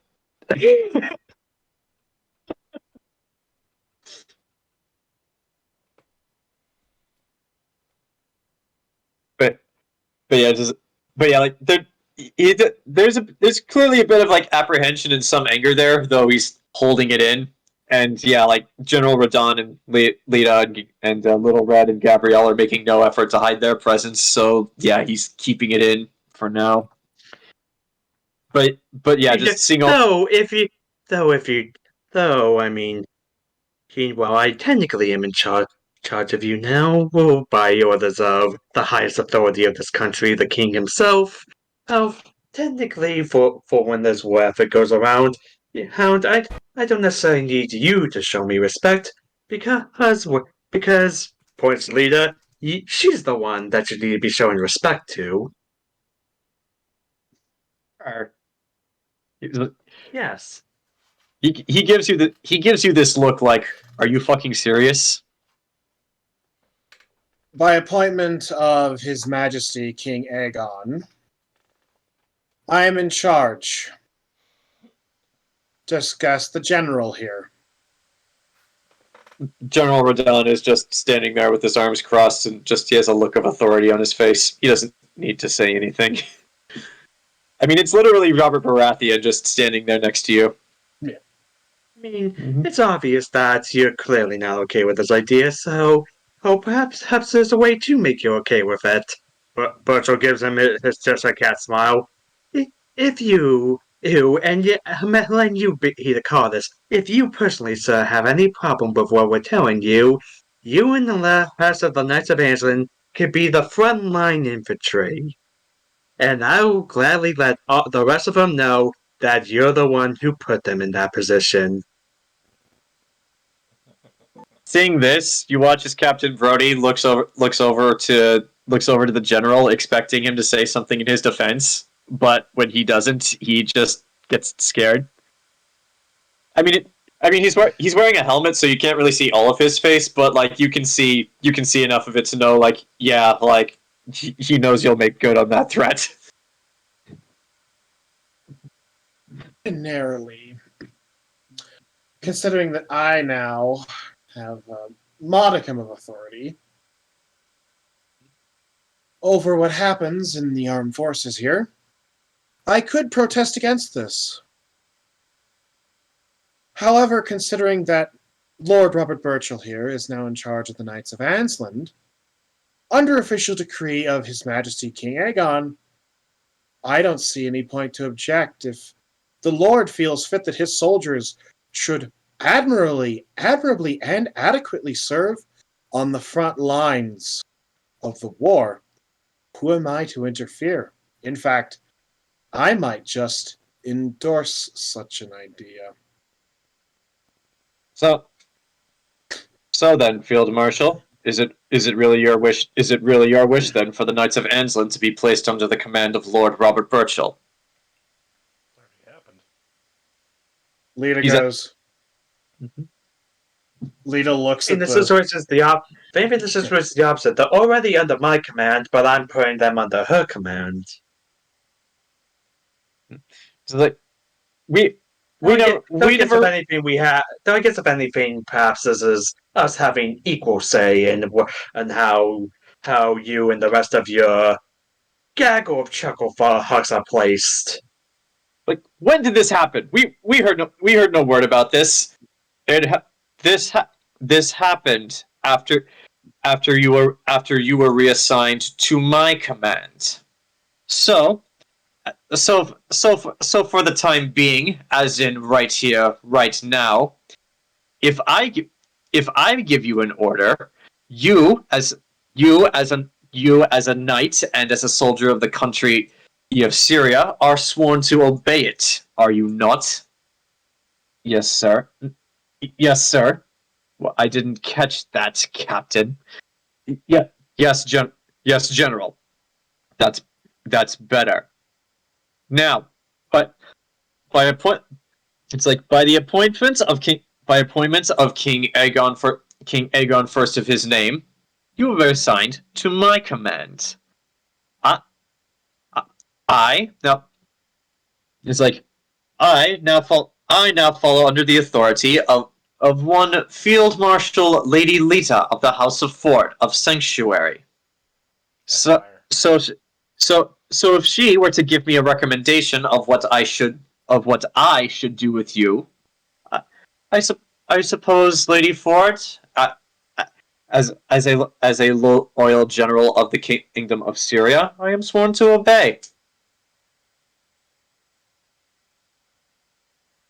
So, Field Marshal Fort, what are your orders? And I'm actually going to have him roll Intimidate on this guy. Everyone roll Intimidate on him. Make him a miserable little worm. Yeah, General Radon has done an admirable job of making this guy a little worm. You can actually see him squirming in his armor. Make him below a worm. Add it on, Burchill. But I'm going to Intimidate as well. Yep, I shall as well. He's already squirming. How much more intimidated do you want to make this guy? Oh, Make him very hand. Make him humble. Jesus fuck. Yeah, the humble pie is going to come in real nice. Yep. 31 Intimidate from Burchill. What'd you roll, Zach? 39 from Lita Ford. Alright, so he was already intimidated, so you've helped intimidate him that much more. And if it wasn't clear from what the general was saying, Lita, right now the Knights of Ansland were placed under the general's commands by the king. However, if you want to reassign the Knights of Ansland, you need to make it an official order to him, and he will not object. So yeah. Do you want to make it an order? Lita looks at Captain Brody, looks at Burchill, then looks at General Rodon. Mm-hmm. Yeah. Well, considering it was under the advisement of the king, consider this my first official decree as Field Marshal. General Radon, you are relieved of duty as acting commander of the Knights of Ansland. Lord Burchill, you are now in charge. Like, very well. Do you understand, Captain Brody? Yes, General. I'm sorry, what was that? Yes, General. Thank you. Now do you understand the commands of your Field Marshal? Yes, my lady. No. Yes, Field Marshal. Good. Now, you will inform your men, and if they have and if they wish to complain, let them know that they can come find me if they wish to complain. But just so you are aware, insubordination and desertion carry almost the exact same sentence in my views. While it might not be in my purview to do certain things, let me advise you, Captain Brody. If Lord Burchill here tells me that you are failing to obey commands or actively disobeying commands, let me make one thing perfectly clear. I will haul you out in front of everyone, in Hierarch Square, and in front of God and the assembled peoples of this nation. I will have you lashed 50 times with a cat o' nine tails.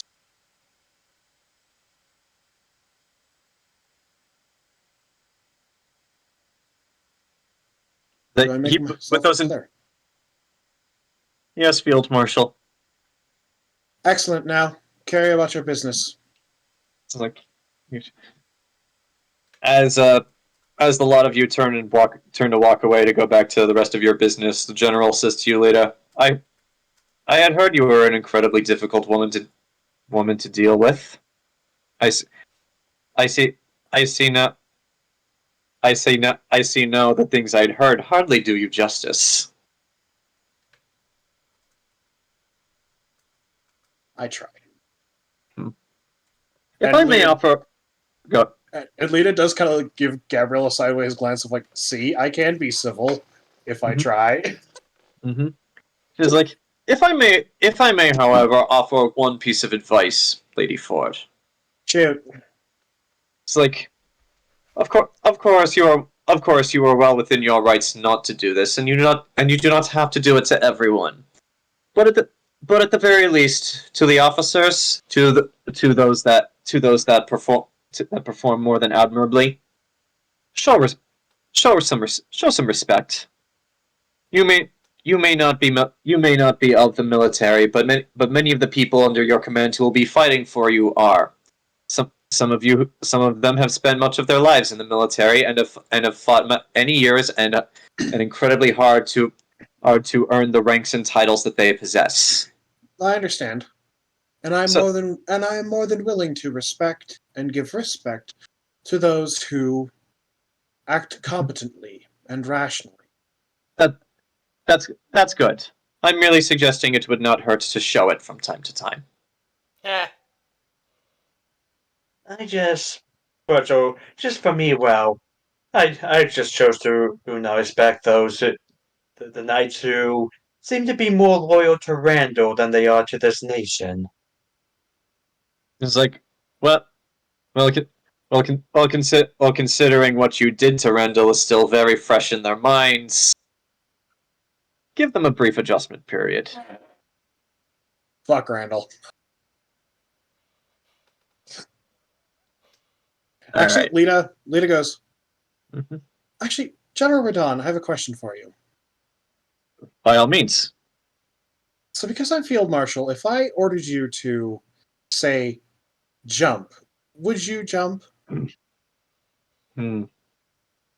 I suppose I would have to ask for what purpose, but yeah, in the end, yes, I would have to.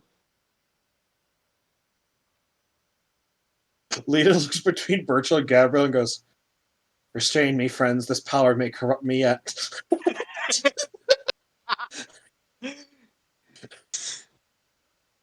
like, Little Red just shrugs. Oh yeah, you were. Gabrielle is like, I think you've shown remarkable restraint so far. This is day one of the job. By day 100, day 100, Lita no longer walks anywhere. They carry her in a chair. So yeah, about the whole stipulation. I'm calling Rowan on the phone. So yeah, about the stipulation about power going to her head. Yeah, we gotta do the revolution. You gotta kill her in her sleep. Come on. All right. I'm rings on it.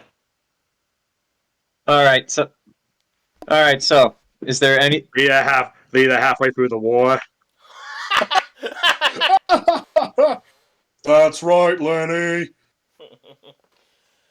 I had to talk to not Burchill, Enzo whenever he got a minute, but yeah, nothing I can think of. Yep. Well, He's very easily found. Yeah, we'll do that. We'll do that right now. All right, so I guess after they go off to do that, and Nox is left by himself, just twiddling his thumbs, like, I should probably talk to Enzo.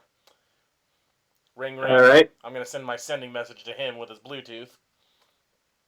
Hey, Enzo, you busy? A moment? No. I need to talk to you about something. He goes, well, where can I find you?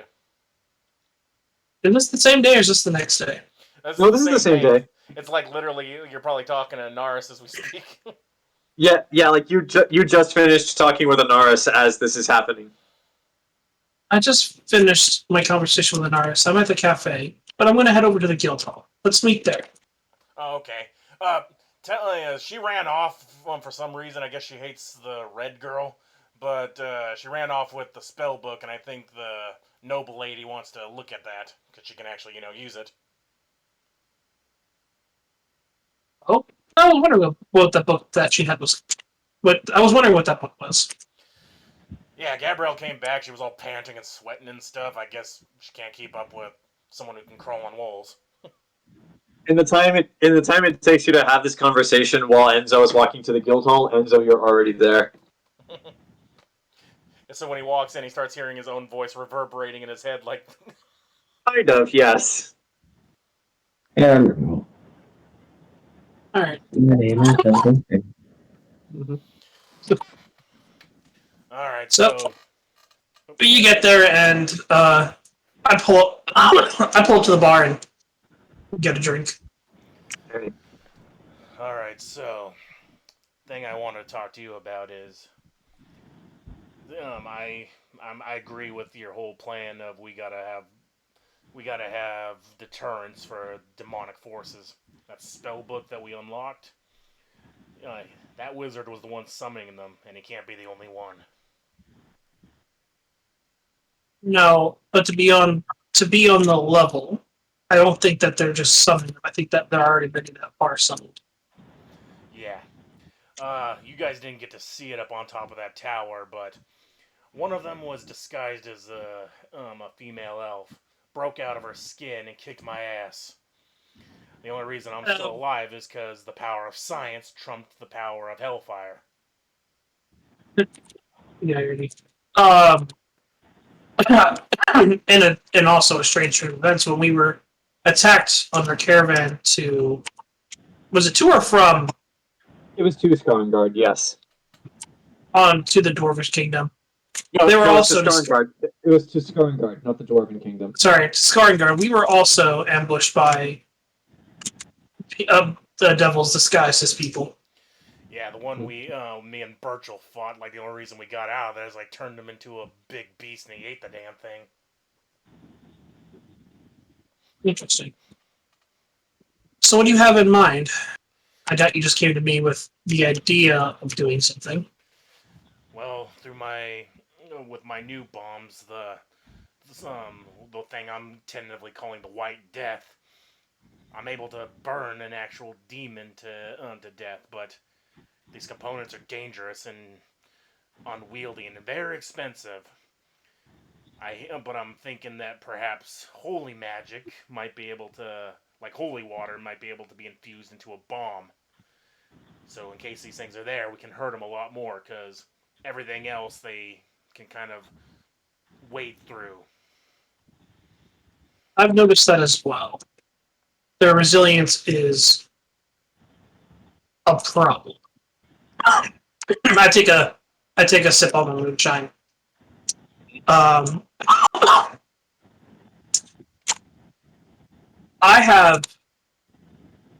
have been developing my skill set to have a cavalcade of useful powers against these devils.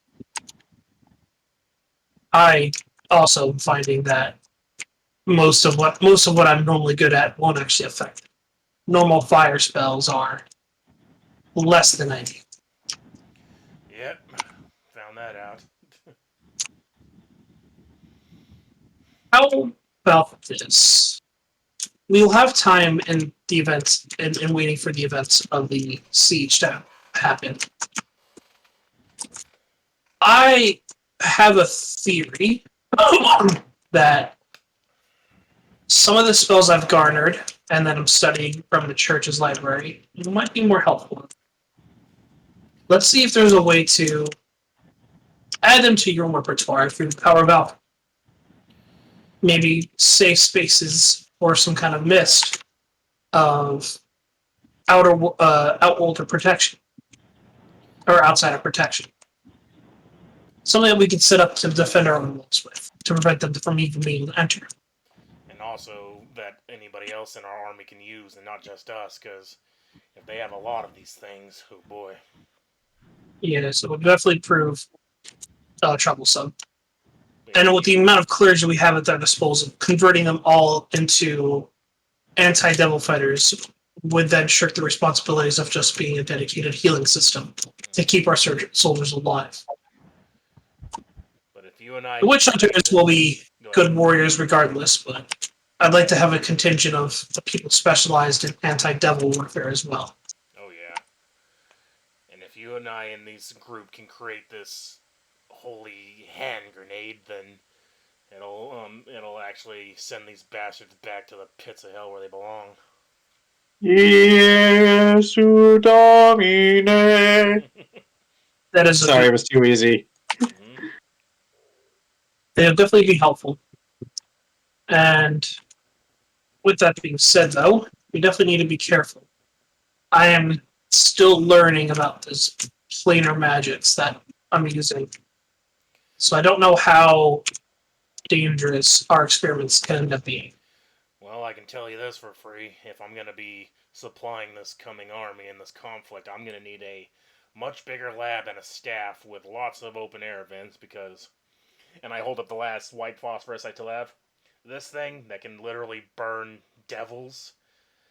This could, like, the last two fires in this city were bad. This thing could potentially, in the wrong hands, take out the whole city. Okay, then. The only upside is it's expensive as all hell. Enzo takes a deep drink of moonshine. I don't know what the condition of the church is going to be like immediately, especially since we haven't named an acting archbishop or even leader of the church yet. I have plans to meet with Anderson with Lady Ford, so once that comes to pass, I think, and I have a better idea of the power structure of the church, I think then you and I can have a much larger and more in-depth discussion about staffing your endeavors. Speaking of the change in leadership, there's someone that's a rising star in the Hunter, someone who actually thinks and is someone who could probably lead the next generation. Crap, where's her name? I have it written down somewhere in all my million notes. Tamara, yeah. Her name's Tamara. She actually has a brain. She started questioning questioning Roth and Mosby and all the other ones that were connected to Maxwell. Someone who knew that things weren't going right. Interesting. And in your opinion, is she someone worth cultivating? Yes, because she asks questions, and in a time where blind orders are being followed, someone who actually thinks for themselves can teach someone else not to be puppets. Interesting. Also, I think in her heart she still has mercy. Something that's short supply these days. Oh, is the big bad boogeyman of the dark yet growing sentimental on me? Maybe I'm just becoming more like who I was. I mean, you think you bury that shit whenever you lose everything, but... You don't bury it, Novice. It just becomes another reason to move forward. Which I didn't think I had until a while ago. Sorry, just thinking aloud. You don't have to apologize. I am completely understanding. you may have. We all have our reasons for how we got here. All the things we've done, all the things we thought.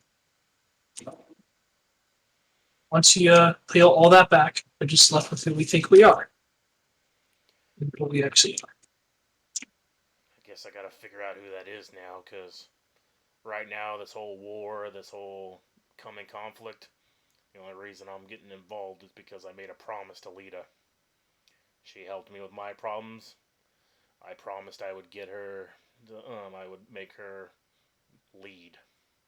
After that, I don't know what holds for me. Really, I'm just hoping to make sure the kid actually has a good life after this.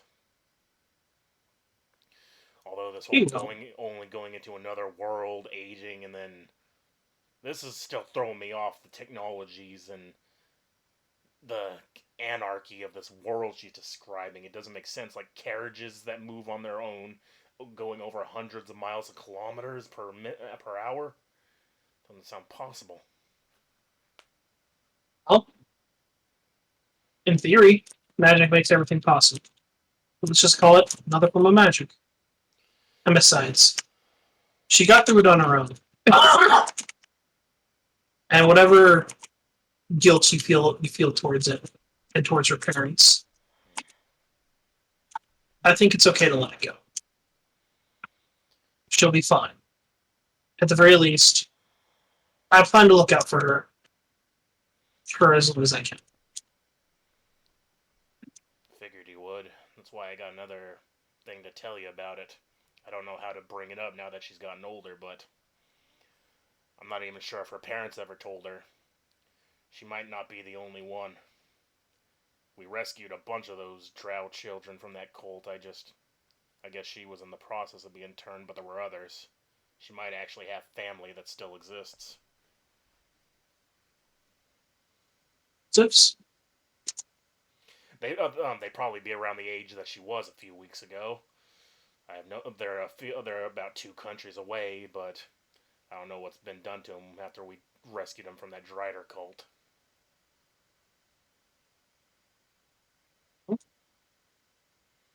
And I suppose after everything's all said and done, we should go find out. Yeah. Sounds like that. Maybe Anaris is fine as she is for now. And you sound like you still need to find some way to get the guilt off your chest.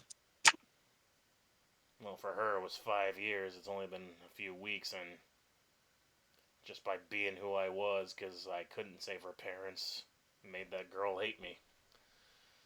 And it's just who I am. I'm not a feelings type of guy. I'm gruff, and every once in a while I eat something raw that's still screaming. I should probably clarify, it's screaming animal noises, not... He starts stumbling. Not. I kind of take a sip. I'm a member of the Church of Eternal Fire. While you may think you're a monster, I am one in a whole other perspective. Besides the fact that everything I do is either technically heresy or blasphemy, my own, even I'm not much better. I have my own guilty conscience, and that's why I'm doing what I'm doing. An artist is my own way of reading that too.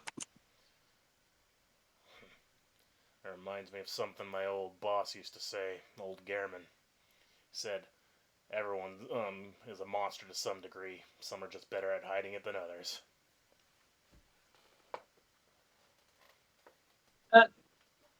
I can agree with.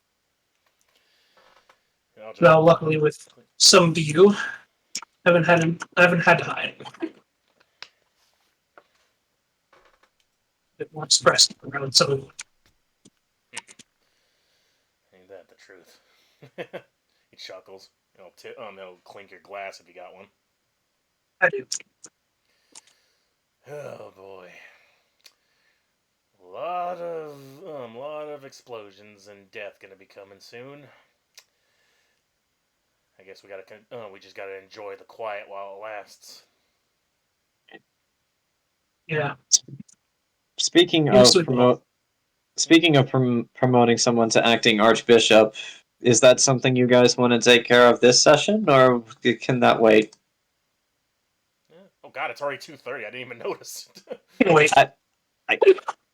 Okay, so do you guys need to go at any point, or because I have a few other random things I can throw at you guys, or we can just go towards the end.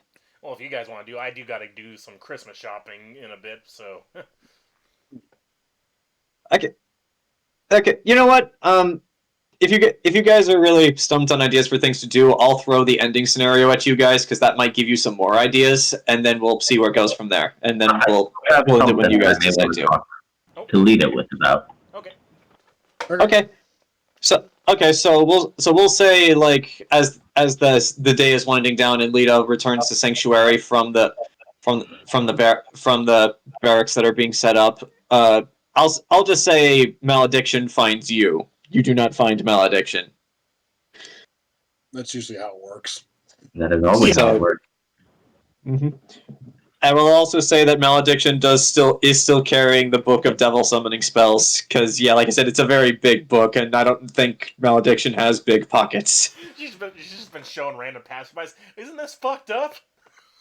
You know how to read this book? I can't read it. Unfortunately, most passerbys can't read it because it's in Elvish.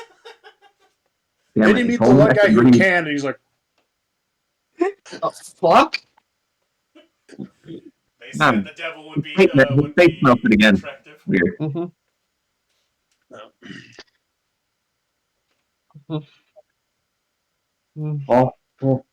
Alrighty then. All right.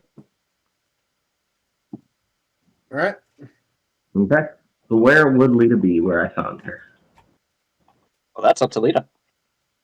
Probably after going through everything, probably bid adieu to Burchill and Gabrielle. So Lita's probably at home. We're on the way home. Yeah. All right. Okay, so now here's the question, Malediction. Do you wait for Lita on her front porch like a normal person, or are you going to break into her home and just wait for her inside? I'll wait for her outside. They get angry when I break into their houses. Okay. So, Lita, you go home to find Anaris sitting on your front porch with the devil summoning book on her lap. Worst Amazon delivery ever. I could use this. You hear her just saying, I wonder if I could use this as a taxi type of service. I could get transported back there and then come back here on an occasion. That would make this great and easier to deal with. Mm-hmm. Lita just pauses, looks at her, and goes, Hmm. You know, it might behoove you to not be carrying that around out in the open. Forgot that I had it, and then it was just too awkward. I realized that's what she was trying to catch up with me. Yeah, Lita says, if you hand me... Lita looks at Anaris. If you hand me the book, I'll make sure it finds its way to Gabrielle. You think he knows a way that can send me back, like temporarily, so I could go there, get something, come back. Because this is going to be really annoying in probably 6 months.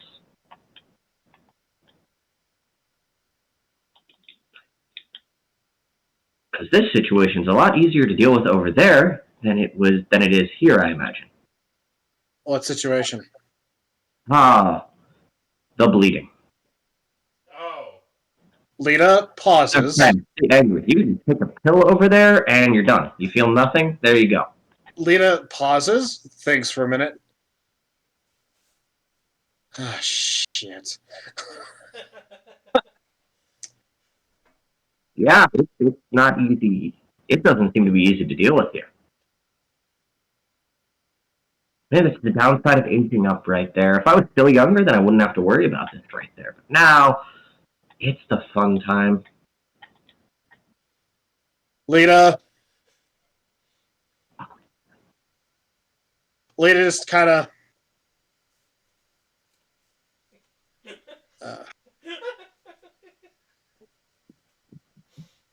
look.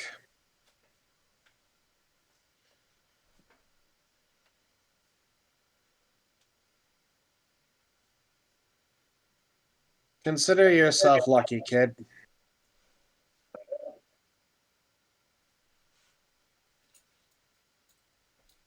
Okay, this is gonna... well, one, this is awkward in and out, but... Okay, there you go. But Lita goes, so did it just start, or has it been going on for...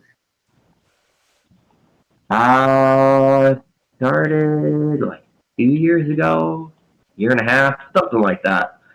I don't know. As soon as I mentioned it, they're like, "Oh, you just take this pill and then you'll be great. Then you don't have to worry about it right here." Yeah, the wonders of medical Well, science. and also take this additional one if you don't want any kids right now. Lita goes, Never really had to care about the second one. look, I'll tell you this much. I took enough contraceptives. I took enough of that contraceptive stuff that my women use at the brothel. I took enough of it that apparently my body built up an immunity to it, and then apparently when we were in the Dwarven Kingdom and Hattori and I decided to celebrate a little bit, apparently my biology decided that was a great day to ignore the contraceptive. That's why you're getting a chest burster. That's what you get It for has to be using womb all burster at that point. Yeah. It comes out angry, screaming with claws and wings. Anar, If I had a kid, it would come out as a half-fighter or full-fighter.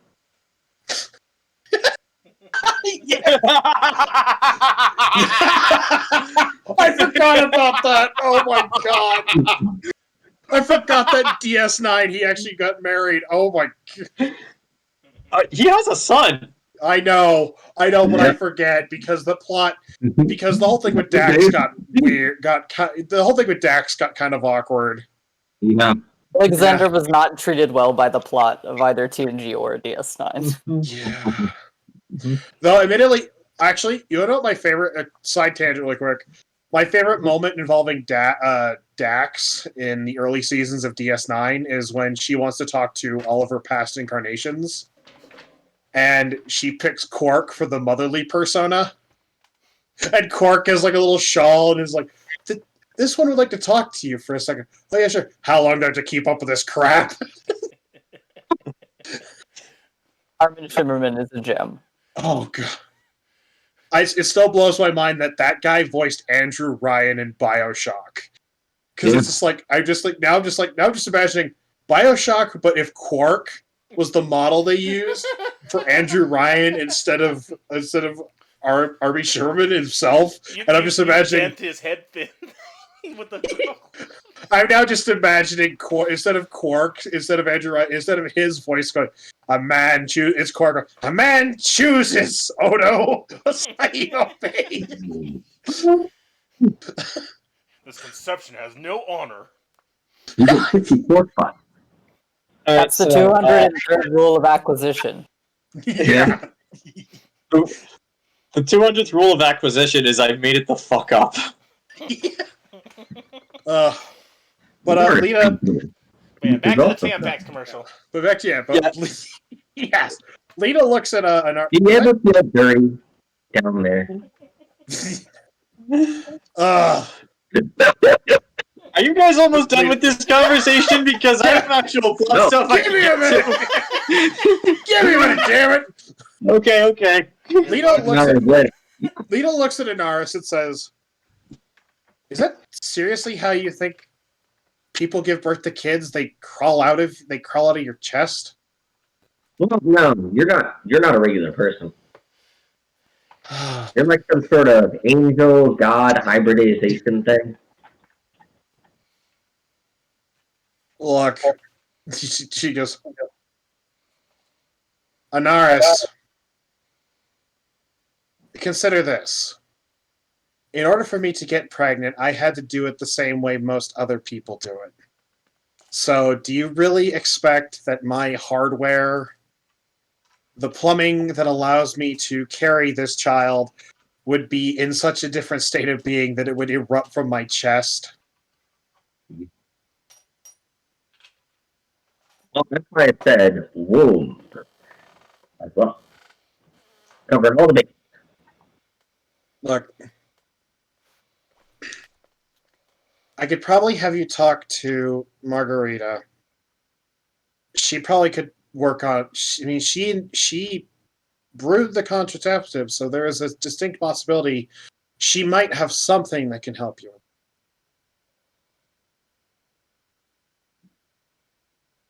Right. I have no plans to do it. I just want the other symptoms dealt with, so I can just ignore them. From my own experiences having a sister and a mother, that's generally the As an student to Enzo, I have a type. No one's gotten close to it.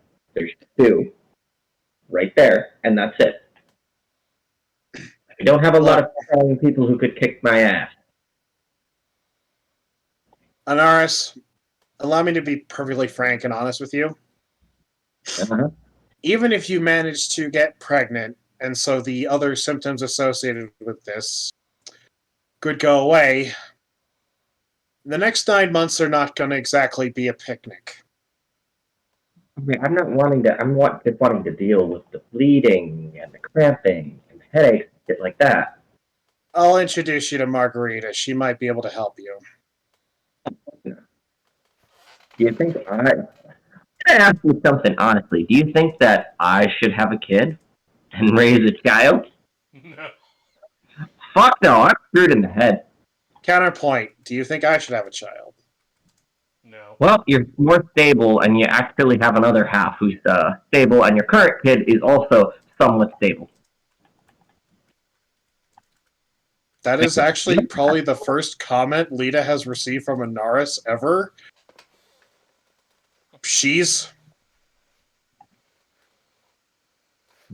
Lita just like... Lita to Margarita, you did this to me! Well, above game, I know something about Lita's biology that makes this hilarious, so I'll explain that in a minute. But, yes, yeah.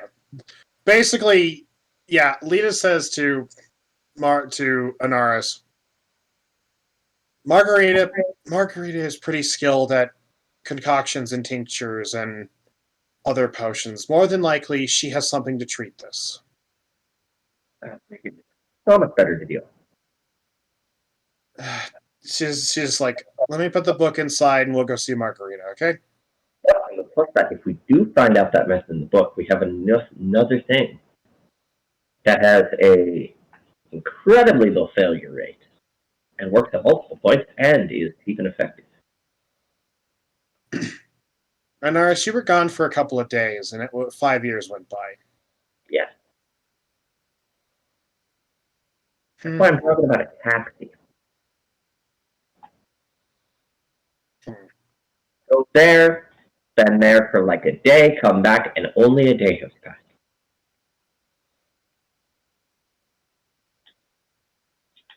Yeah, fair enough. Well, let's consider that our escape plan. Yeah. I mean, there was a guy that I met once when I was coming back on that way. It's this weird guy who kept calling himself Saint Germain. Said he was looking for his wife or girlfriend or something. Very strange individual. Then he eventually found her, and she turned out to be Death, but that was a whole thing. I'm talking about a very smelly guy. Is that weirdly fucked up? You get into classic villains who talk in that really elegant style, and then you get Death, who's a shit poster. Yes! He talks like I love this. Like, isn't that weirdly fucked up? No. I can't. And if you were Death, wouldn't you? You can. Oh, yeah. I mean, when he's voiced by Malcolm McDowell, yeah, sure. That's like this one comedian that I follow, Dan Cummins. he often talks about, he's just like, if you meet a religious person and they say God speaks in these and thines and it's the 21st century, don't believe them. Because you think God these days would be, all right, listen up, motherfuckers, it's God here. Yeah. He would be a football coach. Yeah. Yeah. All right, so But, yeah, Lita goes, come on, kid, let's see if Margarita can help us. All right. Yeah, it seems like the plot is pushing this along right there. That must be short conversation. this But, is not Lita- the way. This is not the way I anticipated this going. But fuck it, let's go with this. All right, But so Lita- the two. Yeah. Go ahead. Oh, no, I was going to say, Lita says, be thankful that your period started when you were at least amongst people that had a idea of what they were dealing with. All right, so Because You said we should have at least his blood and not his webs perpetually coming up there. Yeah. But Lita goes, yeah, well, because at least your friends had the reaction of, oh, here, take this will help. The people I knew, their reaction was, oh, she started bleeding. Put her in the Well, tent. time to train her, time All right. to elevate her status amongst our slaves. So while you guys are having this conversation, walking along the way to the Merry Mermaid, because you know that's where Margarita actually is. While that's been going on, Burchill, as you are returning home, you actually see Margarita knocking on your door, and right as you walk up to your door, Delilah opens up the door to answer, but then there you are, and seeing you, Margarita ignores your wife, looks at you, and just says, thank the Creator, there you are. Okay, Robert, incredibly long and kind of complicated story short, there's a situation at the Merry Mermaids that we all need you to help you deal with, right now, preferably. And here I thought I was gonna go back to relax after this very long week, but very well. All right. So, while Lita and Anaris are having a very awkward conversation, Burchill, you are led back over to the Merry Mermaid, but by Delilah. Hold on, I need to find a picture. Where upon entering you see Sultan's outside standing guard, and inside you hear a lot of yelling, and upon approach, Sultan looks at Marguerite and says, "Oh, good, you found him." And so he steps aside to let you in. And walking inside, you see Husker, Freya, and actually, who else? Let me pull up the list of people who work for the Merry Mermaid. Where the fuck is that list? This isn't. Okay, here we go. Merry Mermaid. Merry Mermaid. Okay. Yeah, you actually see Husker, Nifty, and Freya, the dwarvish woman you hired, along with tied up to a chair, Ayla, that elvish woman you hired, who you were reasonably certain was not an insurgent, but you had Husker keeping an eye on her anyway. And just as a reminder, she looks like this. Kat Dennings, she's innocent. Yeah. So yeah, you walk in. She's tied to a chair, and upon seeing you, Husker just says, thank the Creator, you're here. We caught her trying to rob the place." As I keep telling you, I didn't steal anything. The safe was empty when I got here. He's like, look, What's what now? what? He was like, but seemingly ignoring you, Husker says, bullshit, Lita. You were in the process of opening the safe when we found you. Yeah, yes, yes, okay, I was going to rob this place, but when I opened the safe, as you saw, there was nothing in it.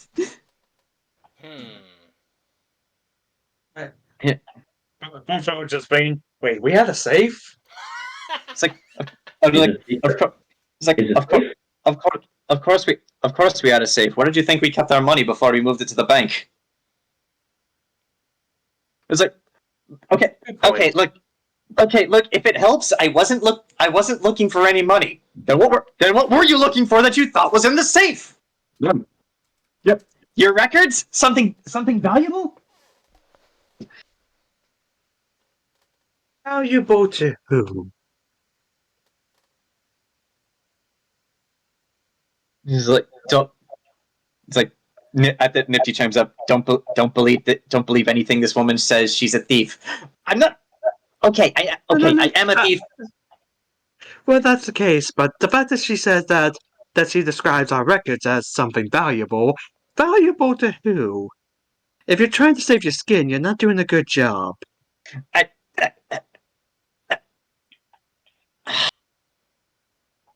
Okay, fine.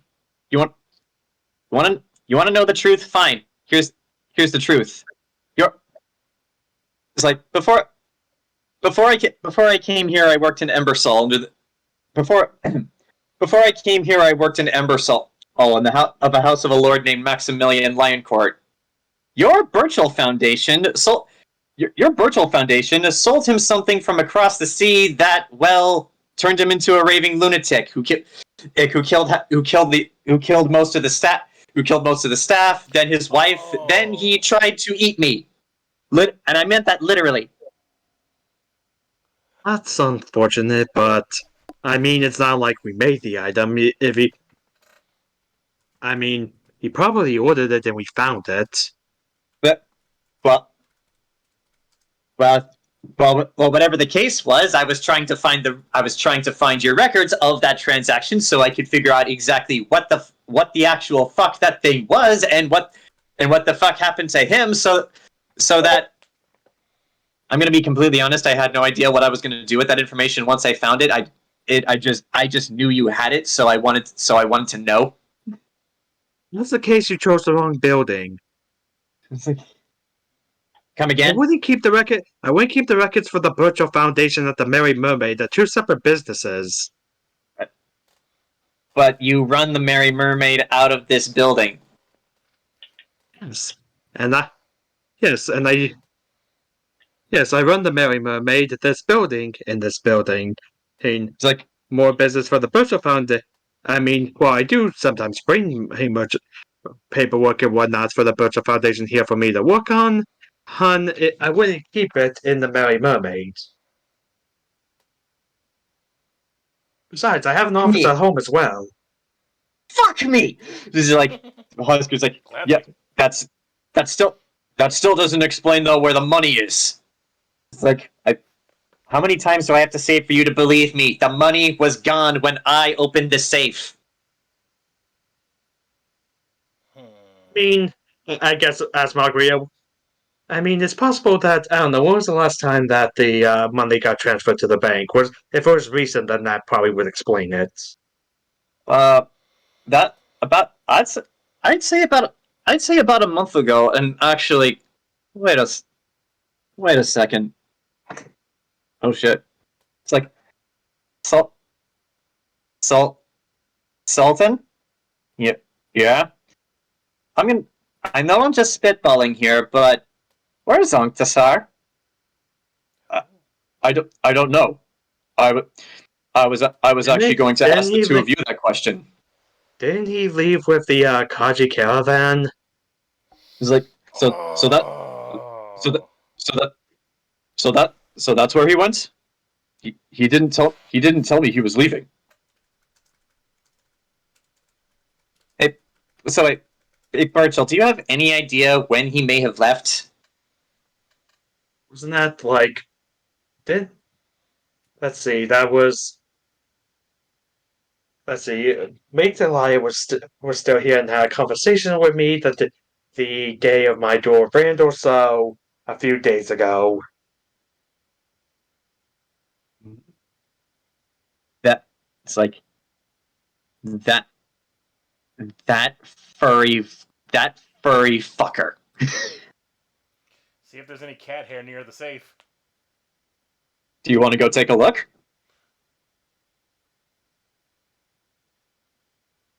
No. Well, that's the case. I guess I know 2 members of that family I'm going to kill if they show up in this city again. It's like you want to kill Unctasar?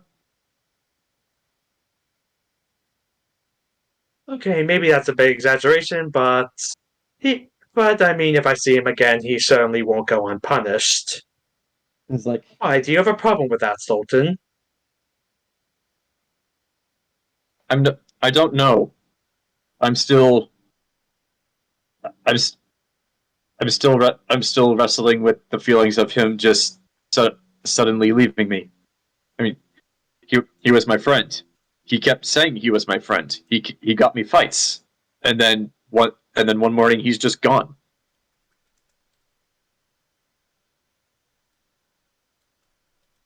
Well, this is all well and good, but the good news is even if that furry fucker did rob this place, there wasn't that much money here.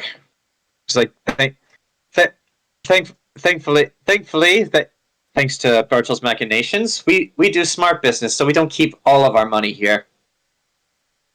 So okay. And if anything, that was probably more of the profits than your guys' pay. I would assume so.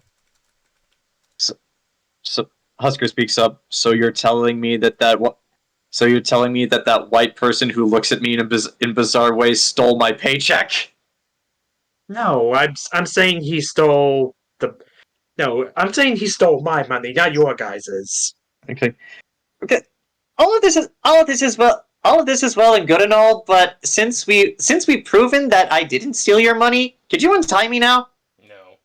No. You still tried to rob us, and you were after. You still tried to rob us, even if what you were after wasn't in this building. No. No, we're still going to have to turn you over to the authorities. Also, you're fired. It's like, fuck me. And Lita and Anaris, it is at this point that the two of you walk up to the Merry Mermaid and the door is open and you see all of these shenanigans happening.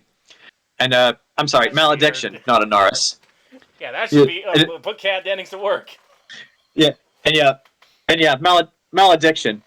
The second the two of you enter the Merry Mermaid and see all of this, you see Sultan, and the second the two of you lock eyes, his expression changes instantly. As Malediction, he just looks over and you just says, "You," and he just walks right up to you and like gets all up in your grill. Oh, you're approaching me. Mm-hmm. You're muted, Mike. Mm-hmm. Yeah, it is I, Malediction. He's like, what did I do? He's like, but yeah, Burchill, I didn't do you yet, it looks as if Sultan is ready to kill Malediction where she stands. It's like, you. This is some very advanced flirting. Lita looks at Mm-hmm. looks at the two of you. Mm-hmm. Looks around Sultan. Mm-hmm. Sees Cat Dennings tied up. Mm-hmm. In another lifetime into the universe. A very sneaky situation. Mm-hmm. But here and now. Burchill, if you're not too busy, I need to talk to Margarita. Well, if you need to talk if you don't need to talk to me, we can talk upstairs. I mean, we got this business sorted out mostly. Yes, Marguerite, you could go on ahead. I guess I'll point to Nifty. Can you get the city guard to take her away? It's like, please and thank you. It's like, yes, sir, boss. And she does an actual salute and just runs out of there. She sprints right past Sultan and Anaris. But yeah, to you, Anaris, Sultan looks down at you with an angry cat face and then says this: I want a rematch. Alright. You're really that eager to get into my pants. I can dig it. Character, you realize he's like 8 years older than you, right? It's like, she says he's 23. Mm-hmm. And but it's like I have no desire for. It's like I have no desire for your pants. I want my honor back. I mean, if that's what you want to call it, there you go.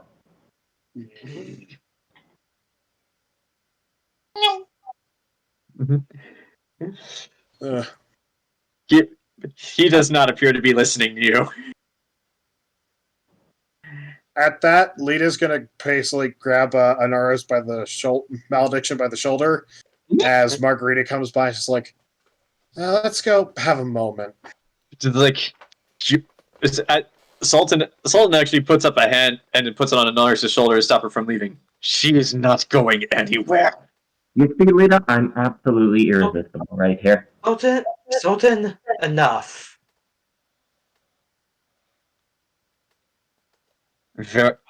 Very well.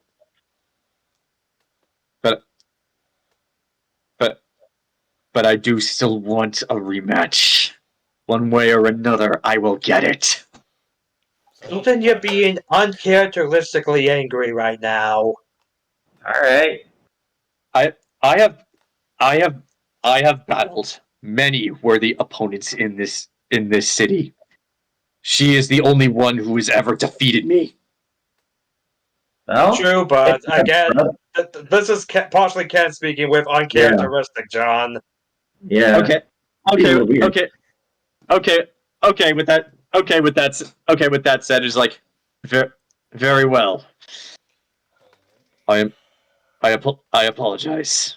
My anger got the better of me. If he does defeat her, he's going to be in for a very surprise. happy. Mm-hmm.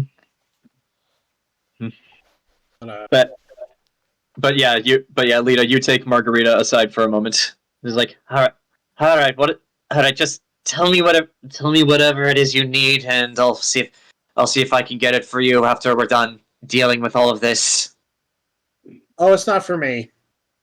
Grabs Malediction by the shoulder and says, "Here, Anaris, you explain."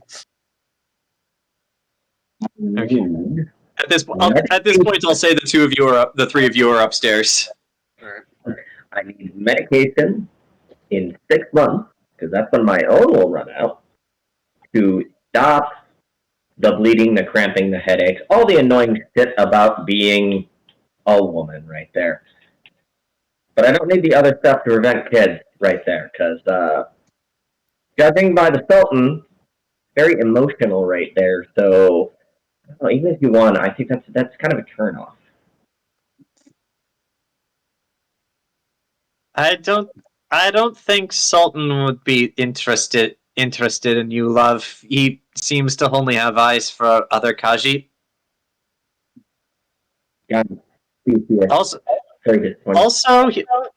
Also, he seems to be very adamant that the only purpose of sex is for procreation. So even if he was, it's either all kids or no kids. Yeah, that's the downside. Would come out as a half tiger, half drow, half spider, half human. I'm not even going to imagine that. So you want just something to deal with the cramps? Yep, but I need it in probably 6 months. Give me a sec. 6 months, that's when it runs out.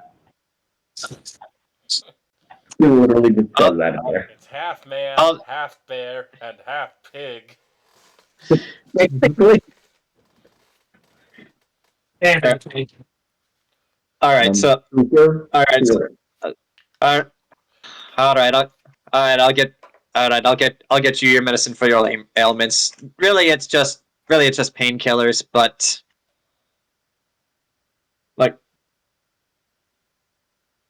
we need to, I need to get this woman turned over to the city guard. So, yeah. All right, so. Was she one of the characters that was in the actual one-shot with us that survived? Yeah, she was. She got a job at the Merry Mermaid because she wanted to find out more. It was the one I played. Okay, so yeah, mine got a job on your shipping company. He's like, yeah, I want a fucking job. Here's what happened. And this bitch is like, yeah, I want to look at the records because I want to know who sold this. Like, yeah, she got a job at the Merry Mermaid because she wanted to find out what the fuck happened. She could have just asked. But she didn't. She didn't entirely trust you guys. Yeah, my guy spilled everything. Like, all right, man, look, this is what happened. My boss tried to eat me. This box was all like this, and quite frankly, I think I'm owed a job. So yeah, give me a job, and that's all I need. Mm-hmm. That's what my guy did. All right, so I guess let's point out, Burchill just like, if you just came to me asking for that information, I probably would have given it to you. But now I'm going to have you arrested because it's the principle of the thing. You really would have just given me that if I asked? Well, yes. You're not lying, are you? Yeah. Wow, you are so much nicer to elves than my last lord. Actually, than my last boss. Then again, my last boss tried to eat me, so. My cleric in the distance. I told you so, you stupid slog. Perhaps when Nitty gets back, we could negotiate, like, I don't know, community service or a fine, maybe. It's like. I mean, you're still fired, but still.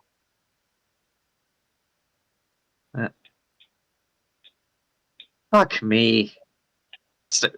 Will you please stop? Will you please stop saying that? No one here is going to do that. I don't mean it literally, asshole. I mean, that was a job until. That was a job until 5 minutes ago. Yes, and I was in very high demand, actually. I'll have to talk to Margarita about what numbers you appointed because perhaps we could renegotiate. Renegotiate your contract, maybe. Well, my life is in the hands of whoever comes to take me away. So she has nothing else to say after that. Hey, maybe it'll be Rowan's friend, or I forget his name, the guard we all like. Oh, Euron? Yeah, maybe it'll be Euron. Unfortunately, it isn't Euron, but some members of the city guard and one witch hunter actually do eventually arrive to take her away. And seeing that she's an elf, this is excessive. Like, we just need one. It's like there are only like 3 of them. Yeah, still, this is excessive. We just need a single guard, and if anything, the situation we've kind of discussed it. I mean, so.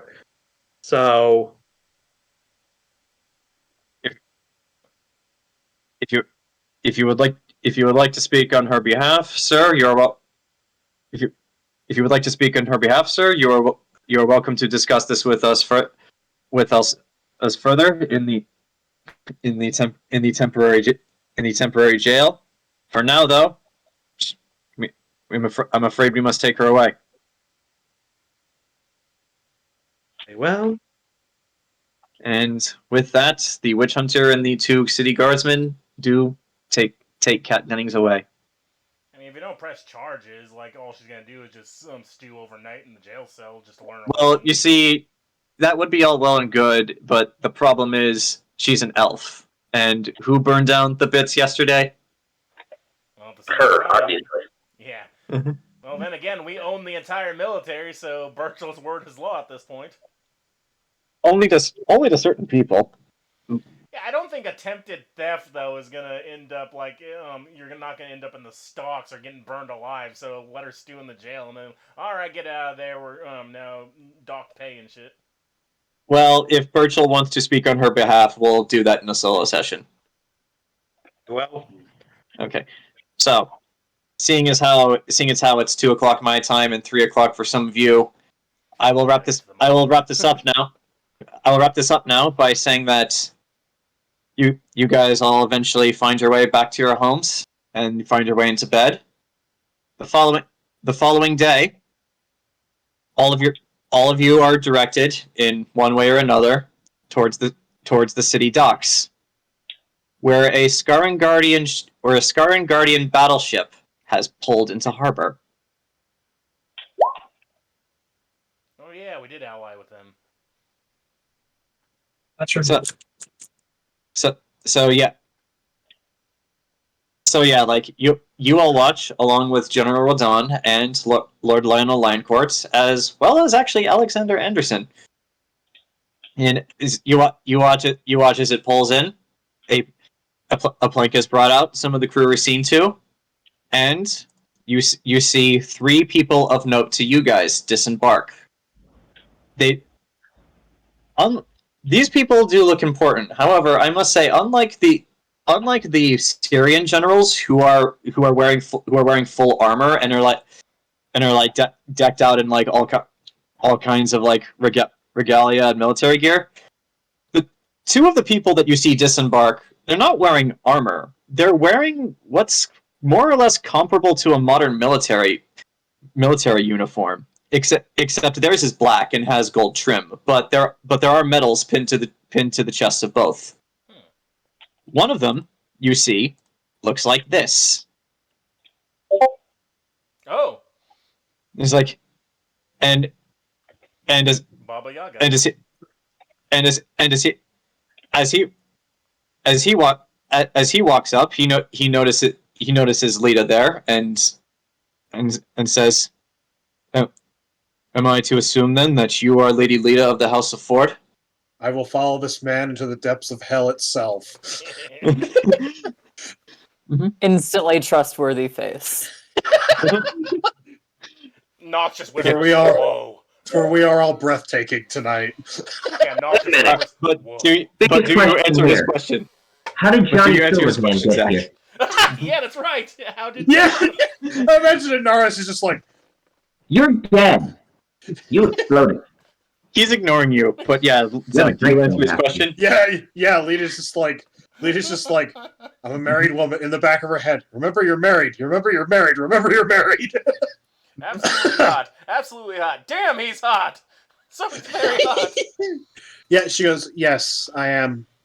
It's like, if that is indeed the case, he slaps a fist to his chest and then does a quick bow. It's like, General Gale of the House of Kuzland of the Scarring Guardian Armed Forces at your service. The next person to disembark shortly following him is this man. I would also follow this man to the depths of hell. They put their differences aside and they're working together. And seeing the gesture that his compatriot has just done to you, he follows suit with the same thing, fist bump to the chest, and says, Fleet Admiral Alexei of the House of Trevelyan of the Royal Scarring Guardian Navy, at your service, Field Marshal. Well, the last time I met a Trevelyan, he tried to kill James Bond. The names of these 2, Kuzland and Trevelyan, are actually the names of my Dragon Age characters. Yeah, right. You're not given a choice if you play as a human character in Dragon Age 1. You're somebody Kuzland. So, yes, the poison for Kuzlin. Kuzlin's poison. Yes, the point. But yes, the third After he introduces himself, a third person descends the stairs.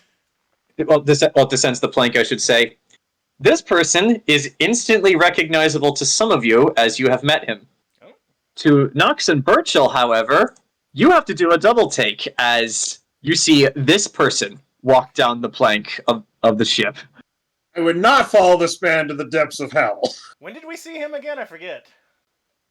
You never did, and neither did Burchill. We didn't go with you guys. That's right. I forgot. It's Dio. Oh, Yeah, good. The circus is in town. Dio. In fact, Why did we employ a clown? that is legitimately what he is dressed like. Actually, he's walking down from the ship dressed like that in that shade of purple. Hey guys, I found our sorcerer to help us with transmutation. Mm-hmm. Yeah. Mm-hmm. But Nox just looks at Burchill and goes, mm-hmm. "Fuck." Mm-hmm. He's like, seeing you all assembled there, he walks up and says, "Ah, Lady Ford, how pleasant to see you again." Likewise. Welcome to Sanctuary. His Majesty Emperor Lysander requested that I aid our Scar Guardian forces in this upcoming endeavor. After all, I sincerely doubt that there's anybody in this city, let alone this country, who's an expert on all things of the arcane nature. Side glance to Gabrielle. Actually, at this, Anderson is there too, and you watch as he just gives like a knowing look and a shit-eating grin in Anderson's direction. Anderson at this clenches a fist because need I remind you of the nickname this guy has here in Syria, the Icon of Sin. Oh right. Mm-hmm. Yeah, because he's technically... The church hates this dude. I forgot. Yeah. This guy is the living, walking embodiment of everything the church hates and will kill on sight. Mm. Okay, I'll give him a free pass. and here he stands, and nobody's drawing a blade. At least it will sting. Mm-hmm. It's like so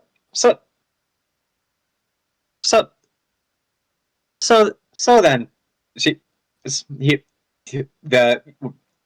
Oswin looks over towards General Radon, seemingly knowing who he is. He's like, "Have living quarters been prepared for all of us, or are we to seek those out on our own?" Living quarters have been prepared for you in the Red Keep. Excellent. Lead the way, please. It's like, but yeah, like just looking around, Anderson, Radon, Gabrielle, even your brother, nobody is happy to see this guy. Like, actually, question before we call it quits. Malediction, are you there as well?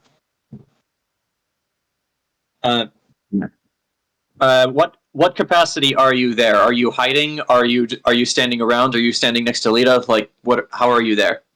I'm standing around right there. I'm Supreme Captain General. It's like Lord Punting. Mm-hmm. Esquire, the fifth. It's like You did this. Just as the three of them turn to leave, escorted by Syrian knights, he notices you and says, "Ah, you! I'm glad I was able to find you so quickly." Ah, yes, you. Yes, me. I know that you know very well who I am. But that hardly matters right now. I have something for you. You then watch as he reaches into his pocket, and as he reaches into his pocket, Anderson, Radon, Lionel, and everyone surrounding him goes for their swords. He's got a gun! Field Marshal, do you wish to intercede? I mean, it wouldn't be Lita. somebody exploded in front of me. Yeah, Lita puts a hand up. He's like, shh. He pulls his middle finger out of his pocket. Here you go. He's like, but at this, Oswin just looks around and just goes, gentlemen, please. If I was going to kill any of you, I would have done so already. I like this guy. At that, malediction, you watch as Oswin pulls a blue crystal out of his pocket and then hands it to you. You're having just identified one of these a day before, you are instantly familiar with what this is. What is it? Walkie-talkie. Well, it's just like, but do you take it? What is it? I forget what it is. It's a sending stone. Oh. Okay. Thank you. It's like, add this to the pile. Like, you're welcome. Now, gentlemen, please. As you were, you have no authority to command us here. You have no authority to command us here, Icon of Sin. It's like that's maybe, but I am still the Archmagus of Skarngard, and as long as I am here and here to assist, I expect to be treated with the utmost respect, the same as I'm sure you expect me to do of you. He's not there. Boy, you're all pretty. Not pretty enough to understand, but you're all pretty enough. You can stop fighting. Thank you. I worked very hard on this. Look over at Lita. Mm-hmm. Yeah, Lita's just like, bold move. I appreciate it. Mm-hmm. It's like, but yes. So after they are all escorted away, and you can either go with them or see them off. It's up to you guys. I'm just gonna say, once they're all gone, I'm just gonna say it. What the fuck is up with the clown? Apparently, that's just his manner of dress. Trust me, when we met him the first time, it was, I don't know, every time he walks into the room, all I just hear is, for whatever reason, I don't know why, but every time he walks into my general vicinity, I start hearing deet deet deet deet deet deet deet deet playing in the back of my head uncontrollably. Where we met him, he was at the party, right? No, you met him when you handed off Prince Ares to his bride to be. Oh, that's where he handed off. When we handed off the guy who just really could never stand up to me. And as you're saying that out loud, suddenly a voice comes from the Seeing Stone. You know, I hate it when you meet somebody so incredibly interesting, but they don't leave you a way to contact them. So this is me not contacting you. Over. The prince just. Or is that the prince? That all of you who are in Skarngard, you recognize that voice as Princess Minerva Lysander. Oh yeah, I got along with her. Yeah, shit! Oh yeah. So Anaris, do you respond? And who the hell is that voice I say to Burchill? Mm-hmm. It's like I've met a lot of new people, so I do frequently forget. Just like, oh, please! I doubt you would have forgotten me. And if you had, well, I'm just hurt. Well, I'm just so very hurt. I like her. We gotta cut off communication. She's a chess master. Over. She'll have us all eating out of her hand. What's your vector, Victor? It's like, what? By the way, why did you tell me that Prince Ares had a tiny penis? If I didn't know any better, I would assume that you wanted to keep him for yourself. Over. That would be fucking hilarious. Maybe on a leash, just as a pet, and not in the way you're thinking, just to fuck with him. Because he made it easy. Oh, trust me, I've learned that already. Well, good to know they're trying to create a hair. This poor boy. I mean, he had it coming. We're either gonna see him again, and he's gonna be like drained of all vitality, or he's gonna somehow be chatified, and he's gonna be like, "Yes, my queen." He's just gonna always be walking next to her. No, he's saying, I didn't expect him to be like with a collar, his head down, and it's like he doesn't speak unless he's spoken to by his wife. She would make him chatify. Mm-hmm. Why not both? Hey!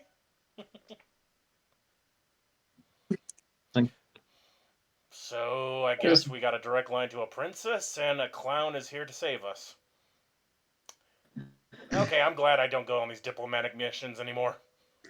what's the weirdest thing I've seen? I mean, I guess the elves won't be expecting a clown. I mean, they are mortal enemies since the dawn of time. The Seeing Stone. No, like, no, clowns will enemies are vampires. it's like That's true. the Ascending Stone lights up again. I think that's like- werewolves. Oh, By the way, are you alone right now? Or are you in public? Or is Lita with you? Over. in public with Lita. Why? Oh, great. Tell her I said hi. I was like, message me back when you're alone. There are some things I wanted to talk to you about. Over. Quick. You must I think the sabotage pr- Lita. Okay, Lita, the princess says hi. You That did was her. hear that, Lita. You did hear that, Lita. You were right next to her when it happened. I think he's hitting on me. I know. I'm sitting here just like, the princess flirting with. No, she's gonna try to make her a pawn just like Enzo. Good one. What do you like? Meanwhile, King Aion. What do you mean diplomatic relations broke down between my son and the princess? Well, you see, there was a third wheel. Who the hell is a third wheel? Oh, this. Oh, God. Ah, damn it! I couldn't stop her. I couldn't stop her, father. Give me back my ring. All right. You didn't earn it. So You this didn't is how learn. the war between Syria and Skarngard reignites. No, it's gonna ignite once we At kill the end of the the day, actual honestly, king. I don't know how I got the crown. I wasn't even in the run. Either way, I'm making war profiteers with my bombs.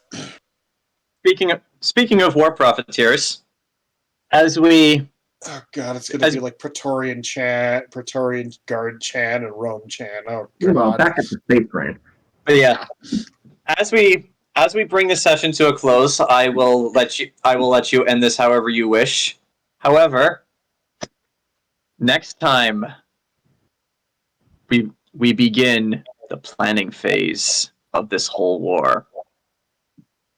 So, Grant, I'm going to need you to be there next time, because I'm going to need you to send me the next recording after the next session so that I can actually listen back to it so that I can know what to do. But yes, Well, I'm gonna be there anyway, unless I'm not part of the planning stage. Oh no, you all are. You're all going to be part of the planning phase. You have really no choice in that regard. But yeah, like I'm gonna need the recording of that session so that I can properly plan the rest of the war in advance. But yes. All right. The whole group of assembled generals and foreign dignitaries from Syria and Skarngard is now in sanctuary. A field marshal has been chosen. It's like the armed forces are on their way. The enemy forces are on their way.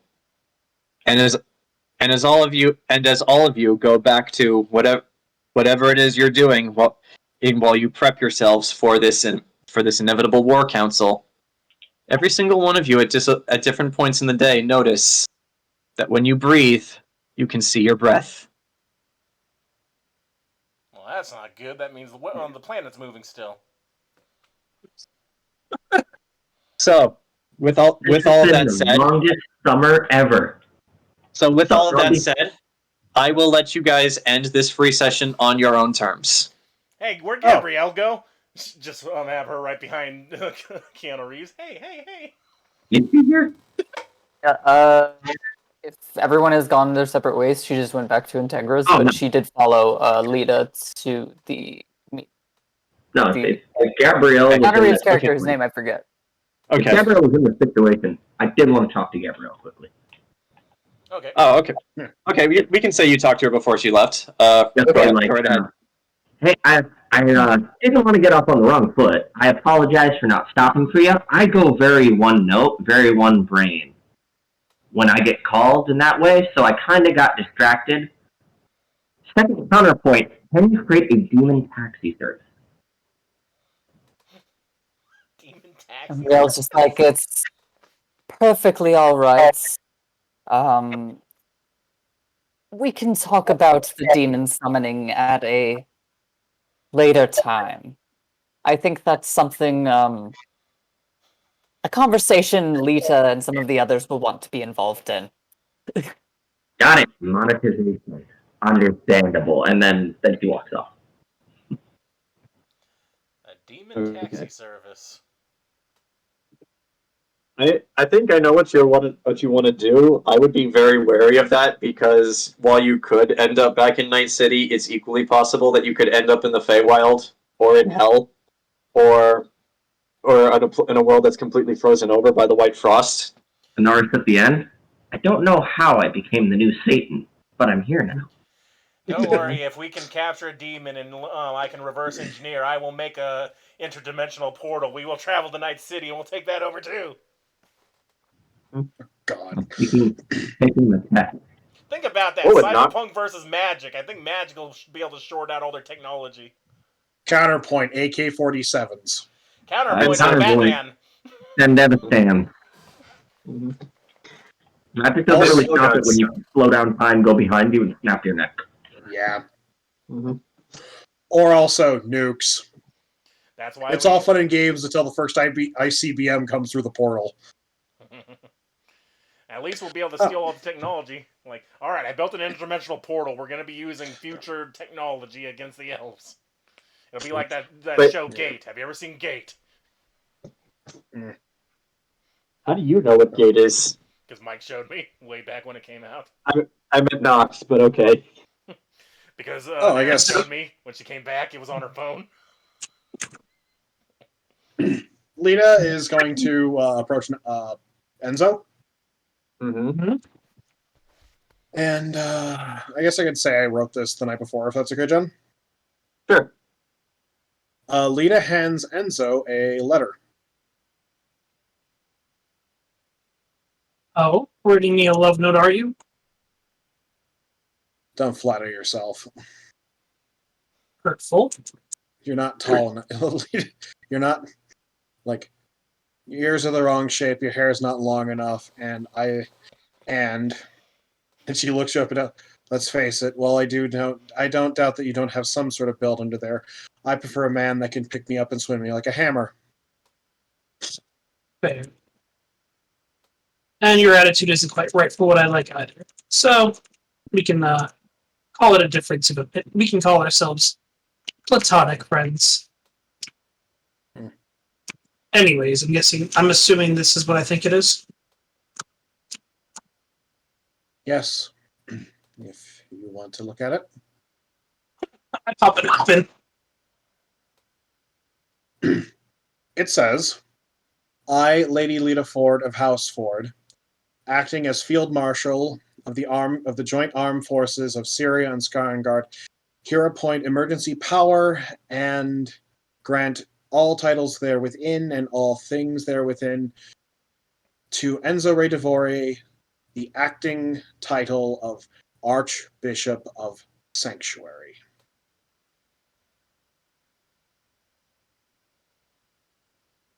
Signed and stamped with the official House Ford seal. Sign it Lady Lita of the House of Ford, or do you sign it Field Marshal Ford? Yes. It is signed Field Marshal Lady Lita Ford. Yeah. Yeah, Yes! Gabrielle, Burchill, you're gonna need to hold Lita back. I think the power's going to her head. Very, very wonderful. Everyone's got an So upgrade. So then the only thing that we must do is just inform Anderson during in the little meeting you'd like to have with us, and all should fall into place. Right. If the two of you are ever on one night this week, we can do that as a solo session. That'd be perfect. And now for Nox to become this for the war. Oh god. The father of chemical warfare. Next time we begin drawing up the battle plans.